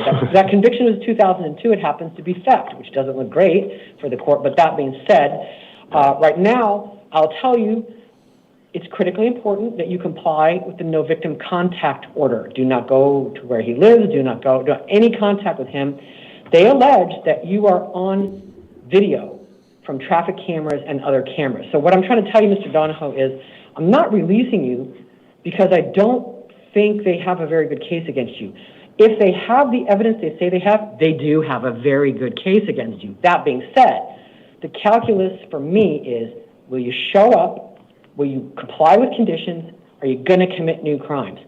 My assessment overall is you're not likely to do those things. You'll likely come. You won't commit new crimes. You won't violate no victim contact order. If you prove us wrong, you get stuck. Sure. So go to court. Talk to your lawyer about what evidence they have, et cetera, et cetera. But if you want to stay out of custody, you must go. I'll just warn you, the state did ask for a bond on you. I didn't put it in your paperwork, but it is, no, I lied. They said pretrial. Pretrial means you just have to check in with them. It is glorified babysitting. It's not much. And I think if you can't, don't, or won't come to court at your age, which is not that much older than my age, I don't mean to be rude,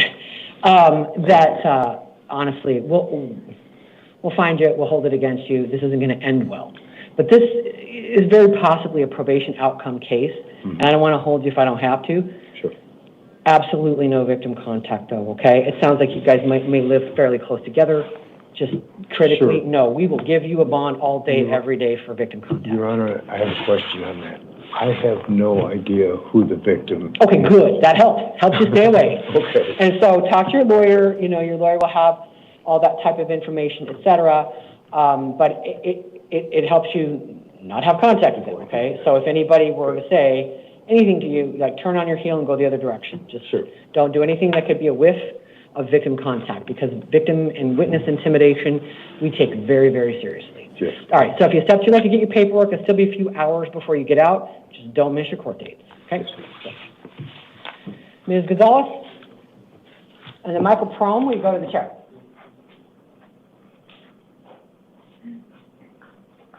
Hi, ma'am. Can I have your full name and your date of birth, please? Good morning. My name is Rosalind Gonzalez, 012805. Okay, thanks. You are here on a new case because, as the police may have told you, they allege that your DNA came back on a stolen vehicle from November of 2022. So the allegation is unlawful use of a means of transportation, a Class 5 felony, from November 4th of 2022, where by my calculation you were probably a juvenile, but that doesn't prevent adult prosecution now. Right. So I am appointing a lawyer for you. Okay. You can talk to your lawyer about all of this. I know you're on probation, and right now I looked at your probation notes. At least from what I can tell is you're not in the wind, meaning I don't know. I didn't try to assess how compliant you are or you aren't.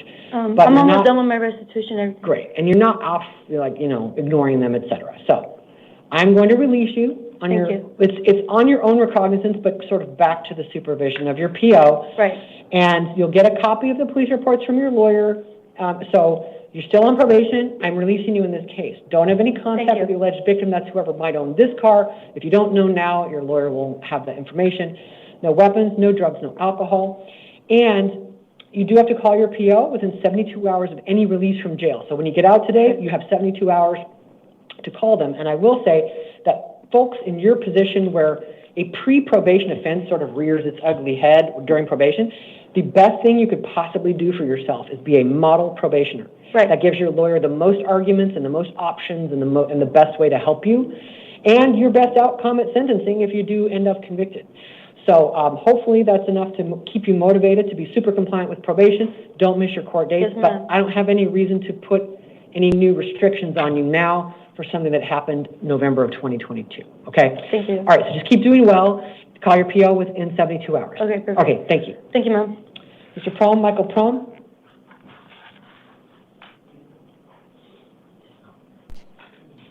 Hello, sir. Can I have your full name and your date of birth, please? Michael Prom, October 16th, 1980. Okay, thanks. Mr. Prom, you got booked in for allegations of possessing narcotic drugs, a Class 4 felony, and drug paraphernalia, a Class 6 felony. I am appointing a lawyer for you. Your next court date will be a status conference February 7th, which is about 2 weeks from now. Preliminary hearings February 11th at 8:30 in the morning. And in your case, I am releasing you with no conditions because the police didn't provide enough evidence to support the allegation that what you had was narcotic drugs. They just say consistent with fentanyl, and on the legal standard, that's not enough. But as I've also put in my order, that does not mean the case is dismissed. You would have qualified for OR anyway, so don't get too excited. Okay. It just means you don't have any conditions, like no drugs, no weapons, blah, blah, blah. Because we don't impose conditions if we don't find probable cause. Okay. But you still get a lawyer, you still get a court date. Okay. So go to court, find out if they filed on it. You could also call a few days before your court date to put the number on your paperwork. Just make sure it's going forward, because sometimes in cases like this, the county attorney wants to wait for the lab results to come back. Okay. So you can sort of get a free preview if you call a few days, but you won't get a good answer if you call too soon and just say, do I still have a court date on the 7th? If they say yes, you better be there. If they say no, then it means your case is scratched. They scratched it because I've been doing this forever. It means they're waiting for lab results before they decide whether to file. Okay. So talk to your lawyer about that. We give you a piece of paper for the PD's office as well. Okay. So you're just released. Still takes a while to be released. Try to be patient. Okay, thank you. Thanks. So then I'm just down to my house calls. Mr. Cannon and Mr. Turner. Officer, are Mr. Cannon and Mr. Turner currently isolated from general population as potential dangers to themselves or others? Okay, thank you. I did get an affirmative answer from the Sheriff's Office, so I'm going to go conduct the initial appearances for Mr. Cannon and Mr. Turner in person, in-house, immediately after this recording. I'll advise Carlos Cannon, born 7/25 of 02, that he was arrested for allegations of aggravated domestic violence, a Class 5 felony, and criminal damage, a Class 1 misdemeanor. There is probable cause for those, and I am appointing a lawyer for him. I'm going to give him court dates as follows. Status conference, January 30th at 8:30, with the preliminary hearing February 3rd at 8:30, both in the downtown Superior Court.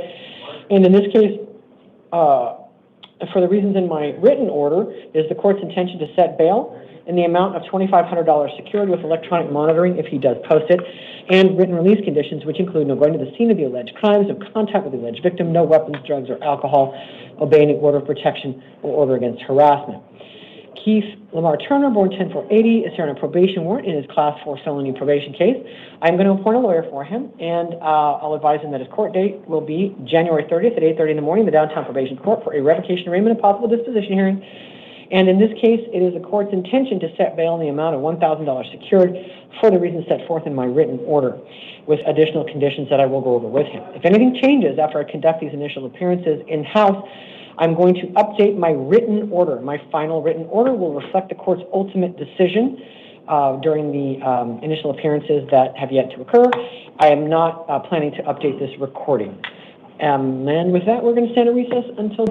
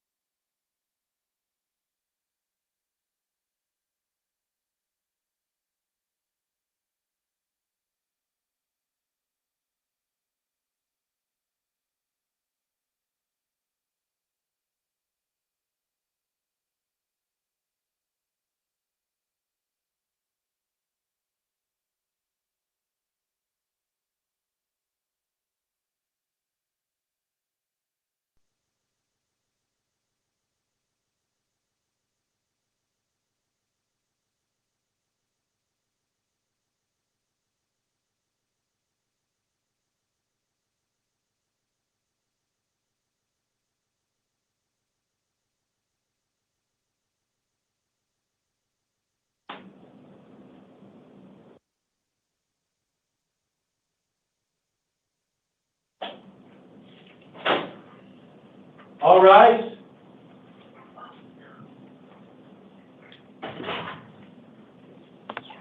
Thank you, everyone. Please be seated.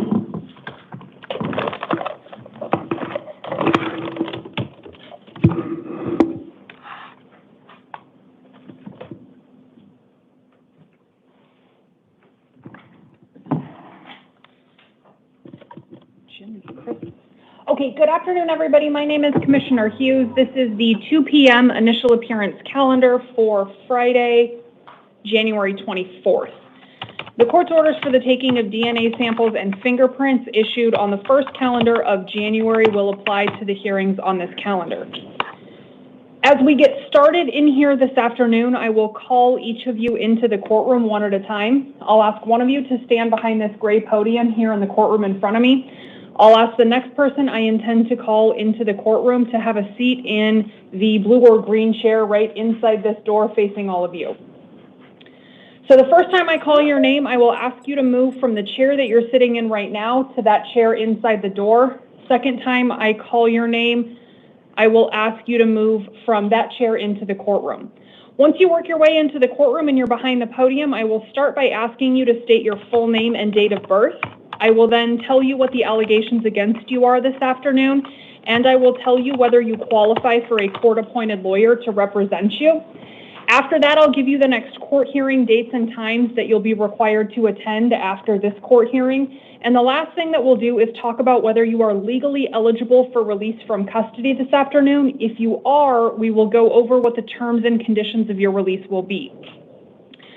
You all have the right to the assistance of counsel on a criminal case, and you have the right to remain silent. These are recorded criminal proceedings. That means anything that you do choose to say in the courtroom this afternoon will be preserved on the recording and can be used against you at any point down the line. Whether or not you qualify for a court-appointed lawyer, there will not be a lawyer in the courtroom for purposes of your defense. Because you won't have a lawyer in here this afternoon, and because anything that you say could be used against you in the future, I will strongly caution all of you not to make any statements regarding the facts about why you're here. Last thing I'll tell you all is that all of the information that I give you while you're in the courtroom will be contained in a written document called a release order. You will get a copy of that document when you're done in here and you step back into that room. So please keep that paperwork with you wherever you go from here this afternoon. As long as you keep that paperwork, in that paperwork you'll still have access to all the information that you got while you were in the courtroom. Okay, officer, will you grab the door? It kind of closed while we were talking here. Will you let me into the team, please, Katrina? Yeah. Thanks.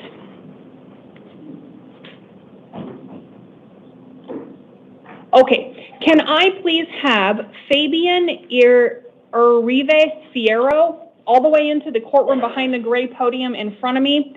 Alexandria Guyton, if you would please work your way to that chair right inside the door.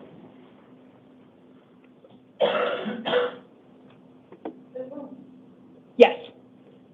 Come all the way on in, sir. Go ahead.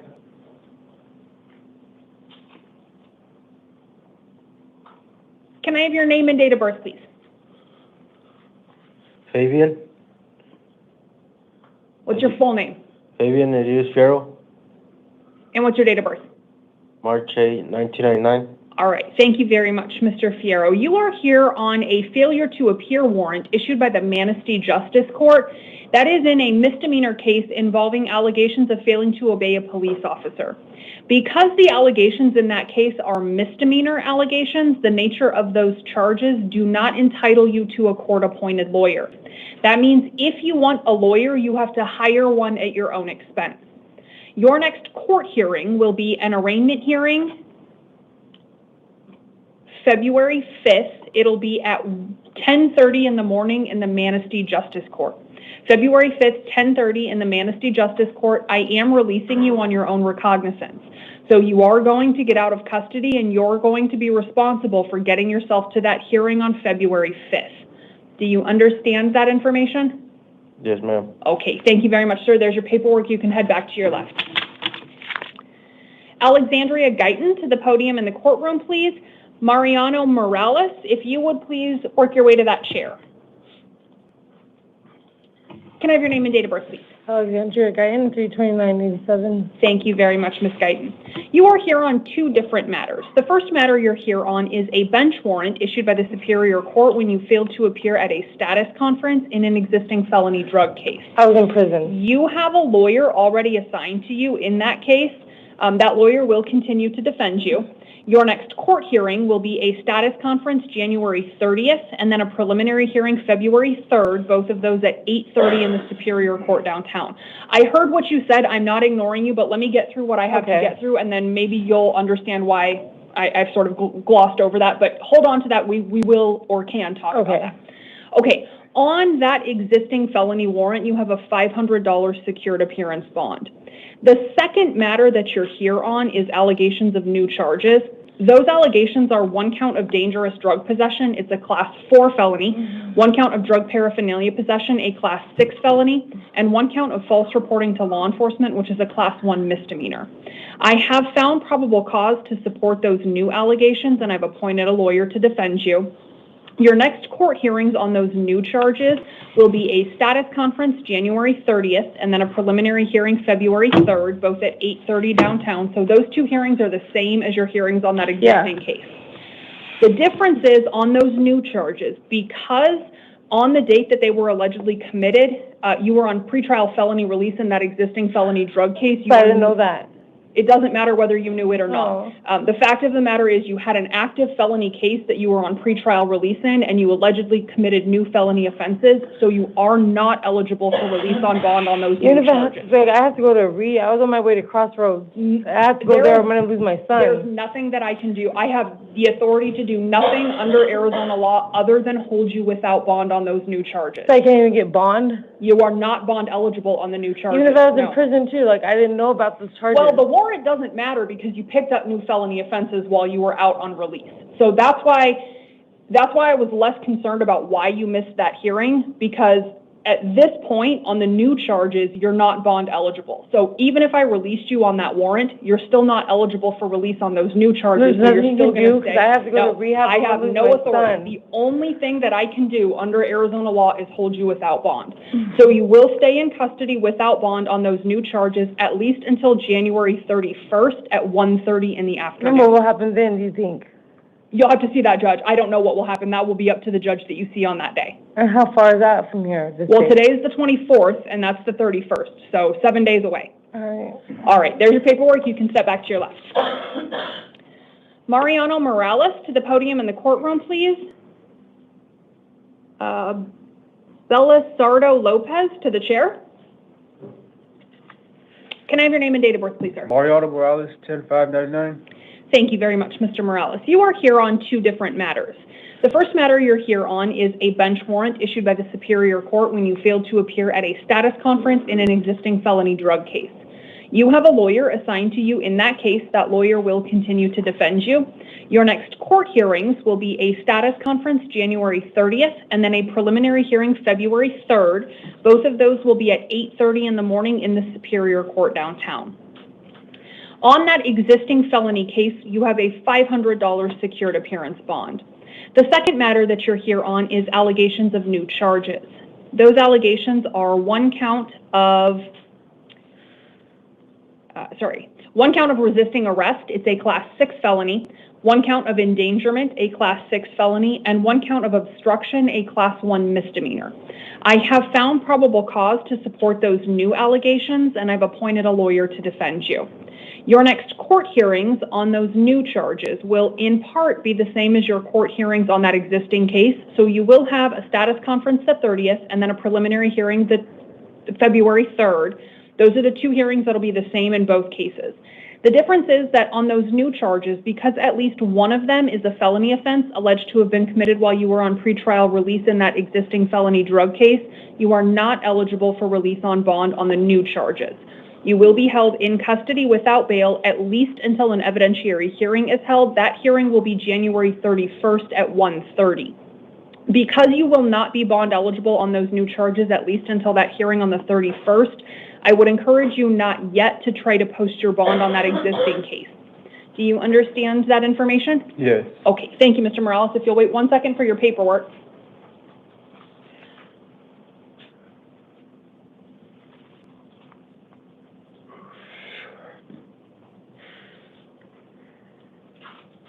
Okay, thank you, sir. Okay, Belisardo Lopez to the podium in the courtroom, please. Noah Guzman, if you would please work your way to the chair. Can I have your name and date of birth, please? Belisardo Vega, May 2nd, 97. Thank you very much, Mr. Vega. You are here on 2 different matters. The first matter you are here on is a bench warrant issued by the Superior Court when you failed to appear at a sentencing hearing in an existing felony drug case. In that existing case, you already have a lawyer assigned to defend you. That lawyer will continue to represent you.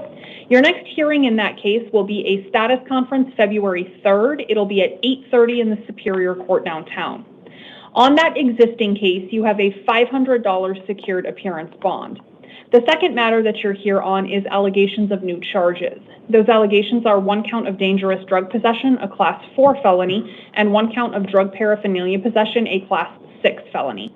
I have found probable cause to support those new allegations, and I've appointed a lawyer to defend you. Your next court hearings on the new charges will be a status conference January 30th, and then a preliminary hearing February 3rd, both of those at 8:30 downtown. On those new charges, because they are felony allegations alleged to have been committed while you were on pretrial release in that existing felony drug case, you are not eligible for release on bond. You will be held in custody without bail, at least until an evidentiary hearing is held. That hearing will take place January 31st at 1:30 in the afternoon. Between now and that hearing on the 31st, you will be held without bond. Do you understand that information? Yeah. All right, thank you very much, Mr. Lopez, or sorry, Mr. Vega, if you'll wait for, whoa. Got it all? All right, thank you, sir. Noah Guzman to the podium in the courtroom, please. Amanda Jackson, if you'd please work your way to the chair. Can I have your name and date of birth, please? Noah Guzman, 10/11/2004. Thank you very much, Mr. Guzman. You are here on allegations of new charges. The allegations against you are 1 count of armed robbery, a Class 2 felony, 1 count of aggravated assault causing serious physical injury, and 1 count of aggravated assault with a deadly weapon. Those last 2 are Class 3 felonies. I have found probable cause to support those allegations, and I've appointed a lawyer to defend you. Your next court hearings will be a status conference January 30th, and then a preliminary hearing February 3rd. Both of them will be at 8:30 in the Superior Court downtown. Mr. Guzman, based in part on a written recommendation from the Maricopa County Attorney's Office, I have imposed a secured appearance bond in the amount of $150,000 on these allegations. Secured appearance means that you can use a bonding company to post that bond if you choose to. If you do post that bond and you're released from custody, you cannot return to the scene where the underlying alleged events took place. You cannot have contact with any alleged victims or witnesses. You are also prohibited from possessing any weapons if you are released from custody. Yes, Your Do you understand those conditions? Yes, Your Honor. Okay, thank you, Mr. Guzman. If you'll wait 1 second for your paperwork. Thank you. You can head back to your left. Amanda Jackson to the podium in the courtroom, please. Anthony Serrano, if you'd please work your way to the chair.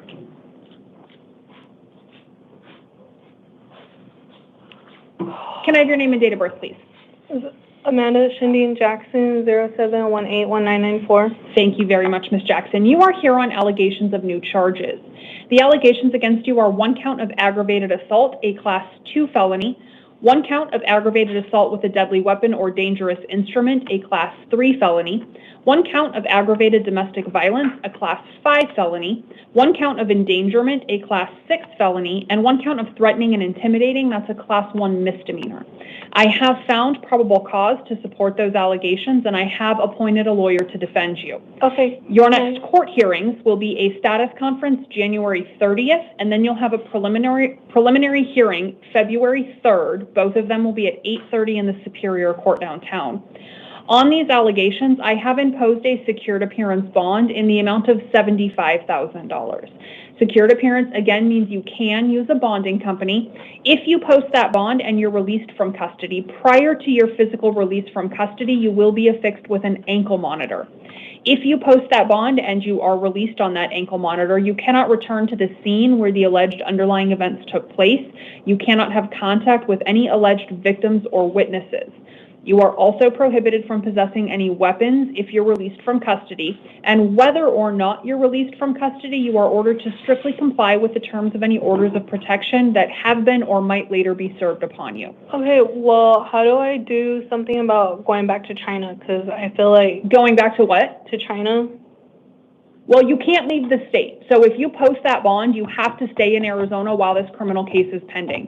So if you have plans to go out of the state or out of the country, you will have to pause those plans until this case is resolved. Because I want to speak to the government of China. Okay, you can attempt to contact them either from this facility or another facility that you're transferred to, but you cannot leave the state even if you post that bond. Any other questions? No. All right, thank you very much. There's your paperwork. You can step back to your left. Anthony Serrano to the podium in the courtroom, please. Jessica Lee to the chair.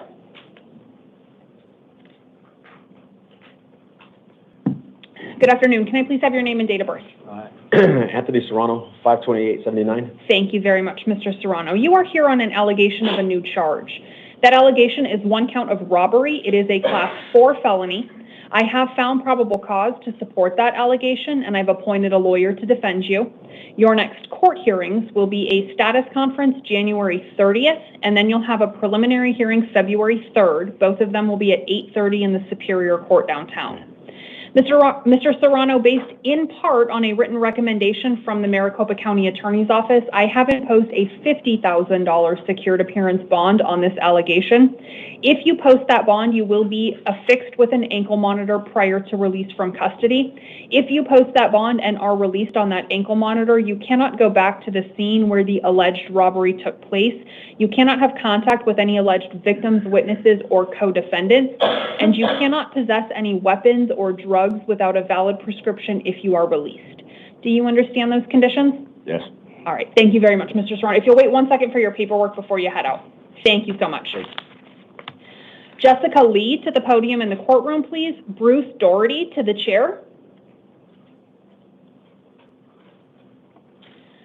Good afternoon. Can I have your name and date of birth, please? Jessica Ray Lee, 62587. Thank you very much, Ms. Lee. You are here on two different matters. The first matter that you're here on is an allegation of a new charge. That allegation is one count of robbery. It is a Class 4 felony.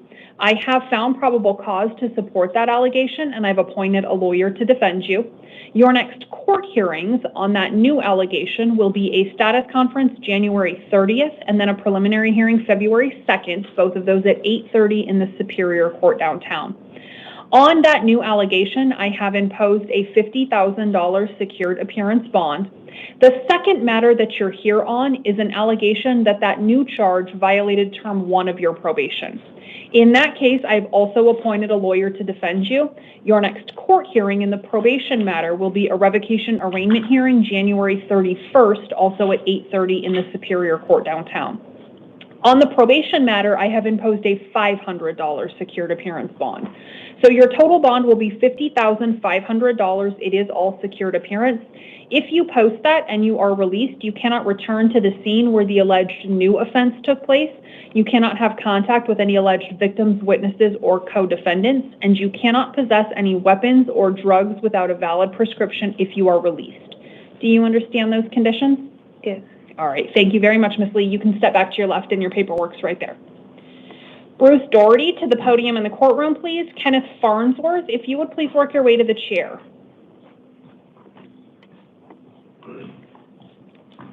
Can I have your name and date of birth, please? Yes, it's Bruce Frederick Doherty, Jr., 3/23/1976. Thank you very much. Thank you you. are here on a probation violation warrant.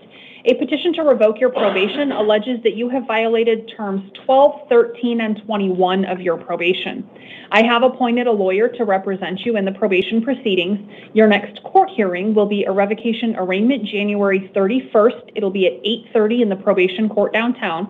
And I have affirmed the bond on that warrant. It is a $10,000 secured appearance bond. If you post that and you are released from custody, you cannot possess any weapons, drugs without a valid prescription, or possess or consume any alcohol. Do you understand those conditions? Yes, ma'am. All right. Thank you, Mr. Doherty. You can step back and get your paperwork. Okay. Kenneth Farnsworth to the podium in the courtroom, please. Ricky Hernandez, if you would please work your way to the chair. Good afternoon. Can I please have your name and date of birth? Kenneth Farnsworth, March 1st, 1987. Thank you very much, Mr. Farnsworth. You are here on an allegation of a new charge. The allegation against you is one count of theft of a means of transportation. It is a Class 3 felony. I have found probable cause to support that allegation, and I've appointed a lawyer to defend you. Your next court hearings will be a status conference January 30th, and then you'll have a preliminary hearing February 3rd. Both of them will be at 8:30 in the Superior Court downtown. I have imposed a $10,000 secured appearance bond on that allegation. If you post that bond and you're released from custody, you cannot have contact with any alleged victims, and you cannot possess any drugs without a valid prescription. Do you understand those conditions? Yes, ma'am. All right. Thank you, Mr. Farnsworth. You can step back to your left. Ricky Hernandez to the podium in the courtroom, please. Lorenia Ochoa to the chair. Good afternoon, sir. Can I have your name and date of birth, please? Ricky Hernandez, 8/25/1970. Thank you, Mr. Hernandez. You are here on allegations of new charges. The allegations against you are 1 count of narcotic drug possession and 1 count of possession of a weapon by a prohibited person. They are both Class 4 felonies. I have found probable cause to support those allegations, and I've appointed a lawyer to defend you. Your next court hearings will be a status conference January 30th and then a preliminary hearing February 3rd. Both of them will be at 8:30 in the morning in the Superior Court downtown. On these allegations, I have imposed a $10,000 secured appearance bond. I can get OR'd. I'm sorry? I can get OR'd. You do have to post that bond in order to be eligible for release. If you post that and you're released, you cannot possess any weapons or any drugs without a valid prescription. Do you understand those conditions? Yes, can I get a bail reduction hearing? You can petition the trial court for a modification of your release conditions. Yes, you'll want to talk to your lawyer to do that. Okay. Okay, any other questions? No, so I'm not getting out today then, right?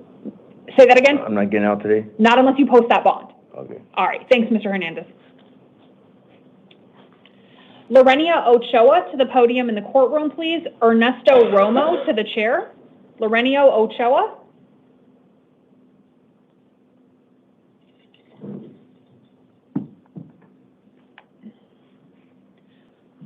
Can I have your name and date of birth, please? It's Lorenia Ochoa. And what's your date of birth? September 17, 1992.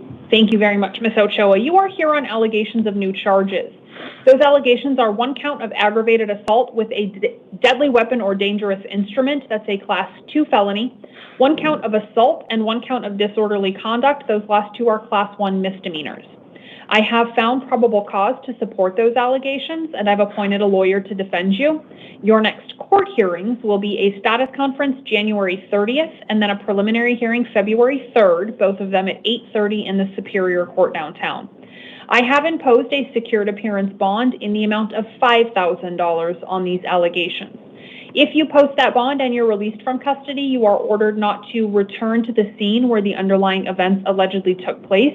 You cannot have contact with any alleged victims, and you cannot possess any weapons, drugs without a valid prescription, or alcohol if you're released from custody. Do you understand those conditions? Yes. Okay, thank you, Ms. Ochoa. You can step back and get your paperwork. Ernesto Romo to the podium in the courtroom, please. Stephen Gomez to the chair.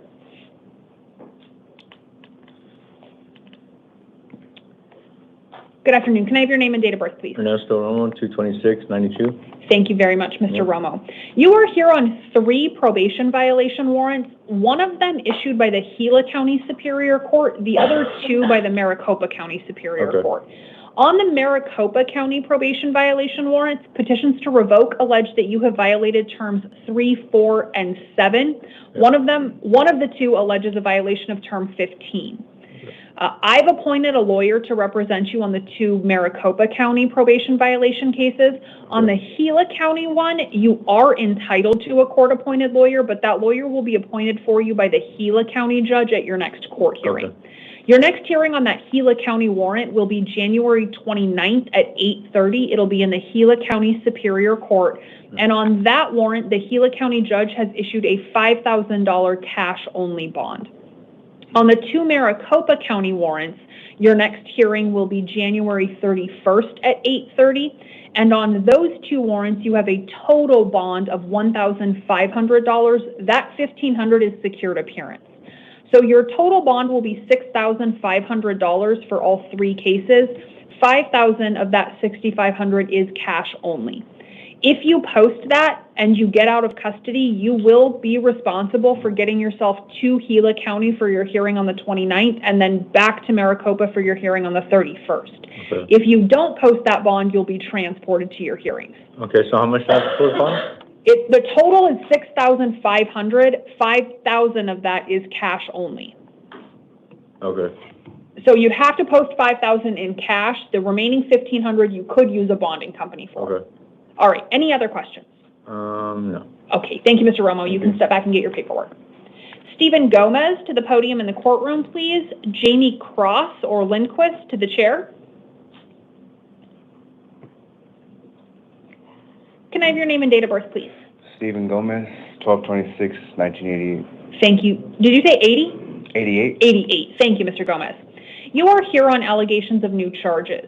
The allegations against you are 1 count of dangerous drug possession, a Class 4 felony, and 1 count of assault, a Class 1 misdemeanor. I have found probable cause to support those allegations, and I've appointed a lawyer to defend you.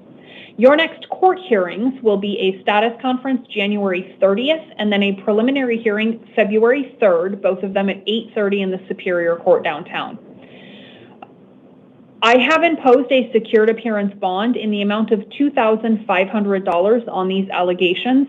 If you post that bond, you'll be released to pretrial supervision for electronic monitoring. That means if you post that bond prior to your physical release from custody, you will have an ankle monitor affixed.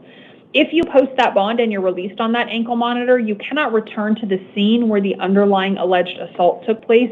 You cannot have any contact with that alleged victim. You are also prohibited from possessing any weapons, drugs without a valid prescription, or alcohol if you're released from custody. And whether or not you are released, you are strictly ordered to comply with the terms of any orders of protection that either have been or might later be served upon you. Do you understand those conditions? Yes. Okay, thank you, Mr. Gomez. You can step back and get your paperwork. Jamie Cross to the podium in the courtroom, please. Matthew Cardona to the chair.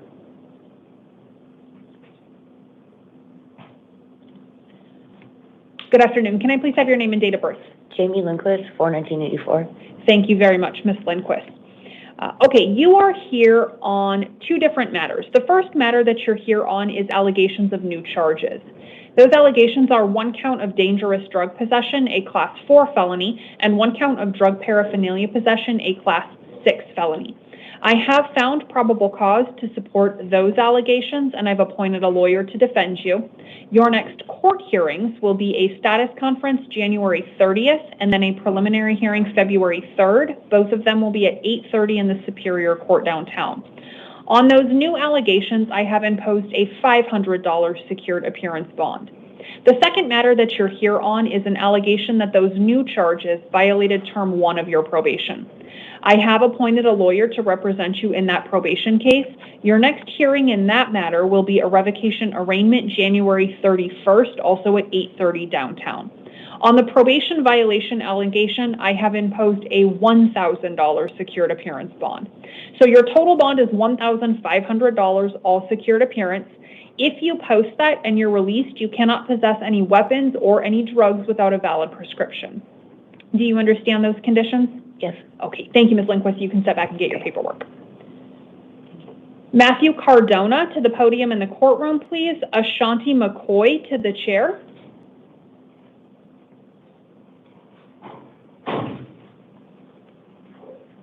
Can I have your name and date of birth, please?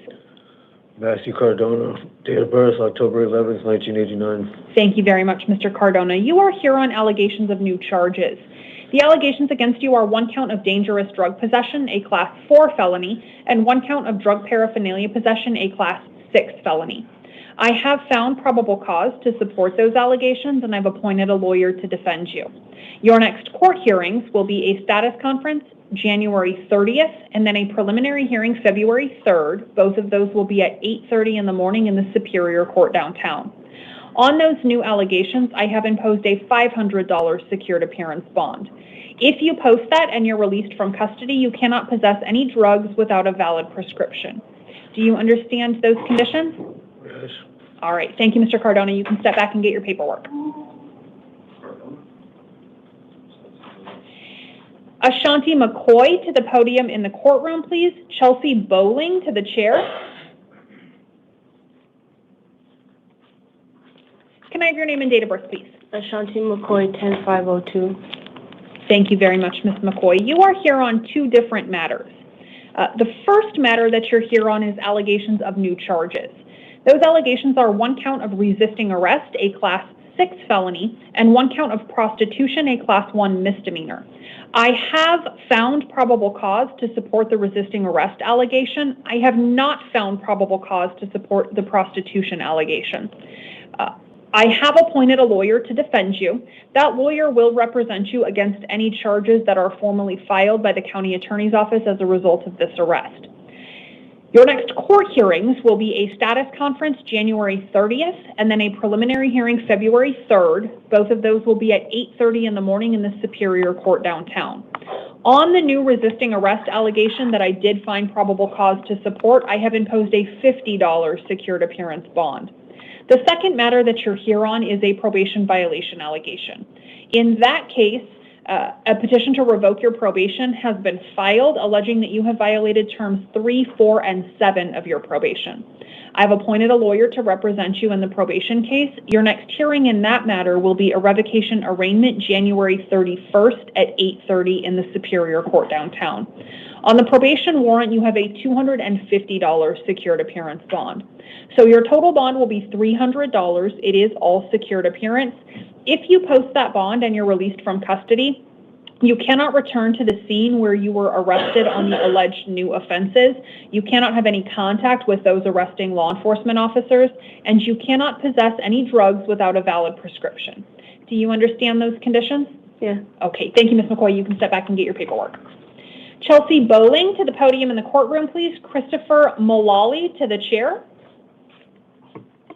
Can I have your name and date of birth, please? Chelsea Bowling, 6/26/91. Thank you very much, Ms. Bowling. You are here on an arrest warrant issued after a direct complaint was filed alleging new allegations against you. That direct complaint alleges 1 count of narcotic drug possession, a Class 4 felony, and 1 count of drug paraphernalia possession, a Class 6 felony. According to that direct complaint, those 2 offenses are alleged to have been committed March 29th of 2024. I have appointed a lawyer to defend you in this case. Your next court hearings will be a status conference January 30th and then a preliminary hearing February 3rd, both at 8:30 in the morning in the Superior Court downtown. I have imposed a $50 secured appearance bond on that direct complaint. If you post that bond and you're released from custody, you cannot possess any drugs without a valid prescription once you're released. Do you understand those conditions? Yes, ma'am. All right. Thank you, Ms. Bowling.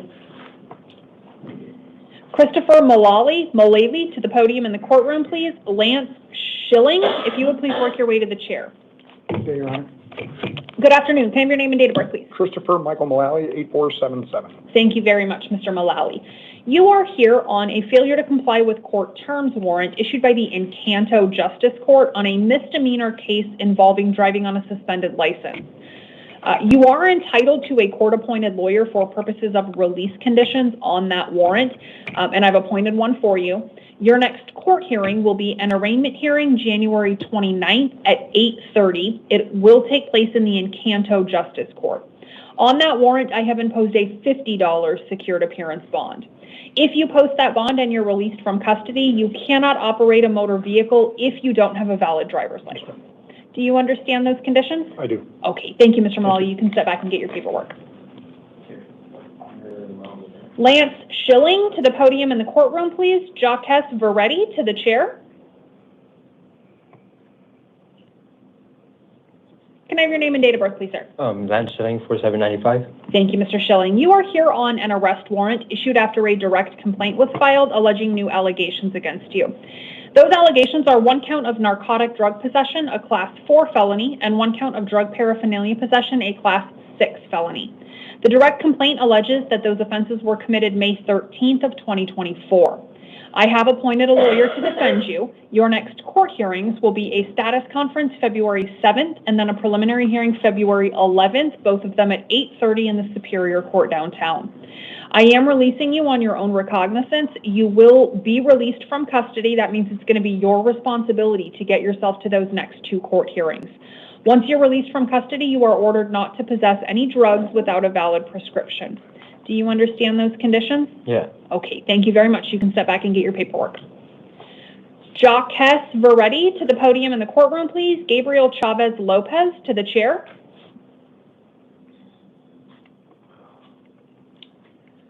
Can I have your name and date of birth, please, sir? Jacques Ronald Verrett Jr., 1/14/1966. Thank you very much. And I'm sorry, it's pronounced Verrett? Verrett. Verrett, okay.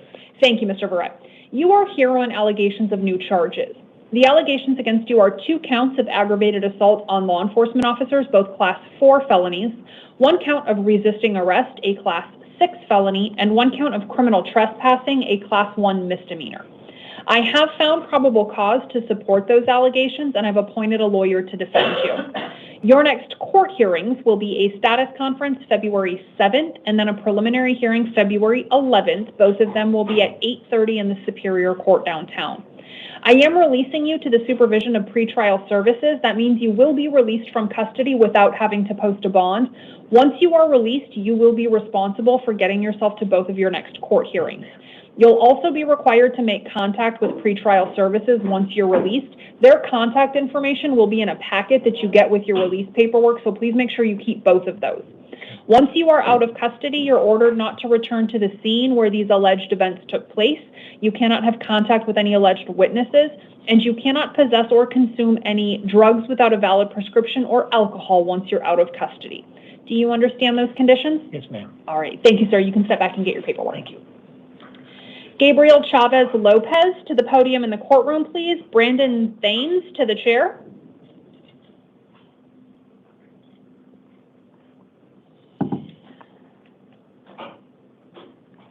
Can I have your name and date of birth, please? Gabriel Chavez, 7/1901. Thank you very much, Mr. Chavez. You are here on an allegation of a new charge. That allegation is one count of unlawful flight from a law enforcement vehicle. It is a Class 5 felony. I have found probable cause to support that allegation, and I've appointed a lawyer to defend you. Your next court hearings will be a status conference February 7th and then a preliminary hearing February 11th, both of them at 8:30 in the Superior Court downtown. I am releasing you on your own recognizance on this allegation. If you post that, no bond. You're getting released without having to post a bond. Once you're out of custody, that means it's going to be your responsibility to get yourself to those next court hearings. You also cannot possess any drugs without a valid prescription, and you can't operate a motor vehicle if you don't have a valid driver's license. Do you understand those conditions? Yes, ma'am. All right. Thank you, sir. You can step back and get your paperwork.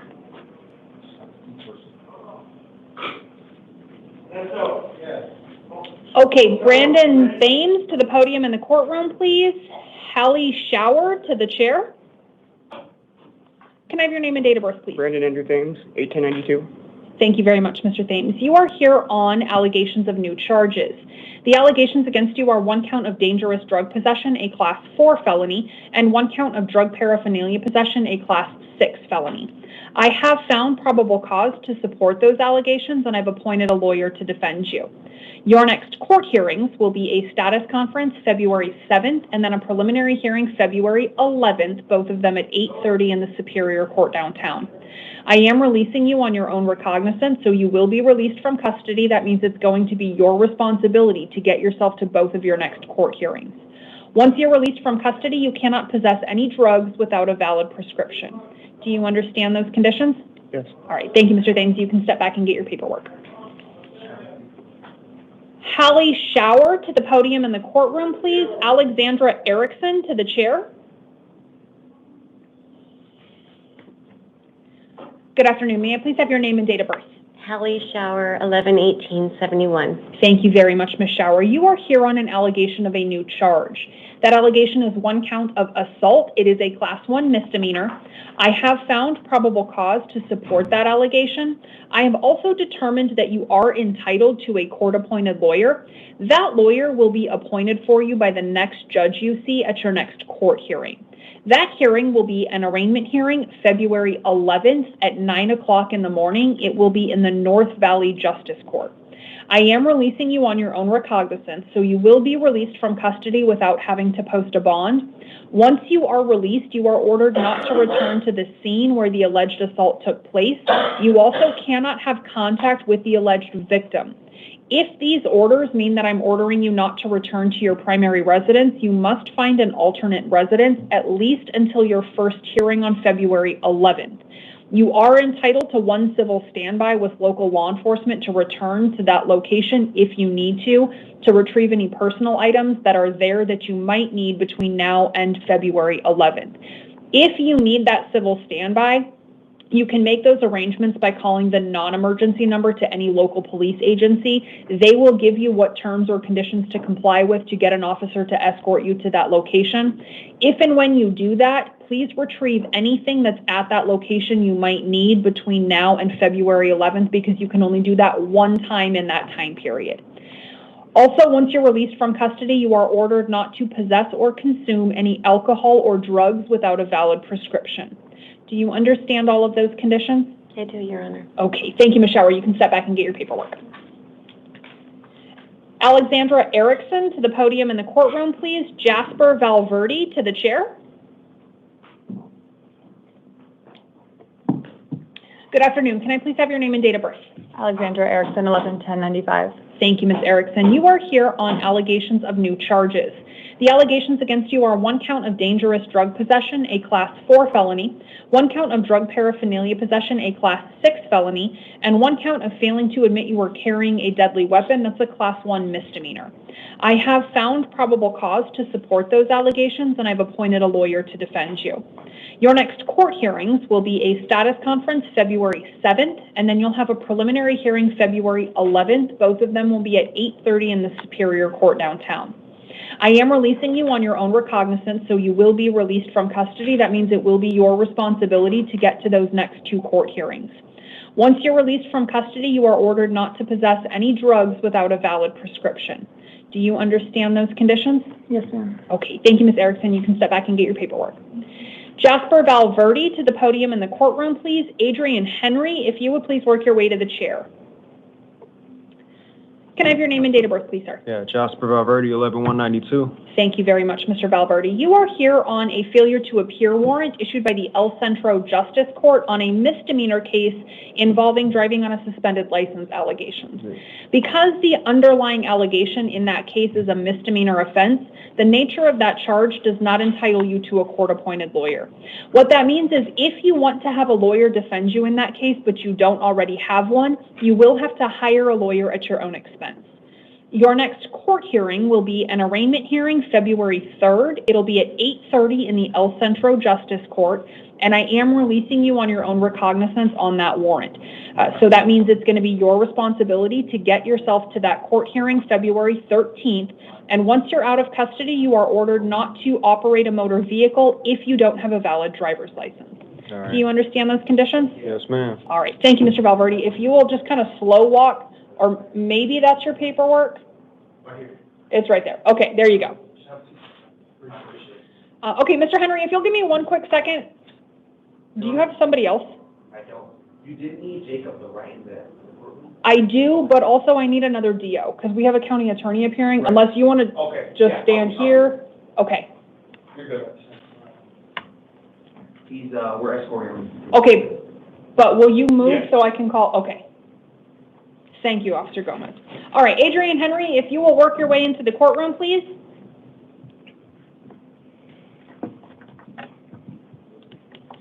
Can I have your name and date of birth, please, sir? Adrian Henry, 11807. Thank you very much, Mr. Henry. And I believe that Ms. Gaunt from the County Attorney's Office wishes to appear on this matter. Yes, Your Honor. Brooke Gaunt on behalf of the state. Thank you very much, and welcome, Ms. Gaunt. Okay, Mr. Henry, you are here on 2 different matters. One is allegations of new charges. One is an allegation of a probation violation. Ms. Gaunt, does the state intend to appear on both matters? Yes. Okay. All right. So the new allegations are 1 count of aggravated assault, a Class 3 felony, and 1 count of misconduct involving weapons, a Class 4 felony. The probation violation allegation is that those new charges violate Term 1 of your probation. Based on my reading of the Form 4, I am inclined to find probable cause to support the new allegations, which means I would be inclined to find a Term 1 violation. Before I do that, anything that the state wishes to supplement or add in regards to probable cause? Not regarding probable cause, no, Your Honor. Okay, thank you, Ms. Gaunt. Then I do find probable cause to support the new offenses and the Term 1 violation. Mr. Henry, you are entitled to a court-appointed lawyer. I have appointed a lawyer to represent you against both the new allegations and the probation violation allegation. Your next court hearings on the new charges will be a status conference January 30th and then a preliminary hearing February 3rd. Both of those hearings at 8:30 in the Superior Court downtown. Your next hearing on the probation violation allegation will be a revocation arraignment January 31st at 8:30 downtown. So your hearings will be the 30th, the 31st, and February 2nd, all at 8:30 downtown. Before I consider and impose any release conditions on either of these cases, I will hear argument and recommendation from the state. Ms. Gaunt, the floor is yours. Any order you wish. Thank you, Your Honor. The state's asking for a $75,000 secured appearance bond in the new matter. Mr. Henry has prior juvenile adjudications for serious violent offenses. He also has an adult criminal conviction while a juvenile for aggravated assault with a firearm. The allegations in these new charges are that he pulled a firearm on a 15-year-old victim and then pistol whipped her with a gun. Witnesses then heard gunshots after the incident. The victim was injured and required hospitalization with stitches. He is currently on probation for that aggravated assault. The state is very concerned that he's a danger to the community and he continues to engage in violent behavior with firearms. Okay. What about the probation case? And before I move to that, Your Honor, sure. the state would ask to seal the Form 4. I do believe that the victim's name is included in there accidentally, I think on 2 occasions. Okay. I have heard the state's motion to seal the Form 4. It is granted that Form 4 will hereby be sealed.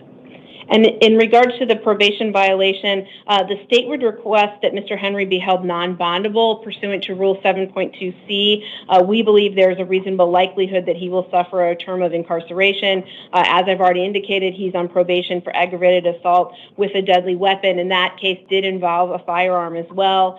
He has new charges for the same criminal conduct for the new offense for pulling a gun and using that to physically attack the victim. Okay, thank you, Ms. Gaunt. Mr. Henry, I see you raising your hand. I will allow you to speak with 2 caveats. One, I encourage you to proceed with extreme caution because you don't have a lawyer in here. Anything you say can be used against you, and the state's lawyer is standing right behind you, so she will hear everything that you say. Second thing I will tell you is this is not the time and place to defend yourself against the allegations. This is the time and place to address the court on release conditions. So whatever it is you'd like to say, I will allow you to speak, but please try to limit your comments to anything that you want the court to consider in determining release conditions. Yes, Your Honor. I would just like to say I just turned 18. My birthday was just this past 18th. I just turned 18th. I have a job lined up at a warehouse for a staffing agency this Monday I have to go to. I just found out that I'm having my lady's 3 weeks pregnant, so I'm trying to get everything back together. I know these alleged offenses that I'm upcoming facing are serious expenses, but I just want to say if we can get a bond, make it bondable and affordable, I'd really appreciate it. Just so I can be there for the appointments and I can make it to court. I never missed a court date, never. Yeah, ankle monitor, I'm okay with all of it. Okay. Thank you, Mr. Henry. I appreciate your comments. I am considering what you have said. I am hearing and considering what the state has said. In regards to your release conditions on the new offenses, I do note that you have a substantial criminal history in adult and juvenile court.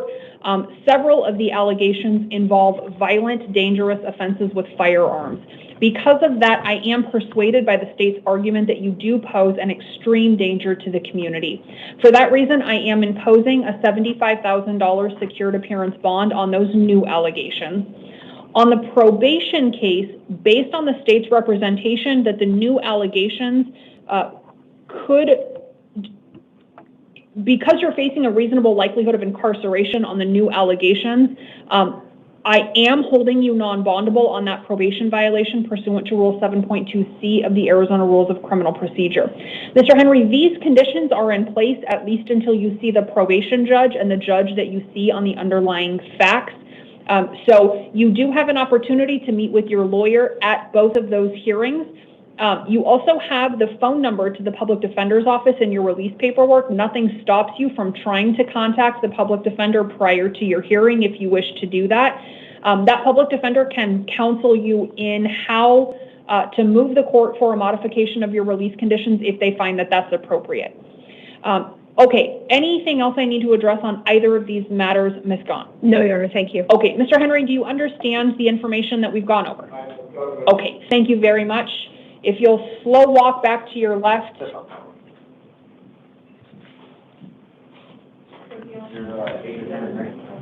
Yes.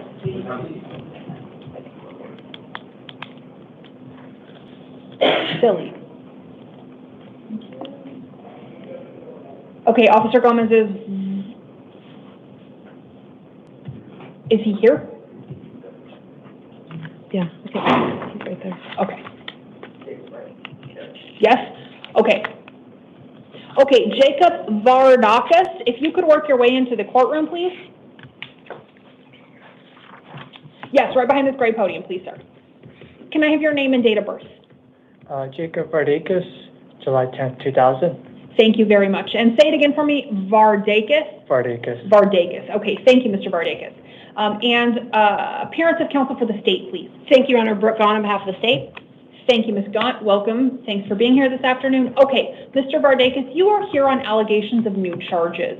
The allegations against you are 1 count of child sex trafficking, that is a Class 2 felony, 1 count of attempted sexual conduct with a minor, and 1 count of attempted sexual exploitation of a minor. Those last 2 are Class 3 felonies. I am inclined, based on my reading of the information provided to me by law enforcement, to find probable cause to support these allegations. Before I officially make that finding, any additional information or supplementation the state wishes the court to consider in regards to probable cause? No, Your Honor, thank you. Okay, thank you, Ms. Gaunt. I am finding probable cause to support those allegations. Mr. Vardakis, I have appointed a lawyer to defend you against these allegations. You have the right to proceed in this case with any lawyer of your choosing, so if you do not wish to proceed with a public defender, you do have the right to hire private counsel if you wish to. If you do not wish to hire private counsel, you are entitled to a lawyer and a public defender will represent you. Your next court hearings will be a status conference January 30th, and then you will have a preliminary hearing February 3rd. Both of those hearings will be at 8:30 in the morning in the Superior Court downtown. Before I consider or impose any release conditions, can I please have the recommendation and or argument of the state? Thank you, Your Honor. The state's asking for a $75,000 cash-only bond, and if Mr. Vardakis is able to post that, we'd ask for electronic monitoring as is required by statute, no contact with any minors, and no internet use. Those recommendations are based on the nature of the charges. We do note that Mr. Vardakis doesn't appear to have any criminal history. However, these are very serious and concerning charges. He allegedly made arrangements with what he believed to be a 14-year-old girl to engage in sex acts and take a video of the sex acts in exchange for money. Given those facts, the state is concerned that he's a danger to the community. Additionally, we'd make a motion to seal the Form 4 because it's part of an ongoing law enforcement operation. Okay. I hear the state's motion to seal the Form 4 based on the fact that this case is ongoing. I will grant that motion. The Form 4 will hereby be sealed. Okay, in terms of release conditions, Mr. Vardakis, I do note and have reviewed your criminal history, which, as Ms. Gaunt indicated, does not show that you have a history of criminal acts in the state of Arizona or elsewhere, as far as I can tell. I also note that you don't have any instances of failing to appear at court hearings. That being said, these are incredibly serious charges that both the state and the criminal justice system take very seriously. Based on the nature of the offenses against you, I do find that you pose a general risk of harm, especially to minors in the community. Based on that, I am imposing a $50,000 cash-only bond. If that bond is posted, Arizona law does require that you be affixed with an ankle monitor prior to your physical release from custody. If you post that bond and you are released from custody, you cannot have contact with any minors. You are also prohibited from accessing the internet through electronic means with 2 exceptions. You are permitted to access the internet for any valid school or work purposes if you are enrolled in school or your work or employment requires you to access the internet. You are also prohibited from possessing any drugs without a valid prescription if you're released from custody. Anything else on this matter I need to address, Ms. Gaunt? No, Your Honor. Okay, thank you very much. Mr. Vardakis, do you understand these conditions? Yes. Okay, thank you very much. You can step back to your left and Officer Gomez will bring you your paperwork. Ms. Gaunt, I have 2 house calls to read. You're free to stay. You're also free to be excused. Thank you, Your Honor. Okay, number 29 on the calendar, Christopher Caldwell, date of birth 12/16/88, is not in the courtroom because he was unable to function in general population. He is here on a bench warrant issued by the Superior Court when he failed to appear at a status conference in an existing felony drug case. He already has a lawyer. His next hearings will be a status conference January 30th and then a preliminary hearing February 3rd, both at 8:30 in the Superior Court downtown, and he has a $500 secured appearance bond on that warrant. Last on the calendar, number 23, Kyle Arthur Thompson, date of birth 4/19/73, is not in the courtroom because he was unable to function in general population due to aggressive or combative behavior. He is here on a warrant issued by the Santan Justice Court for failing to appear in a case involving misdemeanor criminal trespassing allegations. Because the allegations in that case are misdemeanor offenses, he does not qualify for a court-appointed lawyer. His next court hearing will be an arraignment hearing February 11th at 9 o'clock in the Santan Justice Court, and I am releasing him on his own recognizance. If anything changes after I visit these individuals cell side, I will come back in and update this recording. Otherwise, this court will stand in recess until 5 p.m. Man, I just walked in at the tail end of that. That was crazy. Hey, anyhow, I'll be back like in 2 hours, so we'll be back on at 4 p.m. I should be on that one. I've been running around doing other things. Luckily, I still been able to run the streams. I appreciate you guys, tuning back in. And this is Collect Call James, and you are watching. You have a Collect Call From. And with that, I'm gonna go ahead and put this stream. I'm gonna put it on. What do you call it? Put it on what is it? I forget the name of it. Unlisted. I'll put it on listed. And then let me see here. It's still falling. Okay, yeah, so I'll be back, guys. I appreciate you guys. We'll be back.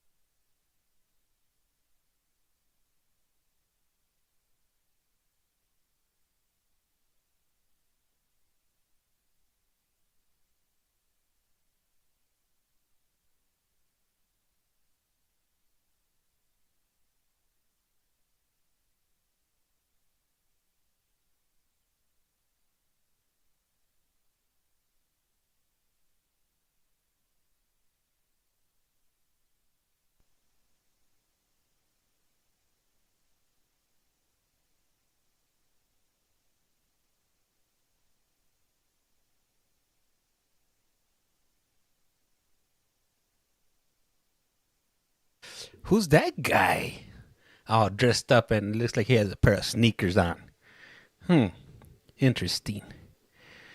It looks like he's his business on the top, running on the bottom, if you will. How is everybody doing tonight? Let me see. All right, tonight, Alicia. No, this one just started right now. It takes a few minutes for them to get it going. They should he looks kind of suspicious looking at the paperwork. He definitely looks out of place to me. I'm hoping they fix the screen. The screen's kind of messed up right now. The way they got it set up. They got to remove that mute button right there. How is everybody doing today? For this one, I probably won't be on. Most likely I'll be on for the 6 o'clock one for Pima County. And then we'll transition over from Pima County over to Maricopa County. I just wanted to make sure everything was set up correctly before I stepped away. I have to do some things before the night, before 6, which is in 2 hours. Did you guys catch any of the parole board hearings today? I guess you guys are not a talking bunch, are you? Anyhow. Is he frozen? He's not even moving anymore.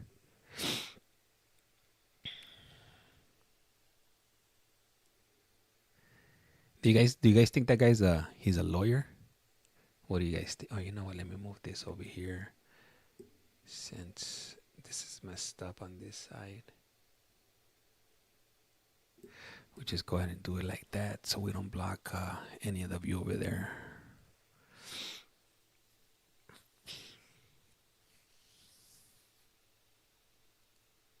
I'm interested. I'm curious to go to that court there in Maricopa County to see how it is.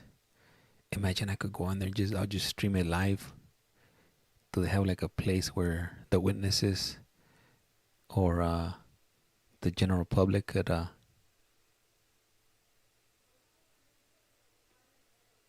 hang out? Are they locking them up?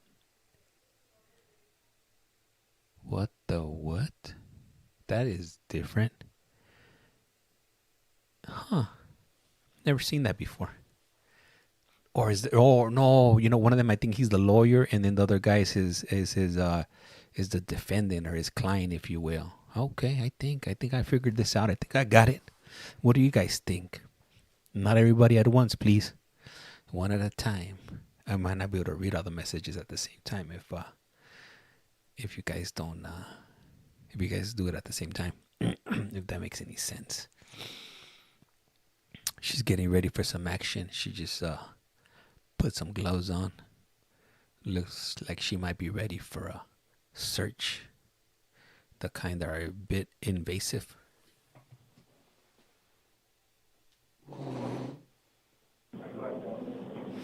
All right, it looks like we're about to be on.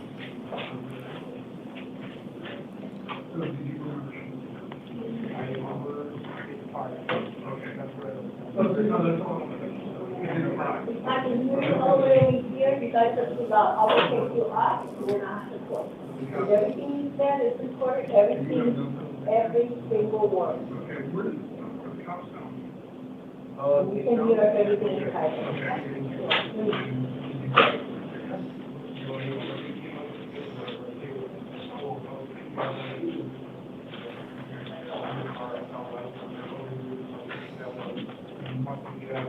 Turn it back up, then I'll also first day turn off, and then you want to follow the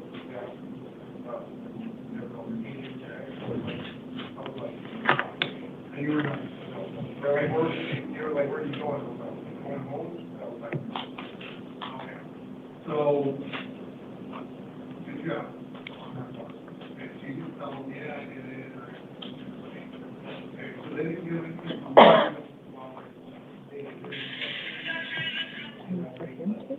Yes. I don't know what's left. Oh. No, I'm the county attorney. Oh, I know. Yeah, that's what I thought. Yeah. And then I have this one, and then I have the two knots. Okay.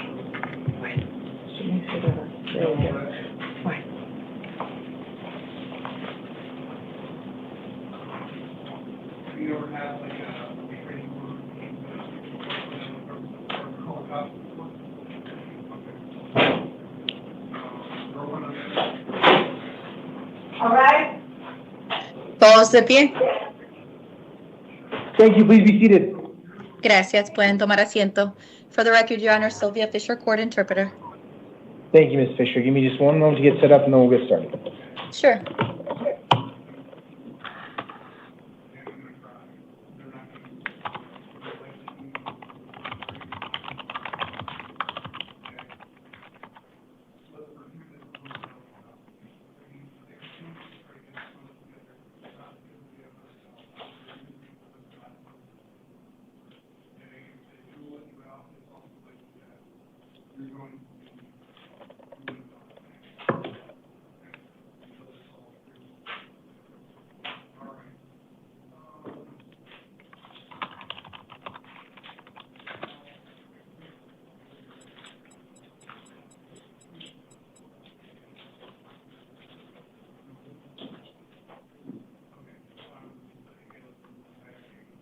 Good evening. This is the time for the 5 p.m. calendar and initial appearance court on January 24th, 2025. Buenas tardes. Estas son las vistas las vistas iniciales de las 5 de la tarde para el 24 de enero del 2025. The court's orders for the taking of DNA and fingerprints given on the first calendar of this month shall apply to all hearings on this calendar. Las órdenes judiciales en cuanto a la toma de huellas dactilares y las muestras de ADN que se emitieron durante la primera audiencia de este mes también se aplicarán a todas las audiencias del día de hoy. I will call you each up to the podium one at a time. Please listen for your name. Voy a llamarlos de forma individual para que se acerque al podio. Por favor, escuchen su nombre. I'll then announce whoever is up next. Please sit in the chair that's right outside of the courtroom. Luego voy a llamar a la siguiente persona. Esa persona debe tomar asiento en la silla que está fuera de la sala. I'll let you know what you've been arrested for, what your next court dates are, and any release conditions that I'm ordering today. Les voy a decir la razón por la cual fueron detenidos, sus siguientes citas judiciales y si voy a ordenar condiciones de libertad. Let's go ahead and get started with Giovanni Ontiveros to the podium. Giovanni Ontiveros, por favor, acérquese al podio. And Terrell Cole to the chair, please. Y Terrell Cole a la silla. Good evening, sir. May I have your name and date of birth? Buenas tardes, Giovanni. señor. Por favor, su nombre completo y su fecha de nacimiento. Giovanni Guadalupe Vega Ontivero, fecha de nacimiento 12/12/1993. Giovanni Guadalupe Vega Ontiveros. My date of birth is 12/12/93. Thank you. We are here today on a Justice Court warrant out of the West Mesa Justice Court. Gracias. Nos encontramos aquí por una orden de detención del juzgado de paz de West Mesa. It's for a case involving reckless driving, a Class 2 misdemeanor. Es por un caso de conducción temeraria, una falta de clase 2. I will appoint you an attorney to represent you and set an arraignment hearing on January 29th at 8:30. Le voy a designar un abogado para representarlo. Su siguiente cita judicial es una vista incoatoria de no culpable, la cual se llevará a cabo el 29 de enero a las 8:30 de la mañana. I am setting a secured appearance bond today in the amount of $250. Voy a fijar una fianza carcelaria con garantía que asciende a $250. If you post that, you can be released, but there are some other conditions you must follow. Si usted deposita esa fianza, se le puede poner en libertad, pero tendrá que cumplir con condiciones adicionales. I'm ordering no contact with the arresting officers. Voy a ordenar que no tenga ningún tipo de contacto con los agentes que realizaron su detención. No possessing any drugs without a valid prescription. No puede tener en su poder ninguna droga sin una receta vigente. And no driving without a valid driver's license. Y tampoco puede manejar sin una licencia vigente. All of this will be in your paperwork. Do you have any questions? Toda esa información figurará en la documentación que va a recibir. Mientras tanto, señor, ¿tiene usted alguna pregunta? No, no tengo ninguna pregunta. No, I don't have any questions. Okay, go ahead and grab your paperwork to your left and then take a seat. Agarre su documentación a su lado izquierdo y tome asiento. And Ms. Fisher, that was the only one that I had listed as needing an interpreter, but can you do just a general call before disconnecting today? Of course, Your Honor. ¿Hay alguien más que requiere los servicios de la intérprete? En caso que sí, por favor, levante la mano. I don't see anybody, Ms. Fisher, so thank you so much for being available. Feel free to disconnect at any time. Thank you, Your Honor. Thank you. We have Mr. Cole to the podium, and then can we have Laren Adams to the chair, please? Good evening, sir. May I have your name and date of birth? Yes, sir. Terrell Cole, 12499. Thank you. We are here today on two different cases. The first is a Superior Court new case. You were arrested on allegations of possession of a weapon by a prohibited person, a Class 4 felony, and conspiracy, a Class 4 felony. I will find probable cause, and I will appoint you an attorney. I'm setting a status conference on January 30th at 8:30 and a preliminary hearing on February 3rd at 8:30, both in the downtown Superior Court. I am going to issue a secured bond on this case in the amount of $25,000. We are also here today on a Term 1 probation violation warrant. I will appoint you an attorney in that case as well. Set a probation revocation arraignment hearing on January 31st at 8:30. That's in the downtown Superior Court. Because it's a violation of probation, I am holding you non-bondable on your probation violation. So speak with your attorney. Your attorney can argue for your release at the next hearing if that's appropriate. Also, don't post bond on your new case because you're being held in the probation matter. Okay. All this is going to be in your paperwork. Do you have any questions? Yes, so when they said that my vehicle was it wasn't getting seized, it was just getting taken to the yard. Is that paperwork going to be in that paper too? You can talk with the detention officers when you get back to processing about your property. I have no control of your property, so I don't know where it's going to be. Okay. Likely the arresting agency did something with it, but I don't know for sure. So talk to them when you get back to processing. Okay. Okay. Then go ahead and grab your paperwork to your left and take a seat. Laren Adams to the podium and Joseph Messer to the chair, please. And Ms. Gaunt, which ones are you appearing on today? I'm here for the one with council and then the last two. Okay. If I forget to have you announce, just flag me down. No problem. Thank you. Good evening, sir. May I have your name and date of birth? LaRon Adams, 52498. Thank you. We are here today on two different cases. The first is a Superior Court new case. You were arrested on allegations of 2 counts of burglary, Class 4 felonies, 1 count of theft of a credit card, Class 5 felony, and 1 count of fraudulent use of a credit card, Class 1 misdemeanor. I will find probable cause and I will appoint you an attorney. I'm setting a status conference on January 30th at 8:30 and a preliminary hearing on February 3rd at 8:30, both in the downtown Superior Court.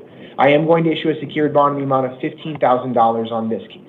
We're also here today on a probation violation for violating term 1 of your probation. I'll appoint you an attorney in that case as well. Set a probation revocation arraignment hearing on January 31st at 8:30 in the downtown Superior Court. Because it's a violation of probation, I am going to hold you non-bondable on this one.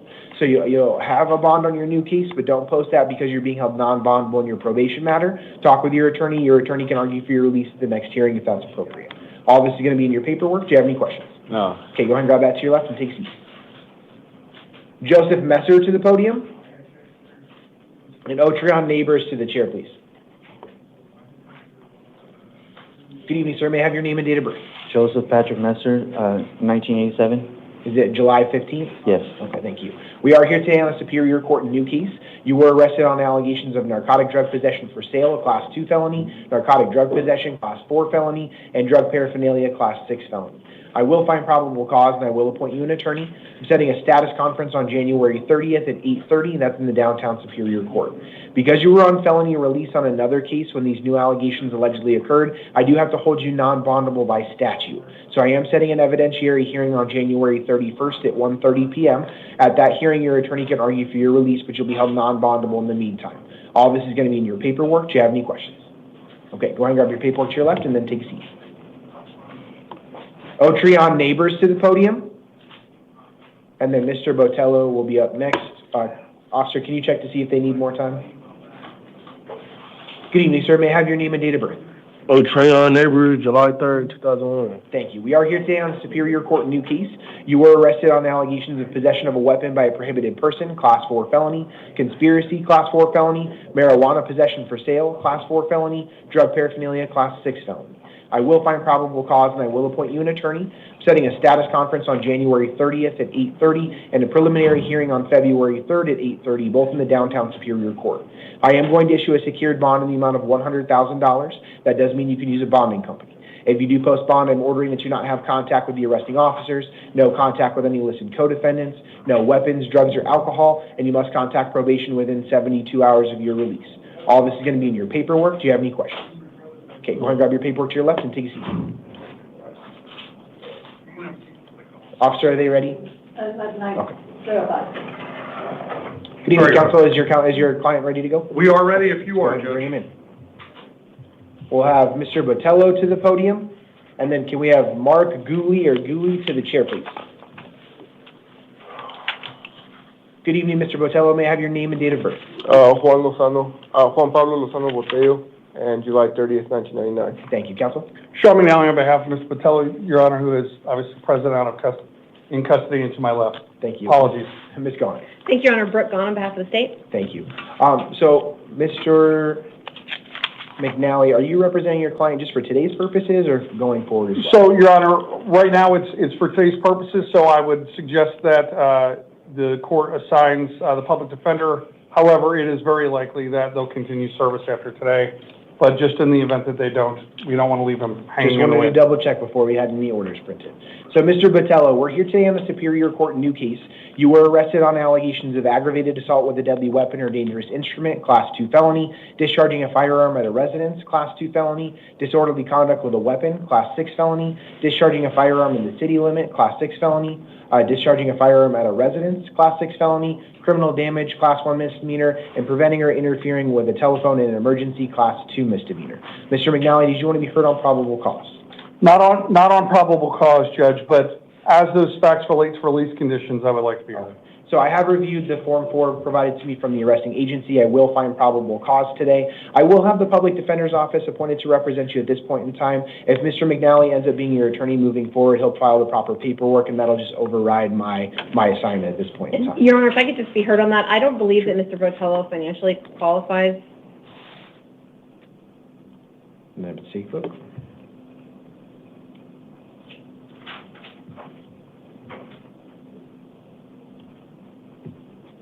So, Ms. Gaunt, I'm looking at the financial affidavit here. It does look like he's reporting $8,000 in income and then $8,125 in expenses. So he is in the red at this point in time. So I believe he does qualify, but if you'd like to make argument, I'm willing to. No, you're fine. That's fine. You're okay. So at this point in time, I will appoint the Public Defender's Office, but if any of that changes or Ms. Gaunt, if the state receives additional information, the court can entertain that at a future court date. I am going to set a status conference on January 30th at 8:30 and a preliminary hearing on February 3rd at 8:30. Both those are going to be in the downtown Superior Court. I'll make sure that both you and your attorney get copies of the release orders that have those dates on them. Let's go ahead and go to release conditions. Ms. Gaunt, I did receive the state's recommendation. Did you want to supplement anything else on the record? Yes, Your Honor. The state's asking for a $50,000 secured appearance bond. That's based on the domestic violence nature of the offense. We do understand that Mr. Lozano Botello does not have any criminal history that we are aware of, but we are concerned given the serious nature of these charges. He allegedly threatened the victim with a firearm and physically assaulted her. He allegedly damaged her phone so that she could not contact help, and there was an allegation that he did fire the weapon in her direction inside of the residence. There were children present in the residence as well. We are concerned for the victim's safety, Your Honor. Thank you, Ms. Gaunt. Mr. McNally. Thank you. Sorry. Yes, Your Honor. So starting with the least serious offense first, as far as it affects the facts and when asking with release conditions, it is the defendant's position that there was no breaking of the phone in order not to call 911, that the phone was broken before any issues occurred. Regardless, I just want to put that to the court. We understand that that's really a question for way down the road, but how it affects the state of mind of everyone at the time. Plus, I believe there's information there that she received messages the next day from the defendant showing that her phone was actually working. Having said that, Your Honor, he does disagree with the underlying facts that are being alleged here, but to echo some of the facts from the state, he does have no criminal history. This is his first arrest of any kind that we can find. We do understand that the allegations here are very serious. However, given the fact that he's got no criminal history, his family has tried to hire private counsel. He's got a business in which he supports not only his son, who is the victim's child as well, the shared child, but also the victim. He helps to provide for her and her support as well. I don't think that the bond is necessarily helpful here. I do think, though, that the defendant would be willing and agreeable to an ankle monitor to ensure that he stays away from the victim and has no contact with her. And I believe, well, I'm not sure, but it's my understanding that he no longer knows where she lives and that no one's in that apartment anymore. So for those reasons, Your Honor, I would ask that he be released with electronic monitoring, or if money needs to be involved, a more affordable bond than $50,000. Thank you, Mr. McNally. Thank you, Judge. So, Mr. Botello, there's about 15 different factors according to the law that I have to take into consideration when setting release conditions. Your attorney hit on a lot of those. The lack of your criminal history in this case is something that I did take into consideration. I also have to consider the danger to the community and the danger to the victim in this case as well. We are at a point in this case where none of this has been proven in a court of law. We're talking about just the very initial hearing that you're having today on the allegations against you.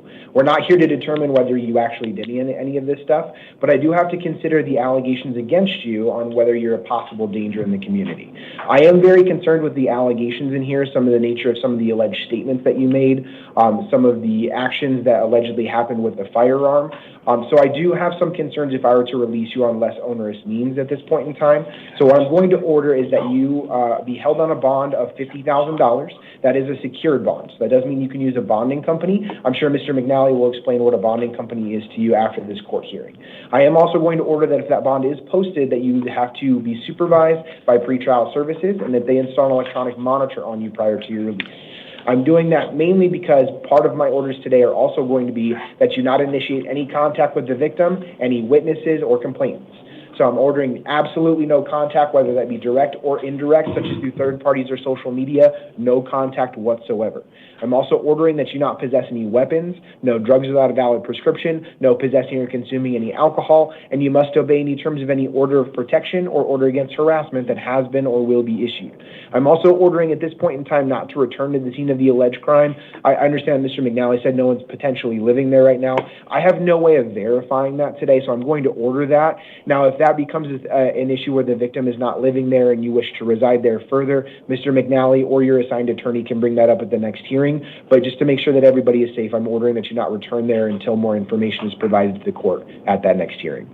All that's going to be in your release conditions. Do you have questions specifically about what I'm ordering today? And go ahead and consult with your attorney before if you do. Sorry, Your Honor. No problem. Mr. McNally, anything else? Nothing further from us, Ms. Judge. Vaughn, anything else from the state? No, Your Honor, thank you. Mr. McNally, that's the end of the hearing today. Feel free to use that back room if you want to talk with your client, but we're good to go at this point. Thank you, Judge. We'll do that. Mark Gooley to the podium, and Adam Puebla to the chair, please. Hello, Your Honor. Good evening, sir. May I have your name and date of birth? Mark Gooley, 11/22/1987. Thank you. We are here today on a Superior Court new case. You were arrested on allegations of possession of a weapon by a prohibited person, a Class 4 felony, and unlawful imprisonment, a Class 1 misdemeanor. I will find probable cause, and I will appoint you an attorney. I am setting a status conference on January 30th at 8:30 and a preliminary hearing on February 3rd at 8:30, both in the downtown Superior Court. I am going to order a secured appearance bond today in the amount of $50,000. That does mean you can use a bonding company. If you do post bond, I am ordering that pretrial services supervises you in the community, that they install an electronic monitor on you prior to your release. I'm also ordering that you not return to the scene of any alleged crime, no contact with any victim, complainant, or witness, no possessing any weapons, drugs, or alcohol, and you must obey any terms of any order of protection or order against harassment that has been or will be issued. I'm also ordering that you may not initiate any contact with the alleged victim, whether that be direct or indirect contact. That includes both social media and through third parties. So absolutely no contact with the alleged victim in this case. Any violation of that no victim contact order could constitute aggravated harassment, which would be an additional felony allegation. So please take that very seriously. All this is going to be in your paperwork. Do you have any questions? Yes, Your Honor.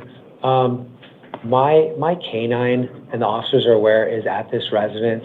My groceries, a lot of my belongings are there. I just found out today that the allegation that was created for this was said that I had said that I was gonna hurt myself. So hold on one second. Yeah. I'm going to cut you off only because everything you say in court today is being recorded. Okay. So anything that you talk about the alleged allegations in this case could be used against you. Okay. So I would suggest not talking about the allegations themselves. I'm just concerned because I found out that there's some discrepancies in some things, and I'm finding out that there's some things that weren't disclosed to me about what created this whole thing. So at this point, I'm concerned that my belongings have been wrongfully taken from me, like my dog and like. So at this point, I'm arguing that you not have any contact with the victim. I understand. And will return there. What I would suggest doing is I am appointing you an attorney. Talk with your attorney about that. If that needs to be brought up at the next hearing, that can be brought up. The issue that I have currently is, according to what I'm reading in the in the statements from law enforcement, none of this has been proven yet. This is just statements from law enforcement. It's my understanding that the location that these allegations allegedly happened at is not your home. Correct. So, I mean, at this I point, would- in terms of groceries Yeah. or any items like that, I'm not sure you have any legal right to those. I had a key. But in terms of any animals you may have, that's probably something that your attorney should bring up in the next case. As of right now, I'm ordering that you not have any contact whatsoever. Regardless of whether your belongings are there or not, no contact. Okay. Talk with your attorney, and if your attorney needs to file something for the next hearing, your attorney can do that. I'm working to get a private attorney. Is there any possible way you could reduce my bond a little bit? So not at this point in time. I am going to Okay. order that bond. If you want to hire an attorney to represent you, you can. I'm also appointing you one Thank you. through the public defender's office. So I mean, either way, if you'd like to hire one, you can, or you can use the one I'm appointing to you. That's completely up to you. Okay, thank you so much for your time. Grab your paperwork to your left and then take a seat. Adam Puebla to the podium and Brian Brissono to the chair, please. I'm sure I mispronounced that. Good evening. May I have your name and date of birth? Adam Isaiah Pueblo, Your date of birth? 11/25/97. Thank you. We are here today on a Superior Court new case and also a probation violation warrant. On your new case, you were arrested on allegations of dangerous drug possession, Class 4 felony, possession of a weapon by a prohibited person, Class 4 felony, narcotic drug possession, Class 4 felony, and drug paraphernalia, Class 6 felony. I will find probable cause, and I will appoint you an attorney. I am setting a status conference on January 30th at 8:30 and a preliminary hearing on February 3rd at 8:30, both in the downtown Superior Court. I am going to issue a secured bond in the amount of $25,000 on this case. We're also here today on a probation violation for violating Term 5 of your probation. I will appoint you an attorney in that case as well. Set a probation revocation arraignment hearing on January 31st at 8:30, and I will set a secured bond in the amount of $500 on that case. That's going to be a total bond of $25,500. If you do post bond, I'm ordering that you not have contact with the arresting officers, no weapons, drugs, or alcohol, and you must contact probation within 72 hours of your release. All of that's going to be in your paperwork. Do you have any questions? Yes, so, $25,000 is a little high for me. I would never be able to pay that, and would like to try to get a bond ordered because, So I am going to order that $25,000 today. If you go through a bonding company, it is 10% plus collateral. So that $25,000 would be $2,500 if you go through a bonding company. Also, I would suggest speaking with your attorney. Your attorney can argue for a modification of any of my orders at the next hearing if it's appropriate, but I am ordering that bond today. okay, and then how do I go about the body cam footage? Because I was told that you reviewed the That's footage. going to be a question for your attorney. Oh, okay. Okay? Any other questions? That's it. Okay, grab your paperwork to your left and then take a seat. Wait, one more question actually. Is, Sure. I'll come back to the podium so the microphone. So how do I go about, do I hit up my attorney about like a lawsuit or something? So you can talk to your attorney about that. I'm appointing you an attorney on this case. If you're talking about like suing the arresting agency, that's going to be more of a civil question. I don't know if your attorney is going to be knowledgeable about that or not. Depends on, some attorneys have various history in terms of their work history. Talk to your attorney about that. If they don't know the answer to that question, they can point you in the right direction. Okay. Okay. Grab your paperwork and take a seat. Brian Briseno to the podium and Lindsay Dayo to the chair, please.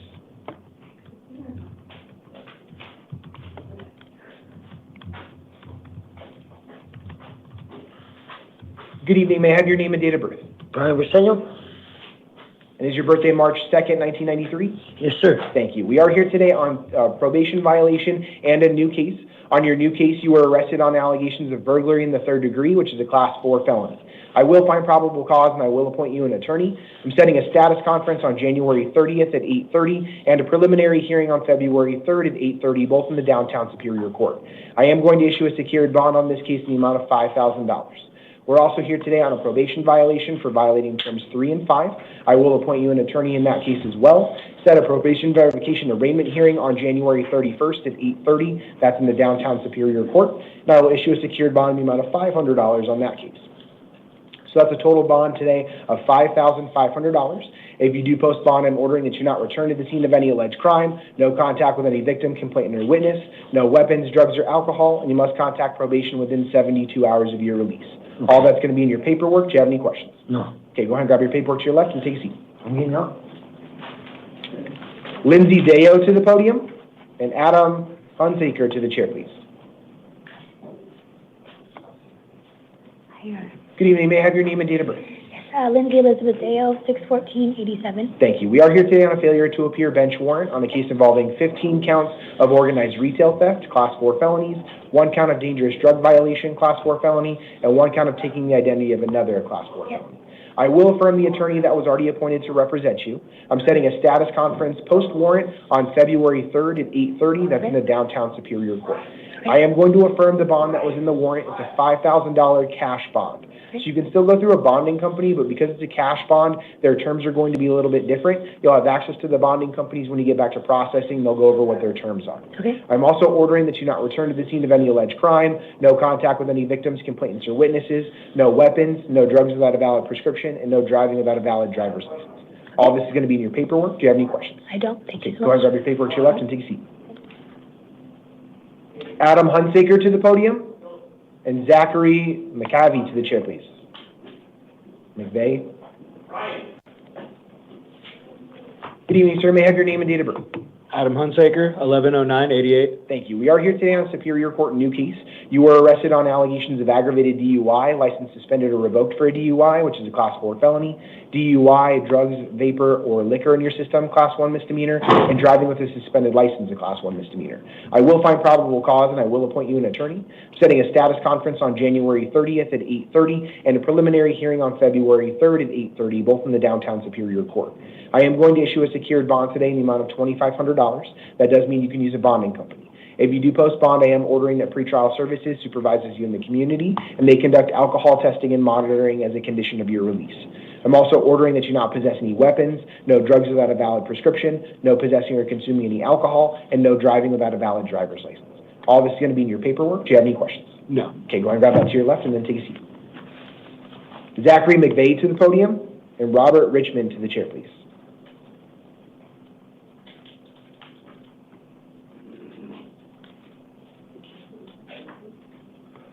Good evening, sir. May I have your name and date of birth?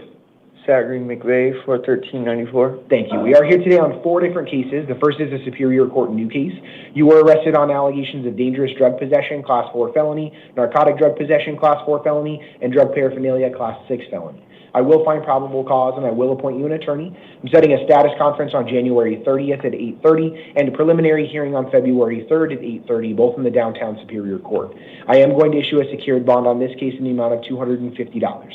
We're also here today on 3 probation violation warrants for violating terms 3 and 5 of your probation. I will appoint you an attorney on each of those cases. I'm setting a probation revocation arraignment hearing on January 31st at 8:30 in the downtown Superior Court. I will issue a secured bond in the amount of $250 on the first case, $500 on the second case, and $500 on the third case.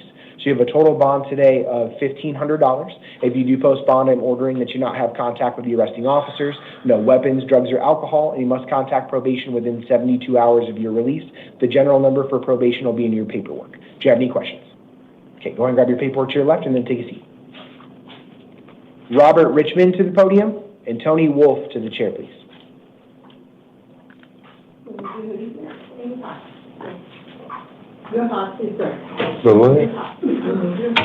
Good evening, sir. May I have your name and date of birth? Robert Richmond, 21386. Thank you. We are here today on 2 different probation violation warrants for violating terms 3 and 5 of your probation. I will appoint you an attorney. I'm setting a probation revocation arraignment hearing on January 31st at 8:30. That's in the downtown Superior Court. I am going to affirm the bonds and the warrants. It's a $500 bond on each case, so $1,000 total. If you do post bond, I am ordering that you not have contact with the arresting officers, no weapons, drugs, or alcohol, and you must contact probation within 72 hours of your release. The general number for probation will be in your paperwork. Do you have any questions? Yeah, what's today's date? Today is the 24th of January. All right, and I might be released on my next court date without bonding. It's possible. Talk with your attorney. Your attorney can argue that, but I am setting a bond today. All right, okay. Grab your paperwork to your left and take a seat. Tony Wolf to the podium. And Raymond Hackett to the chair, please. Good evening, sir. May I have your name and date of birth? My name is Tony Wolf, 8580. Thank you. We are here today on a Superior Court new case. You were arrested on allegations of dangerous drug possession, class 4 felony, and drug paraphernalia, class 6 felony. I will find probable cause and I will appoint you an attorney. I'm setting a status conference on January 30th at 8:30 and a preliminary hearing on February 3rd at 8:30, both in the downtown Superior Court. I am going to issue a secured bond on this case in the amount of $250. We're also here today on a probation violation warrant for violating term 1 of your probation. I'll appoint you an attorney in that case as well. Set a probation revocation arraignment hearing on January 31st at 8:30. That's in the downtown Superior Court. And I will also issue a secured bond in the amount of $250 on that case. So you have a total bond of $500. If you do post bond, I'm ordering that you not have contact with the arresting officers, no weapons, drugs, or alcohol, and you must contact probation within 72 hours of your release. All that's going to be in your paperwork. Do you have any questions? I was just, I had my dog with me. I was just curious, like, what happened to him? So you can talk with processing about where your belongings went. I don't have any control of your personal effects, which would include any animals. So you can talk with them. I don't know where your animal is. All right. Thank you. Go ahead and grab your paperwork to your left and then take a seat. Raymond Hackett to the podium and Christian Gutierrez Padilla to the chair, please. Good evening, sir. May I have your name and date of birth? Raymond Hackett, 11/15/90. Thank you. We are here today on a failure to appear bench warrant on a case involving unlawful flight from law enforcement, a Class 5 felony. I will affirm the attorney that was already appointed to represent you. I'm setting a status conference in the downtown Superior Court on January 30th at 8:30 and a preliminary hearing on February 3rd at 8:30. I am going to affirm the bond in the warrant. That's a cash bond in the amount of $500. So it doesn't mean you can use a bonding company, but because of the cash bond status, they set their own terms. So you contact the bonding companies and they'll let you know what their terms are. If you do post that bond, I am ordering that you not have contact with the arresting officers, no drugs without a valid prescription, and no driving without a valid driver's license. All that's going to be in your paperwork. Do you have any questions? Yeah, do they bring that to the jail? Bring what to the jail? The bill? The bonding companies? There's going to be a phone list when you get back to processing, so you'll call them. And then one more thing. Sure. The reason I had missed that was because I stayed out of state. I had to move back, and they told me I could get 1 to 3 years probation. I can't just plead to the probation with you? Not today. So that would be a question for your attorney. Talk with your attorney about that to see what your options are. Okay, and then 5 the lowest my bill could be? That's correct. All right. Go ahead and grab your paperwork to your left and then take a seat. All right. Christian Padilla to the podium and Jessica Ramos to the chair, please.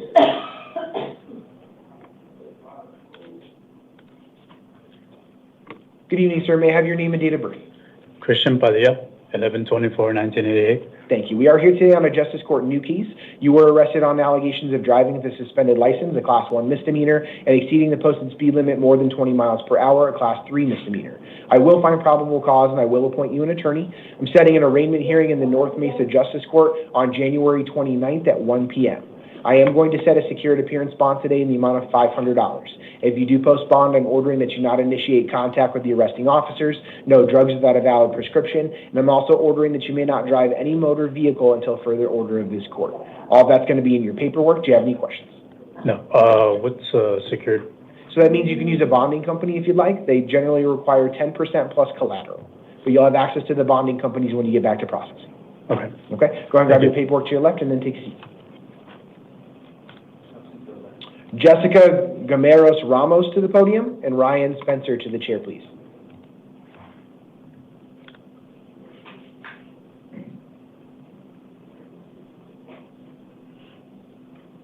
Good evening. May I have your name and date of birth? Jessica Gameros Ramos. Is your birthday May 29th, 1999? Yes. Okay. We are here today on 2 probation violation warrants for violating terms 3, 4, and 5 of your probation. I will appoint you an attorney in these cases. I'm setting a probation revocation arraignment hearing on January 31st at 8:30. That's in the downtown Superior Court. I am going to affirm the bonds in the warrant. That's a $250 bond on each case, so $500 total. If you do post bond, I'm ordering that you not have contact with the arresting officers, no weapons, drugs, or alcohol, and you must contact probation within 72 hours of your release. All that's going to be in your paperwork. Do you have any questions? Okay, go ahead and grab that to your left and then take a seat. Ryan Spencer to the podium and Joseph Aguilar to the chair, please.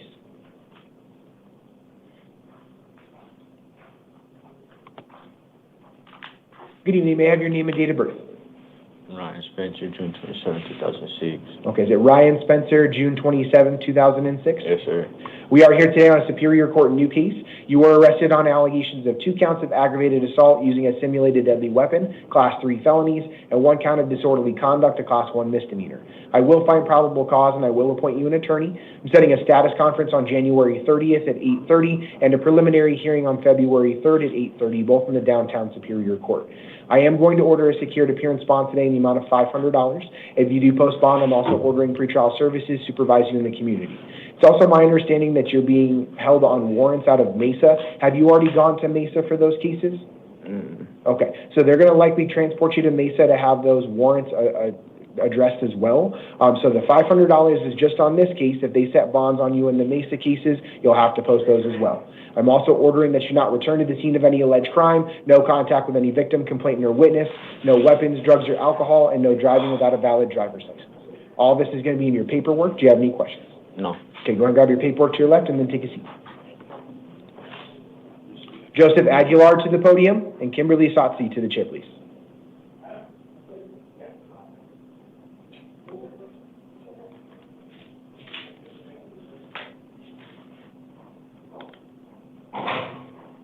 Joseph Aguilar.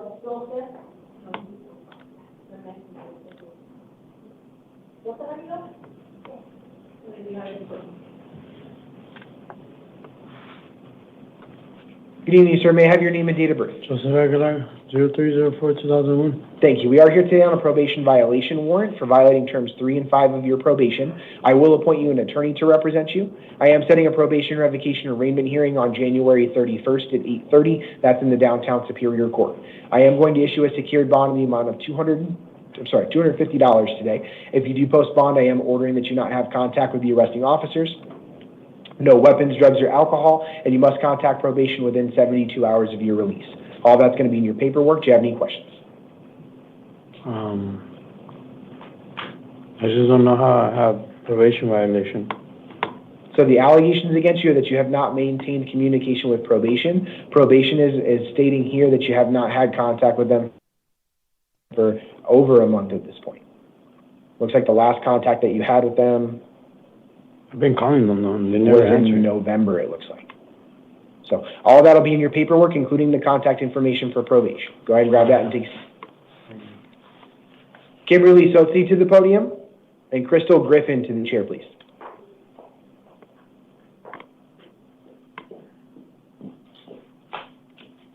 Good afternoon, Your Honor. Good evening. May I have your name and date of birth? Kimberly Sosi, August 20th, 1986. Thank you. We are here today on a failure to appear bench warrant on a case involving dangerous drug possession. I will affirm the attorney that was already appointed to represent you. I am setting a status conference on January 30th at 8:30 and a preliminary hearing on February 3rd at 8:30, both in the downtown Superior Court.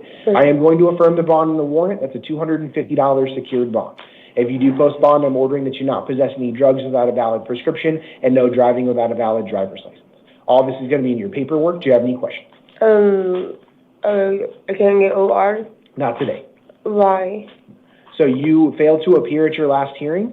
Yeah. I do have some concerns that if I were to release you without a bond, that you would not show up to. Yeah, I just like I have a problem of the places to stay, and I've been very sick, and I just don't think we have to be near a lot of other inmates where I'm Okay, so because you missed your hearing, I am going to set that bond. If you post that bond, you can be released. Otherwise, you will remain in custody until your next hearing. Go ahead and grab your paperwork to your left and then take a seat. Crystal Griffin to the podium and Bobby McMiller to the chair, please. Good evening. May I have your name and date of birth? Crystal Griffin, 10589. Thank you. We are here today on a Superior Court new case. You were arrested on allegations of dangerous drug possession, Class 4 felony, drug paraphernalia, Class 6 felony, shoplifting, removal of goods, a Class 1 misdemeanor, and shoplifting concealment, a Class 1 misdemeanor. I will find probable cause and I will appoint you an attorney. I am setting a status conference on February 7th at 8:30 and a preliminary hearing on February 11th at 8:30, both in the downtown Superior Court. I am going to release you to the supervision of pretrial services. You're going to receive an envelope before you leave court today that has details on pretrial release. Make sure you read through that. I'm also ordering that you not return to the scene of any alleged crime, no contact with the arresting officers, no weapons, no drugs without a valid prescription, and no driving without a valid driver's license. Yes, sir. All this is going to be in your paperwork. Do you have any questions? So I'm being released today? Correct. Okay. Go ahead and grab your paperwork to your left and then take a seat. All right, thank you.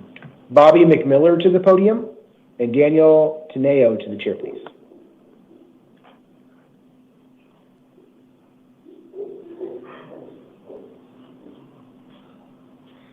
Good evening, sir. May I have your name and date of birth?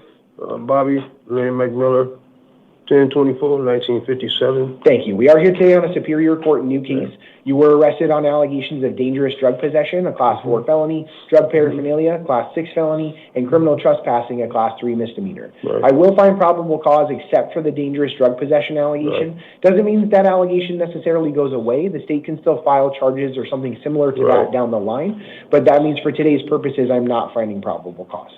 I will appoint you an attorney, so talk with your attorney about what that means moving forward. Okay. I am setting a status conference on February 7th at 8:30 and a preliminary hearing on February 11th at 8:30, both in the downtown Superior Court. I will release you to the supervision of pretrial services today. You'll have an envelope with your paperwork today that has details on pretrial release. Make sure that you read through that. Yes, I'm also sir. ordering that you not return to the scene of any alleged crime, no contact with the arresting officers, no weapons, no drugs without a valid prescription, and no driving without a valid driver's license. Yes, sir. All that's going to be in your paperwork. Do you have any questions? No, sir. Go Thank and you. grab your paperwork to your left and take a seat. Daniel Teneo to the podium, and Ashley Michael Murray to the chair, please.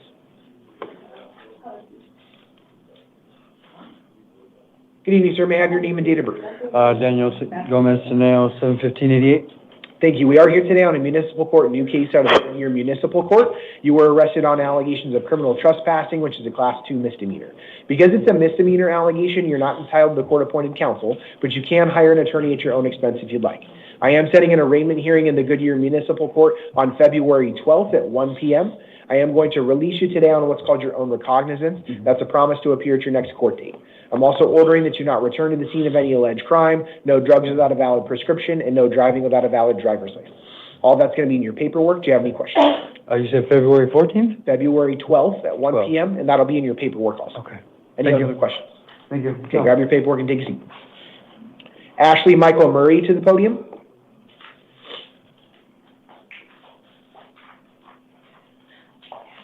Good evening. May I have your name and date of birth? Ashley Michael Murray, July 12th, 92. Thank you. We are here today on a municipal court, new case out of the Goodyear Municipal Court. You were arrested on allegations of criminal trespassing, which is a Class 2 misdemeanor. I will find probable cause. Because it's a misdemeanor allegation, you're not entitled to court-appointed counsel, but you can hire an attorney at your own expense if you'd like. I am setting an arraignment hearing in the Goodyear Municipal Court on February 12th at 1 p.m.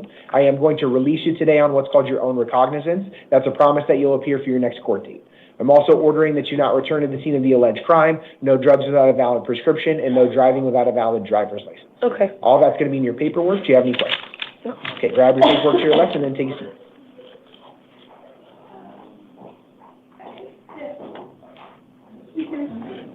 And then, officer, we will have to clear the courtroom for the last three. For Salsa, For 25, 26, and 10. we still have Salsa Carrillo. Yes, he's one of the last ones. Yeah, he's one of the ones that we have to clear the Oh, court. okay, I'm sorry. Yeah. Yeah. Okay.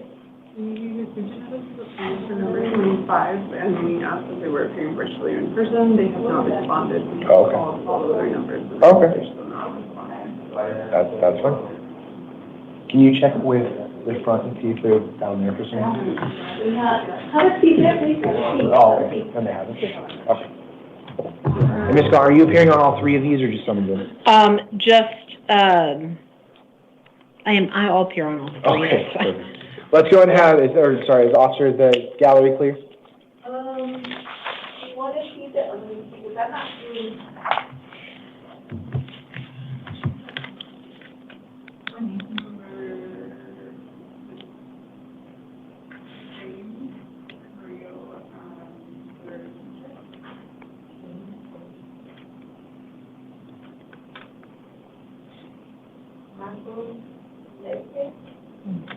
And James, right? Mm-hmm. Oh, and that's also Korea? Mm-hmm. I don't have those. It looks like council from number 25 said they're on their. For 25, they're on their way? 25 and 26, right? Hello. So anybody that's wondering, I'll be live back again, and I'll be participating on the next live. That'll be at 6 p.m. Pacific Standard Time. So that'll be. I did receive a notice of appearance for council on number 25 on the calendar. They've just indicated they're on their way, but not quite here. So we'll call that one last, and we'll see if we have an update. Okay. Can we have staff reach out to them and provide them with the call-in number if they just want to call in? Yeah. So, all right, we're good. So who do we have here then? Right now we have Carrillo here, and we have Marcos Lepe and Pablo Jaime. Okay, so let's have Pablo Jaimes coming into the courtroom first. Pablo Jaime. So the next live I'm gonna have is gonna be at 6 p.m. Pacific Standard Time, which is in about an hour and 10 May I minutes. have your name and date of birth? Pablo Jaimes, 11/15/1988. Thank you, Ms. Gaunt. Thank you, Honor. Brooke Gahn on behalf of the state. Thank you. Sir, we're here today on a Superior Court new case. You were arrested on allegations of molestation of a child, which is a Class 2 felony. I will find probable cause, and I will appoint you an attorney. I will set a status conference in the downtown Superior Court on January 30th at 8:30, and a preliminary hearing in the same location on February 3rd at 8:30. Ms. Gaunt, I did receive the state's recommendation on release conditions. Did you want to supplement that at all? Yes, Your Honor, and I did want to make sure that the court did see the addendum PC that I provided to the court that included the medical findings. The state's asking for a $250,000 cash-only bond, and if Mr. Jaimes is able to post that, we'd ask for electronic monitoring as is required by statute and no contact with any minors. This is based on the nature of the charges. We do understand that he does not have any prior criminal history, but given the significant nature of these charges, additionally, the length of time and ongoing sexual abuse that is alleged, additionally, there's a strong weight of the evidence. He made admissions. There are those medical findings, as I've already referenced. We have a significant concern for that he's not only a danger to his own children, but he's a danger to the community. We also have a significant concern about witness and victim intimidation. Thank you, Ms. Gaunt. And I did receive the addendum PC statement. I did review that today as well. So, Mr. Jaimes, I am going to set a cash bond today in the amount of $250,000. That does mean you can use a bonding company, but because it's a cash bond, the bonding companies are going to set their own terms. You'll have access to the bonding company's contact information when you get back to processing. If you do end up posting that bond, I am also ordering that pretrial services supervises you in the community and that they install an electronic monitor on you prior to your release. I'm also ordering that you not return to the scene of any alleged crime, no contact with any victim, complainant, or witness, no contact with any minors, that you're not to possess any drugs without a valid prescription, and no driving without a valid driver's license. All this will be contained in your paperwork. Do you have any questions? Okay, go ahead and grab your paperwork from the officer to your left and then take a seat. Give it to him in a minute. Go ahead and have a seat over there, okay? Yeah. Let's have Celso Carrillo to the podium. Damn, they got two today for this hearing? Sheesh. Good evening, sir. May I have your name and date of birth? Celso Antonio Cadrillo, 10-904. Thank you. Ms. Gaunt? Brooke Gahn on behalf of the state. Thank you. We are here today on 4 different cases. The first is a Superior Court new case. You were arrested on allegations of child sex trafficking, which is a Class 2 felony. I will find probable cause, and I will appoint you an attorney. I'm setting a status conference on January 30th at 8:30 in the downtown Superior Court. Ms. Gaunt, I did receive the state's recommendation. Did you want to supplement that at all? No, Your Honor. We believe that Mr. Carrillo is non-bondable as he was on felony release at the time of these alleged offenses. Thank you, Ms. Gaunt. I will also be setting an evidentiary hearing on January 31st at 1:30 p.m. Because you were on felony release when these new allegations allegedly occurred, I do have to hold you non-bondable by statute. So at that evidentiary hearing, your attorney can argue for your release if that is appropriate. Is it possible I could get a bond? That's going to be up to your next judge. I can't say if it's possible or not. That's up to them. Yeah. Okay? So we are also here today on other warrants. We have a Superior Court grand jury warrant where you were indicted on 1 count of burglary in the first degree, Class 2 felony, 1 count of kidnapping, Class 2 felony, 1 count of kidnapping, apprehension of injury, Class 2 felony, 1 count of aggravated assault with a deadly weapon or dangerous instrument, Class 3 felony, 2 counts of custodial interference. They're listed as a Class 3 and a Class 6 felony, and then endangerment, a Class 1 misdemeanor. I'll appoint you an attorney in that case as well, set an arraignment hearing in the Downtown Superior Court on January 31st at 8:30, and I will affirm the bond and the warrant. That's a grand jury bond in the amount of $25,000 secured with pretrial services, supervision, and electronic monitoring. We're also here today on another grand jury warrant. You were indicted on one count of prohibited weapon manufacturing, possessing, or selling, Class 4 felony, carrying a deadly weapon, failing to admit, Class 1 misdemeanor. I'll appoint you an attorney in that case as well, set the same arraignment hearing on January 31st, and I will affirm the bond in the amount of $5,000 secured on that case as well. And then finally, a failure to appear bench warrant on a case involving unlawful flight from law enforcement. I will affirm the attorney that was previously appointed to represent you in that case, set a status conference on February 3rd at 8:30 in the Downtown Superior Court, and I will affirm the bond of $5,000 secured in that case. So you have bonds on your 3 warrant cases, but don't post those yet because you're being held non-bondable on the new case. On the paper I've seen out there, that bond said it was $1,000. Which bond? The unlawful flight bench warrant. In your dreams, Pedro. It said $1,000. When I seen the paper. You are correct. I mistyped that. Give me 1 second. Either way, though, don't post that because you're being held non-bondable. You ain't going anywhere. But I will modify that. That'll be a $1,000 bond. Okay. And if I were to get a bond for the other one, that they would let me know on my next court date? So what I would suggest doing, because you're being held non-bondable on your new case, whether you post bond on the other ones or not, you're going to stay in custody. No, So don't post those bonds, or else you're not going to get credit for time served. Now, if the judge on your next case on your new matter ends up releasing you on a bond, you can post a bond on all of your matters and be released. Okay. But you have to follow the release conditions on each of your cases. Okay. And all those release conditions will be in your paperwork. Okay. Do you have any other questions? No, that's it. Okay. Go ahead and take a seat. We'll reprint those, and then we'll get them over to you in just a second. It was number 12. Can we reprint that one? Any update on that, attorney? We're waiting to see if they appear. They said that it was their understanding for us that I'm not sure. Who's laughing? Okay. Officers, is there a reason why number 8 and number 20 can't be brought to court today? 8 will be sole purpose are behavior, number 8. Okay. And 12 was unable to function. Would they both be a danger to themselves or others if they were brought to court? Okay. I will conduct their initial appearances at their cell. I will find they are a danger to themselves or others. I will provide them with a written copy of all of the orders that we're going to go over right now. For number 8, Jamal Taylor, we're here today on an out-of-county warrant out of the Pima County Superior Court for 2 counts of custodial interference, both Class 6 felonies. I will appoint an attorney and set an arraignment hearing in the Pima County Superior Court on January 29th at 8:30, and I will affirm the bond in the amount of $10,000 secured in that warrant. For number 20, Melody Lara, we're here today on a Superior Court new case, arrested on allegations of dangerous drug possession, Class 4 felony. I will find probable cause. I'll appoint an attorney, set a status conference on February 7th at 8:30, and a preliminary hearing on February 11th at 8:30 in the Downtown Superior Court. I will release her to the supervision of pretrial services. I will review the release conditions with each of these individuals at their cell, provide them with written copies. If I do need to make any modifications or changes, I will do so either on the record or in writing.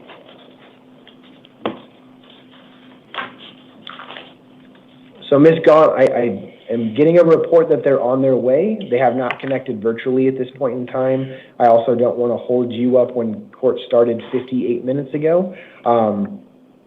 I can conduct the hearing, or we can wait. Do you have any preference on that?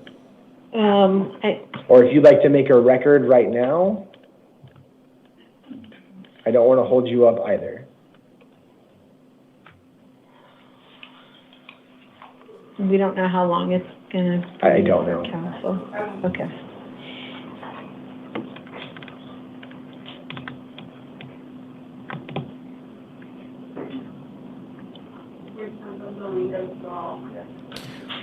DTS and DTO, danger to self, danger to others. Hey, thank you, David. Damn, he just threw his entire man. Yeah, imagine all the victims that he has out there. He definitely shouldn't go anywhere. And this is definitely going to become this is definitely going to get clipped. Do you want to stick around? I would push them to the 8 o'clock. I know. I just saw they don't. That only loses 23 minutes, and because it's a sensitive case, I'd have to end up calling it off calendar anyway. Yeah. If you'd like, Ms. Gaunt, I don't have any problem with you appearing virtually. If you wanted to leave now and connect, and then I can go do those 2 house calls while we wait for council, but I'll leave it up to you. Yeah, that's fine. Okay. And they'll just email me when Yep. council's We'll here, just shoot you an email when the council's here. as long as it's not at 7 o'clock. I hope that it's not. And I guess, well, my question is gone, without actually calling the case, was there anything additional that you wanted to make a record of? I will say this, I was inclined to go with the state's recommendation. I need to seal the Form 4. Oh, okay. Because it's an ongoing investor operation. Okay, well, let's go ahead and do this. We'll call the case for the purposes of you requesting to seal the Form 4. Okay. I am inclined to grant that, and I don't believe, I mean, we'll let defense counsel make a record if they'd like to. Okay. But I am inclined to grant that, and then we can get you on your way. So Okay. you're not held up. So let's go ahead and call number 25 on the calendar, Marcos Certucci Lepe, who I believe is in the gallery. Or do you have to go get him? No, he's good. Hand up podium, please. And sir, may I have your name and date of birth? Marcos Certucci Lepe, 11/21/1995. Thank you. We are here today on a Superior Court new case. Your attorney has indicated that they're on their way, but they're running a little bit late. So we're going to recall your case in a little bit to go over all the substantive issues of your case. Because our county attorney is here and wants to make a request, I'm going to allow the county to do so. And then once your attorney gets here, if your attorney wants to make a record on any of those requests, we'll allow that to happen as well. So Ms. Gaunt for the state. Thank you, Your Honor. Brooke Gaunt on behalf of the state. Your Honor, the state would move to seal the Form 4 because it contains information regarding an ongoing law enforcement operation. Okay. And Ms. Gaunt, I am, as I previously indicated, I'm likely going to grant that request. If at any point in time, I'll let defense counsel make a record if that is warranted. If there is an objection, I will let you know to connect, but otherwise I did receive the state's recommendation and we'll go forward without you so you can get on your way. Thank you, Your Honor. So we will stand in recess in this matter. Mr. Certucci Lepe, we're going to have you take a seat right now. As soon as your attorney gets here, we'll recall you into the court. Okay? Thank you. Yeah, go ahead and take it with And Ms. Gaunt, feel free to head out. Thank you. Great. Thank you. So I'm going to do those 2 house calls for number 8 and then 20, and then we will recall the calendar for number 25 here. We will stand in recess. All right, so it looks like they're going on a recess. I'll keep the stream going just in case they come back on. Hopefully they keep the video on and we're able to catch it. I'm going to step away, but I'll be back for sure in about an hour to go ahead and start the Pima County. All right. All right. I'll be back.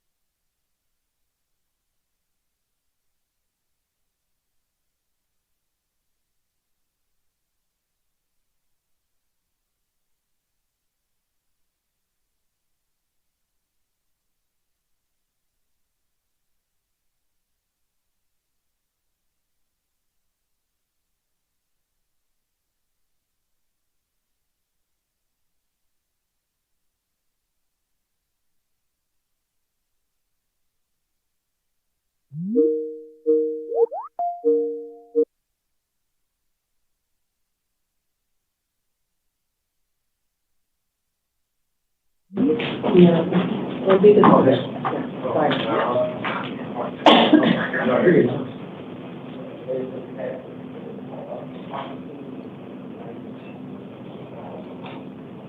Good evening, Judge. Adrian Contreras here for LFA. Hi, counsel, can you hear me? Yes. They're back. So the judge is actually doing house calls at the moment. He will go ahead and call your matter when you come back. Unfortunately, he wasn't able to wait. I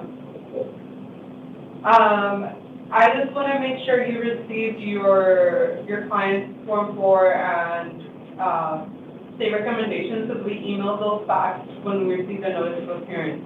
Yes, I did. I'm reviewing them right now. Okay.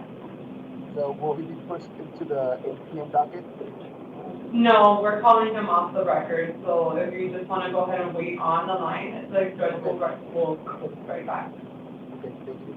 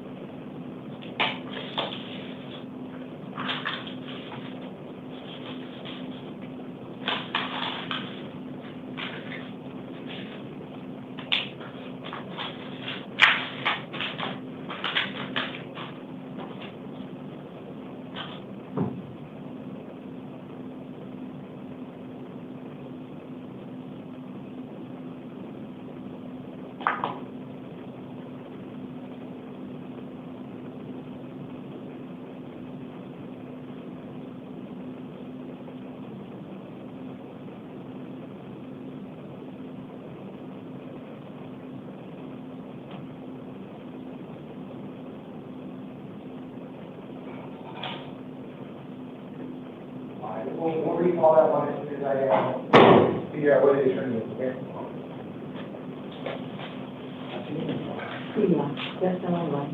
He's online? Yes. Okay. Counsel, this is Commissioner Cawthon. Can you hear me okay? Hello, Judge. Yes, I can hear you. So it's my understanding you're on your way over here. How long is it going to be until you get here? We can proceed virtually, Your Honor, if that would be. Okay, if that's what you want, we can also wait. The county attorney had to make a record and then leave. So I mean, I can give you an update on that happens if you want to go ahead and call it virtually. If you're already on your way over here, I can wait until you get here if you want to do the hearing in person. No, I'm actually at my office, but it'd be like okay for me. Okay, give us 1 second to get everything back up and running, and then we'll call the case. Yes, Your Honor. Thank you. Thank you.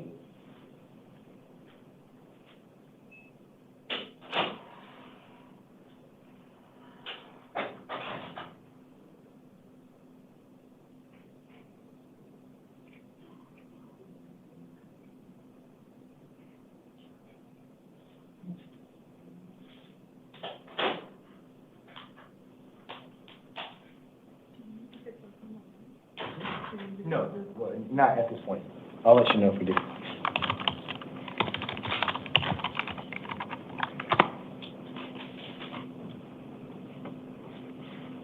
Okay, we're back on the record in the 5 p.m. calendar for our last matter, number 25 on the calendar. Can we have Marcos Zertucci Lepe to the podium?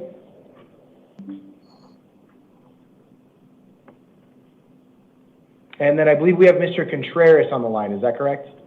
Yes, Your Honor. Appearing for Mr. Zertucci Lepe virtually. Thank you. And sir, may I have your name and date of birth? Marcos Zertucci Lepe, 11/21/1995. Thank you. And so your attorney is on the line virtually, so that your attorney can hear everything that you say. We're going to go ahead and proceed forward.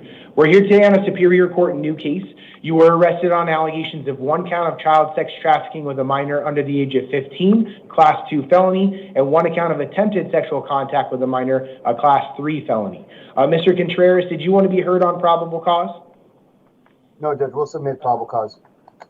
Okay, I have reviewed the Form 4. That's the document the arresting agency provides to the court. I will find probable cause for these allegations today. Mr. Contreras, are you representing your client moving forward or just for today's purposes?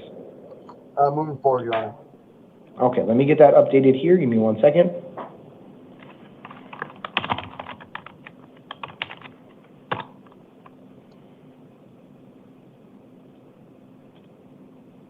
All right, we'll have Mr. Contreras noted as your attorney of record. I am going to set a status conference on January 30th at 8:30 and a preliminary hearing on February 3rd at 8:30. Both of those are going to be in the downtown Superior Court. For Mr. Zertucci Lepe, we're going to provide you with a written copy of everything, so you'll have those dates. For Mr. Contreras, I can have my staff email you a copy of the final order after we're done today. Thank you, John. Mr. Contreras, did you receive the state's recommendation for release conditions? Yes, Judge.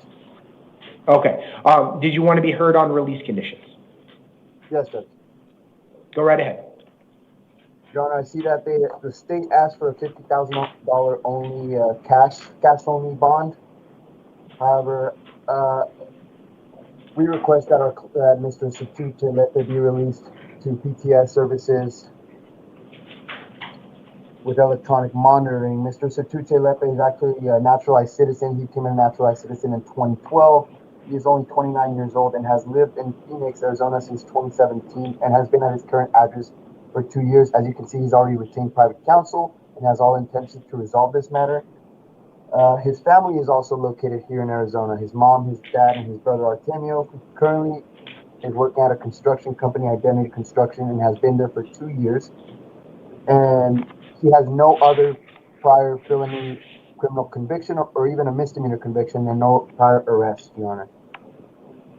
Therefore, on those facts, we request that he be released to PTS. Thank you, Mr. Contreras. So, Mr. Zertucci-Lepe, there's about 15 things according to the law that I have to take in consideration when setting release conditions. Your attorney mentioned a few of them. Your lack of criminal history is something that I have taken in consideration. Your ties to the community as well. I also have to look at the nature of the allegations against you and your danger to the potential community if I were to release you on less onerous means. I am going to go with the state's recommendation today. I am going to set a cash bond in the amount of $50,000. I'm also going to order that if you post that bond, that you be released to the supervision of pretrial services and be placed on electronic monitoring, so an ankle monitor on you prior to your release. I'm also going to order that you not have contact with any minors. You're prohibited from accessing the internet through any electronic means, except for work, school, or consulting with your legal counsel. I'm also ordering that you not possess any drugs without a valid prescription and no driving without a valid driver's license. Now, I would normally ask if you had any questions, but I want to kick it to your attorney first. Mr. Contreras, are you okay if he has any questions to ask them, or would you rather talk with him first? I would rather talk with him first, Your Honor. Okay, so save your questions for your attorney at this point in time. Your attorney is very knowledgeable, so I have no doubt that your attorney can answer all of your questions. I'll make sure that you get a copy of your release conditions today, as well as your attorney. Mr. Contreras, before you connected, the state representative, the county attorney had to leave, but they were requesting that the Form 4 be sealed today. Did you want to be heard on that issue? No, Your Honor. Okay, so I'm going to order that the Form 4 be sealed at this point in time.